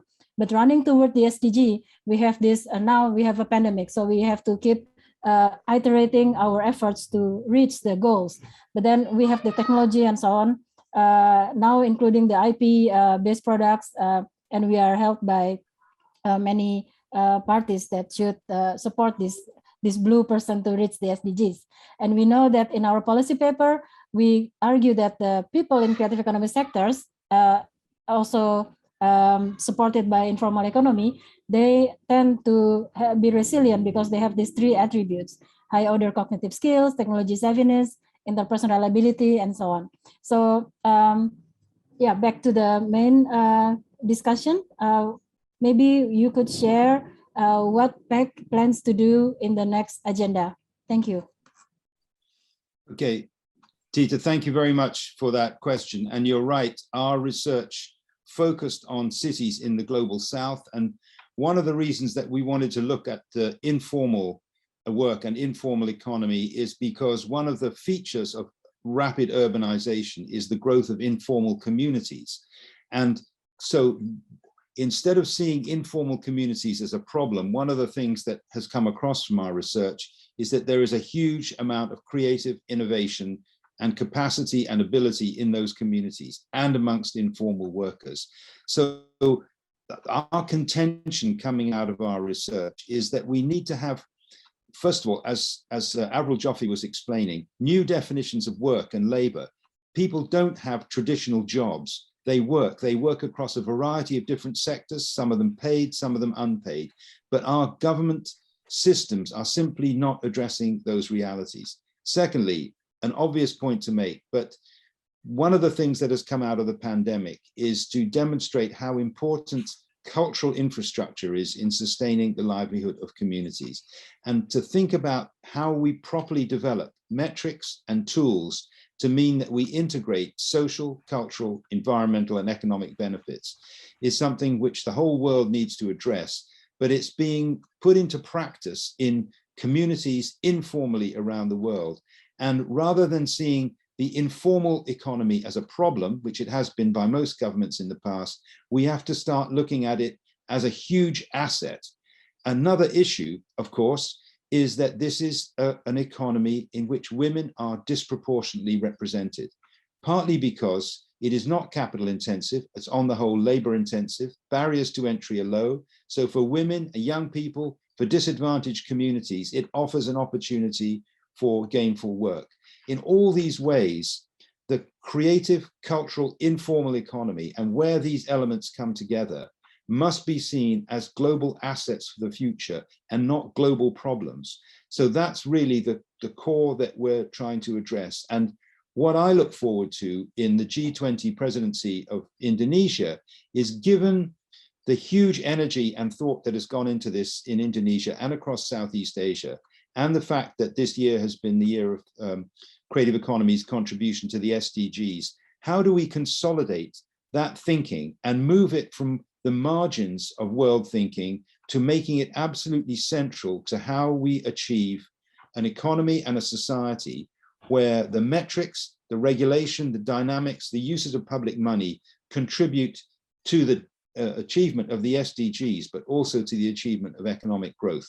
It's a very general answer, but I think that's where we are now in this debate. And so it makes the G20 presidency next year one of real pivotal importance. And I think it's great that the Indonesian government is embracing it in the way that it appears to be. Avril, I'm sure you have comments as well. I mean, I think I want to just really underscore one point, which is that the general belief, whether we're talking about the ILO or UNCTAD or our own governments, is that we need to formalize the informal economy. That is the belief that the only way to include them in the mainstream economy is by formalizing them. However, what our research has shown is we asked what are the motivations for being informal. And we found that the motivations were both political, people wanting to have nothing to do with the state, where the state was questionable, where they wanted to be under the radar of the state, because they felt that their work was never valued and valuable, given that part of the culture and creative industry's problem is a status one. But secondly, the economic reasons, which typically are because the regulations are too complex, the cost of compliance is too high, and many people involved in the culture and creative sector, especially in the global south, are not doing it full time. So why register when you're not sure how long you're going to be in that position? How long is your project going to last? Whether you're a live music, a person involved in live music, or a filmmaker or a designer. But the other issue that we found is it's so different to the rest of the informal sector. It's not low skill. It's not low educational levels. It's high educational levels. It's tertiary education. It's high skilled. So we are talking about people, script writers, who are informally organized in the Colombian and Latin American context. We're talking about designers who informally organize in the example of Cairo. So yes, we also have low skill, low educational levels, but predominantly the cultural and creative sector demands high skill and different ways of networking and so on. So the informal economy of the cultural sector is a very different animal to that of the general informal sector. And the ways in which we're speaking is to recognize, as John said, that it's an asset, that the communities engaged in cultural work, in creative economy, are actually part of the general lifeblood of our cities. They often are the soul of our cities. I'm doing some research now with the ILO about promoting decent work. And I'm going to end here. Decent work for the culture and creative industries. How complicated that is. When musicians want to play with a lead band who's well known because it gives them kudos, it gives them status. They accept no money, right? So where's the limits of decent work? Norms and standards, standard rates of contract, all those sorts of things. So these things become very important. And I think this is a new era of research and we need to take it really seriously. And as John said, we're really hoping that this becomes part of the agenda going forward. Thank you. Could I just add one word which we have not used yet, but is rather important, is corruption. And one of the issues which we have discovered in our research, hardly a surprise, but that is that many people remain in the informal sector because they see the state and they see public institutions as fundamentally corrupt. Corrupt because the power relationships are so unequal. One of the things that has come across from the intermediary organizations we've been looking at is that on the whole, they command trust. They command trust of the people who are involved in them in a way that government doesn't. And I think this issue of looking at intermediate organizations as a way of combating corruption in a very practical and positive way is something which also needs to be written into the kind of equations we're talking about for the future. Alex, Thank you sorry, very much. we overrun our time. Thank you very much, John, Avril, and Donita. It's been excellent to hear from you. I'd now like to pass off to Nicholas. Pratek actually, but that's okay.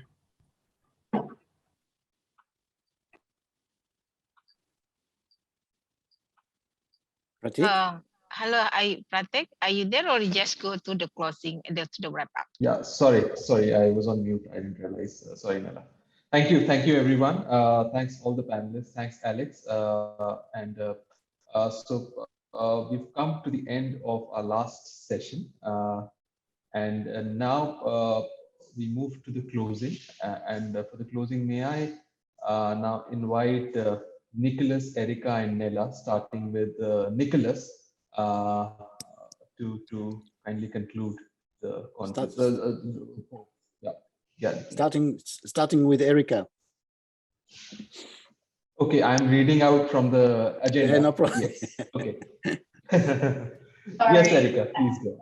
We had designated our tasks, that's why. I'm sorry. No problem. Okay, again, thank you to everyone for your very active participation for the last day of our virtual policy dialogue. And again, our sincere appreciation goes to everyone that attended the last 3 days, to our panelists and to the members of the audience.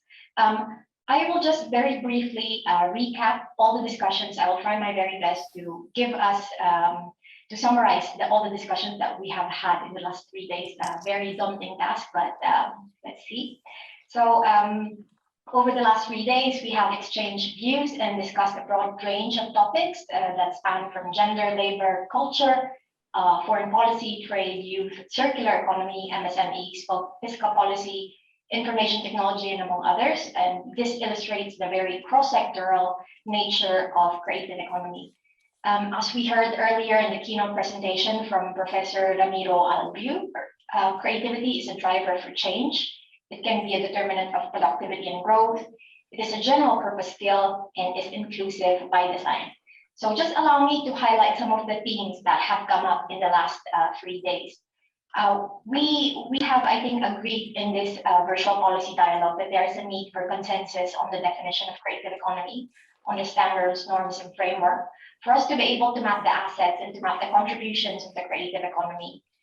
We see that having these standards can help us to mainstream creative economy more effectively, to further discussions and to channel resources for promotion and support. And second, in reaching a global consensus, we have also discussed that it's important to consider putting culture at the heart of the discussions. And this is to ensure that the potential benefits of creative economy spills over. It is important to ensure that local communities are involved and that ownership is fostered. Third, we also discussed that technology is an important ingredient to push forward the growth of creative economy. On the one hand, we learned from the papers that mobile and internet technologies and research and development have positive contributions to the trade of cultural and creative goods. And as shown also in the keynote presentation by Professor Nakajima yesterday, the flow of content and goods can also be democratized using technology, showing potential for two-way flow between developed and developing economies. Related to this, fourth, on the future of work, the creative economy has potential to address a number of issues in the labor market as technology is changing the way we work. It can contribute to job creation, but there's a need to address mismatch in skills, reskilling, upskilling our population. Another challenge that we have seen in relation to future of work is that the growth of the sector does not guarantee by itself that creativity is widespread across the economy. Fifth, by democratizing spaces, we can provide more attention and support to the vulnerable segments of our population, including women and youth. And we highlighted the importance of developing educational opportunities and mechanisms for our youth who may want to pursue creative careers. Sixth, creative hubs, districts, and clusters that we have discussed in detail on the first day are important entities in the discussion of creative economy. Creative hubs not only have economic benefits, but social cultural benefits as well. And this can actually support the fledgling MSMEs to start and flourish. And seventh, finally, we discussed also the importance of channeling creative solutions in green strategies. We are seeing worldwide that there's a growing recognition within the arts and culture and creative sectors about the urgency of the climate crisis and opportunities for change. We are seeing a lot of the younger change makers use culture, arts, and creative solutions through concerts, for instance, films, exhibitions, among others, to spread awareness. And there's also a thrust towards greening the subsectors in the creative economy, such as in fashion. We look forward to more discussions in the future, and now I hand it over to Nicholas or Nella. Thank you very much, Erica. I myself would just like to give you a couple of figures. In this past 3 days, we have been more about 20 hours online talking about creative economy, and we have not yet exploited fully the potential of the topic, but we came across a number of issues that were recaptured by Erica very accurately. We have had nearly 60 speakers, including keynotes and discussants and paper presentations. So that's also an illustration of the need really to go into good levels of exploration and details. I wish to, of course, thank very much all the team from ADBI and from ASEAN and the partners from University of Indonesia, of course, eCreer and the British Council. I think we are working, and I hope we have shown it also, in a real approach of cooperation and try to find the drivers to move the whole questions beyond existing barriers, and there are a number. I would just like to, if there were maybe one issue to recapture, it is the issue of convergence, and highlighting the last segment of our discussion together with John and with Avril. For me, it's not either or. It's not like either government or informal economy. It's not either national government or cities. It's not either community-led initiatives or international. It's not a mashup of everything, but it's a convergence of those different aspects. It has been reminded at many occasions that there is an underlying series of existing initiatives that are also have paved the way for creative economy to get higher on the agendas.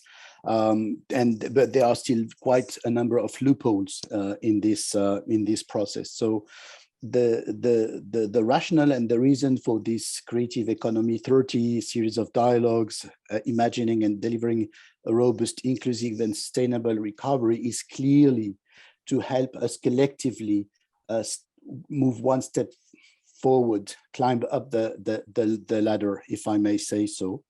In that regard, regarding the editorial strategy and so on, and the follow-up, I will pass it on to Nella. But I just want to state that in terms of editing the conclusions, the recommendations, probably we will have to process in different steps. But regarding the full edition, I'm happy also to announce the support of the Global Solutions Initiative and GIZ and other partners that have been involved into intersecting, right? So that everything we are doing here can also contribute to reinforce the intersecting global rationale. So we will be able to further elaborate on that. But this is only the beginning of an editorial and content process that hopefully will lead to strong policy making. Thank you very much. Thank you, Nicholas. So I'm the last one, so need to be short. And then I think Erika already explained what we discussing in this 3 days webinar. So I just say the background. So why we choose this topic? And then, because we are ADBI, and then we can like cover like Asia and Pacific. And then we know that 2 big ASEAN countries will be a presidency for G20. So then we see that what kind of contribution from ASEAN Pacific to the world, that actually the world also need that. And I also, because I ever involved in the G20, I saw how UK government at the time promote like trade in service. That's about tourism, how that tourism need to be supported from all this sector that we discussed today. And then we also find that the creative economy contributes significantly to the growth. And then we also see the digitalization can be support for that. So that's our background. And then actually where we have this event, we can like then we inform the Sherpa. It's kind of like we connect the link, the fragmentation in the government with that. It's kind of like inspired by Eddie and his team to fight in the communique in the T20 Italy last time. So I mean, like, I know there's a work of Indonesian, I mean, there's a work of people in the creative economy, but we just try to, put all together, and just a small step, just a small part, but it's meaning, just give a lot of meaning to the word. And the second one, why we choose this, because even though some Asian countries, like we know that in the discussion, Japan, Korea, I mean, they put already a label on their anime, manga, K-pop, K-drama, but no one really put that in writing, in the academic way, in the, it's kind of like to support the literature, to support like someone want to develop that, if you open the Google Scholar, like standing in some in giant shoulder. So there is no conceptual framework, conceptual theory for that. And then that if we have that, actually we can help the government to create like a good business model, a good policy option.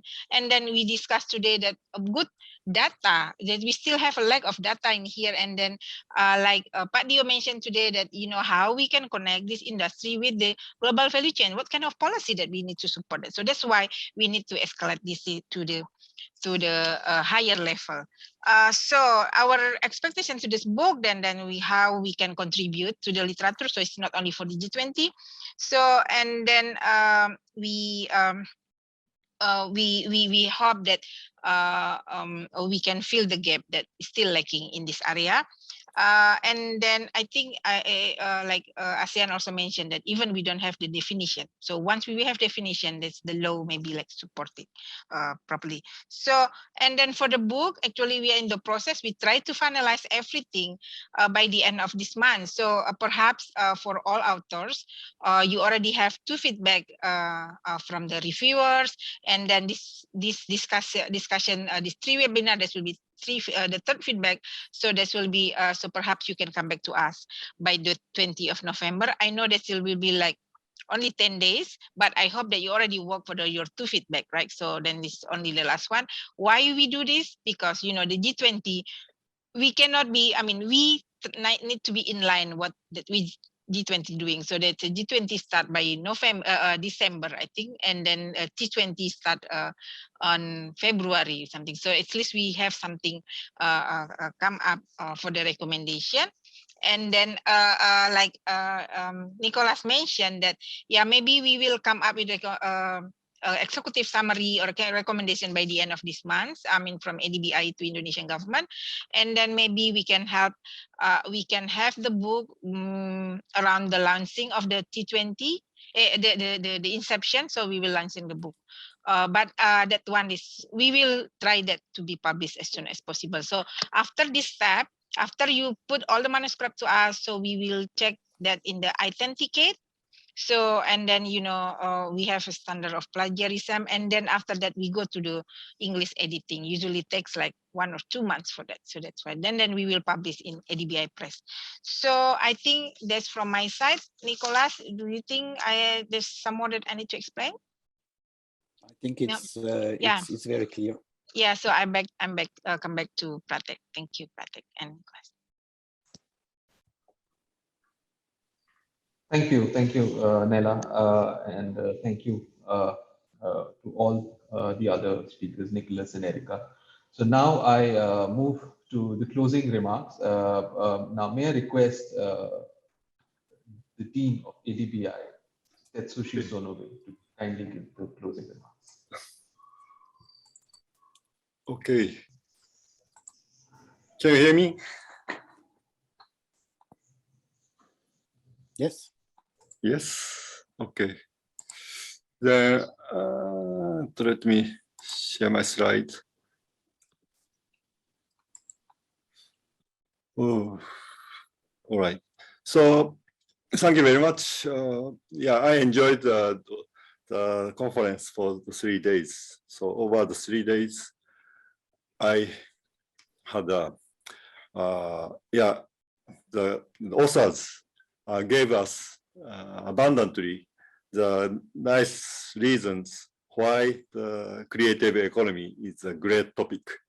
So they argued that creative economy is consistent with green sustainable development because creative economy is less energy intensive industry. So it fit or compatible with kind of structural transformation that we want to have.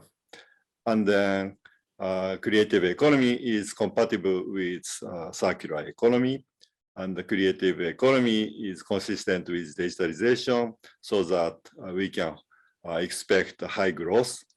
And creative economy is about culture, and the culture is the ultimate source of comparative advantage in international competition. So the culture-based industry should have some advantage at least. But even apart from the economy or money, but everybody agrees that the culture has its own value, non-economic value. So it is important to preserve the traditional culture, and it is important to create a new culture. And that kind of creativity will attract young, talented people into the sector. So, and also consumption demands for the creative economy products and services is growing in emerging economies. So from all these aspects, we agree that our creative economy is a great topic. So it's worth proposing to G20 leaders in Indonesia and India. And also it's worth making great efforts to develop better metrics and database. And then I just borrowed the, these icon kind of icons. Can I use laser pen? Yeah. So, but in order to make proposal to the G20 leaders, we need to make our argument clear, clearer and more straightforward. So, and then, this is just one example of how confusing our current stage of argument is.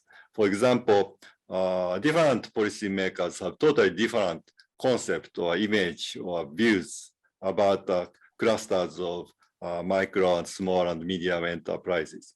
So some people believe that such clusters should grow, right, from very small size, which are very just from garage of some household, but to some growing cluster, and then the super cluster, and then along this rapid growth, the kind of ecosystem will be developed. I just borrowed these symbols from the Dr. Branchica's presentation slide. But some other policymakers believe that, that kind of MSMEs will never grow. They just stay in the same size, okay? And they are just struggling for survival. So we have to be clear whether we are talking about how to help these stagnant clusters, or we are talking about success stories and trying to learn from the success, or we are making a kind of scenario for this rapid growth. So that kind of, so we need to, be clear about what we are talking about. And also another example is when we talk about the policy, yeah, some people just say, oh, there is a market failures. That's why we need government intervention. But actually, lots of government interventions are solved by kind of non-market institutions made by traditionally kind of associations of the business persons, or the or sometimes in dynamic economy, some innovators or aggregator or some new type of people emerge and then innovate and introduce new business models to solve the market failure problems, like a very much high transaction cost and that kind of thing. So government intervention, policy intervention will be successful only when there is a big failure of market, which cannot be solved by the non-market institutions. So when those things are, doing good jobs, and then the problem is not big, and then government intervene, then the result would be, very miserable, just inviting the corruption and those kinds of things. Okay. So before talking about policy recommendation, yeah, let's investigate whether both markets and community type, or institutions cannot solve the problem. So now I turn to the publication.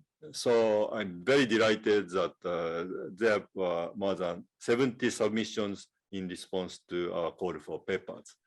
And the editorial committee did a great job in selecting 22 excellent papers. Thank you very much for the selection members.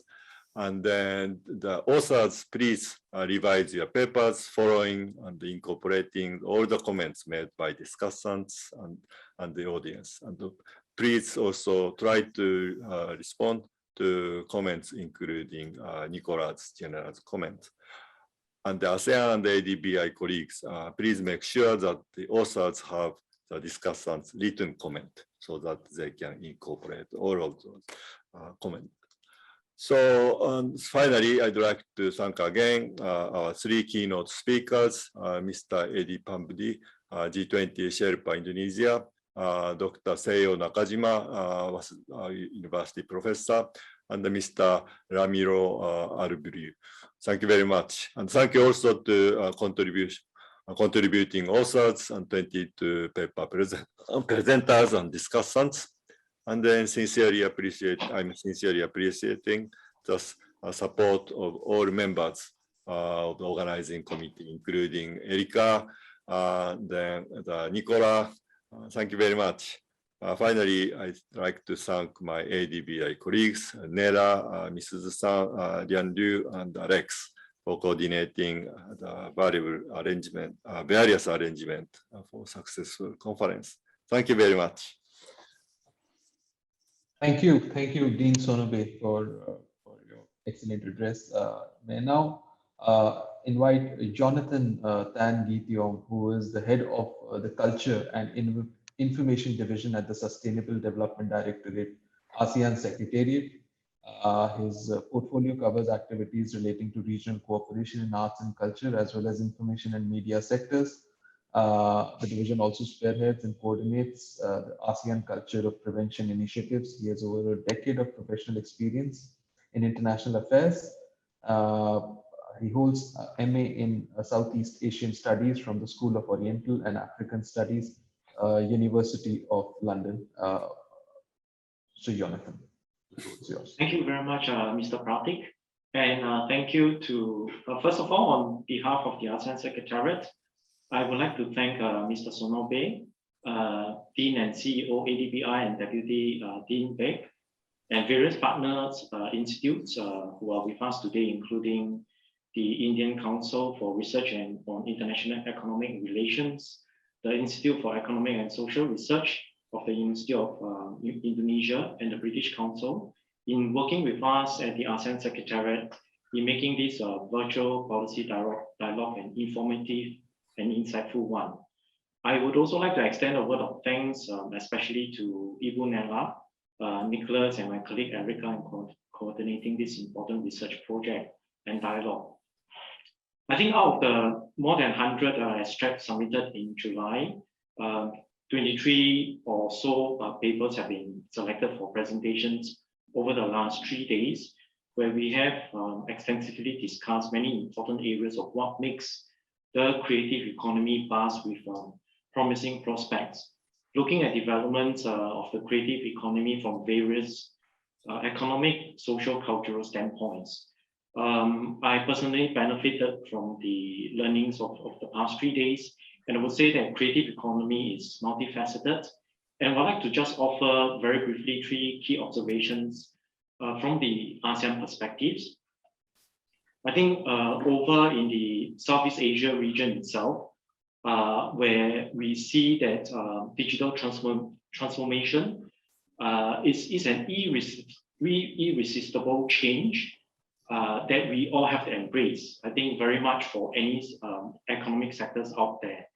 And certainly, if we look at this region itself, last year alone, due to the onset of the pandemic, we have more than 40 internet users, 40 million users coming online for the first time. And this adds to more than 400 million internet users in the region. And that takes about, that stands at around 70% of the 636 million population in ASEAN. So the numbers are staggering in terms of the internet penetration. And certainly we see that greater digital transformation, especially for the creative economy, is key. So that's the first point. The second point I would like to also highlight here is that the way that we recognize from the ASEAN perspective of how the creative economy will develop going forward, especially we need to put in place a thriving ecosystem, will require us to take a more multi-stakeholder and cross-pillar approach, really including a large swathe of policymakers, even the producers and consumers of creative goods and services alike. And of course, we recognize the potential of the digital creative economy for inclusive development. And I think that a number of speakers have already also alluded to that when you spoke about the greater participation of women and youth in the creative sector, notwithstanding that a large population of that is in the informal sector. And therefore, that also underscores the importance of social protection for this group of cultural and creative workers.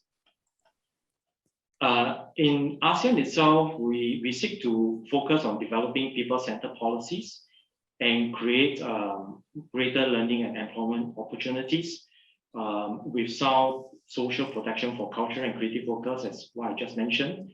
And of course, effective allocation of resources for youth interested in creative careers, and also emphasizing the importance of upskilling of the skills of cultural and creative workers, not least forgetting about the importance of intellectual property and cultural rights protection. And of course, in addition to that, the importance of providing alternative financing options. And finally, the last point I would like to make here is that where we stand and see it from the Southeast Asia perspective, given that, as you know, Southeast Asia is very diverse in terms of our population, in terms of our culture, values, traditions, and all that, we think that the creative economy has a role to play, a very unique role to play, actually, to create that and continue that dynamism in this region. And we see that creative economy provides the curative benefits that will be able to help to uplift the quality of lives of the people here. And through the creative expressions of arts and artists, the creative economy will help us to promote a greater culture of peace and intercultural understanding, and also has the immense potential to shape societal norms and effect positive behavioral changes so that we can build a world that is more creative and inclusive for all. So I would like to conclude by just saying that your policy recommendations, case studies, would certainly enrich and inform us here at the ASEAN Secretariat as we step up our effort in our regional cooperation in the promotion and development of the cultural creative industries. Indeed, at ASEAN, we regard the creative economy as a sector that requires not only assistance for recovery from the impact of the COVID-19 pandemic, but at the same time, it serves as an important driver to assist in the regional recovery as reflected in the ASEAN Comprehensive Recovery Framework adopted by the ASEAN leaders last year. Next week, ASEAN officials will actually be gathering at a regional workshop to discuss the definitions, scope, opportunities, challenges, good practices, and regional coordination from the ASEAN perspectives to promote the creative economy. And I would say that, having been personally benefiting from the past 3 days of learning, this will certainly put me in a better position as I moderate and chair, one of the chamber discussions next week at this workshop. I would also like to give a heads up to all our participants here that as some of you may be aware of, ASEAN has a regular publication called the ASEAN magazine. And in the upcoming November issue, we'll be putting up a special feature issue on the creative economy. So I hope that you could keep a lookout for that and give us your feedback as well.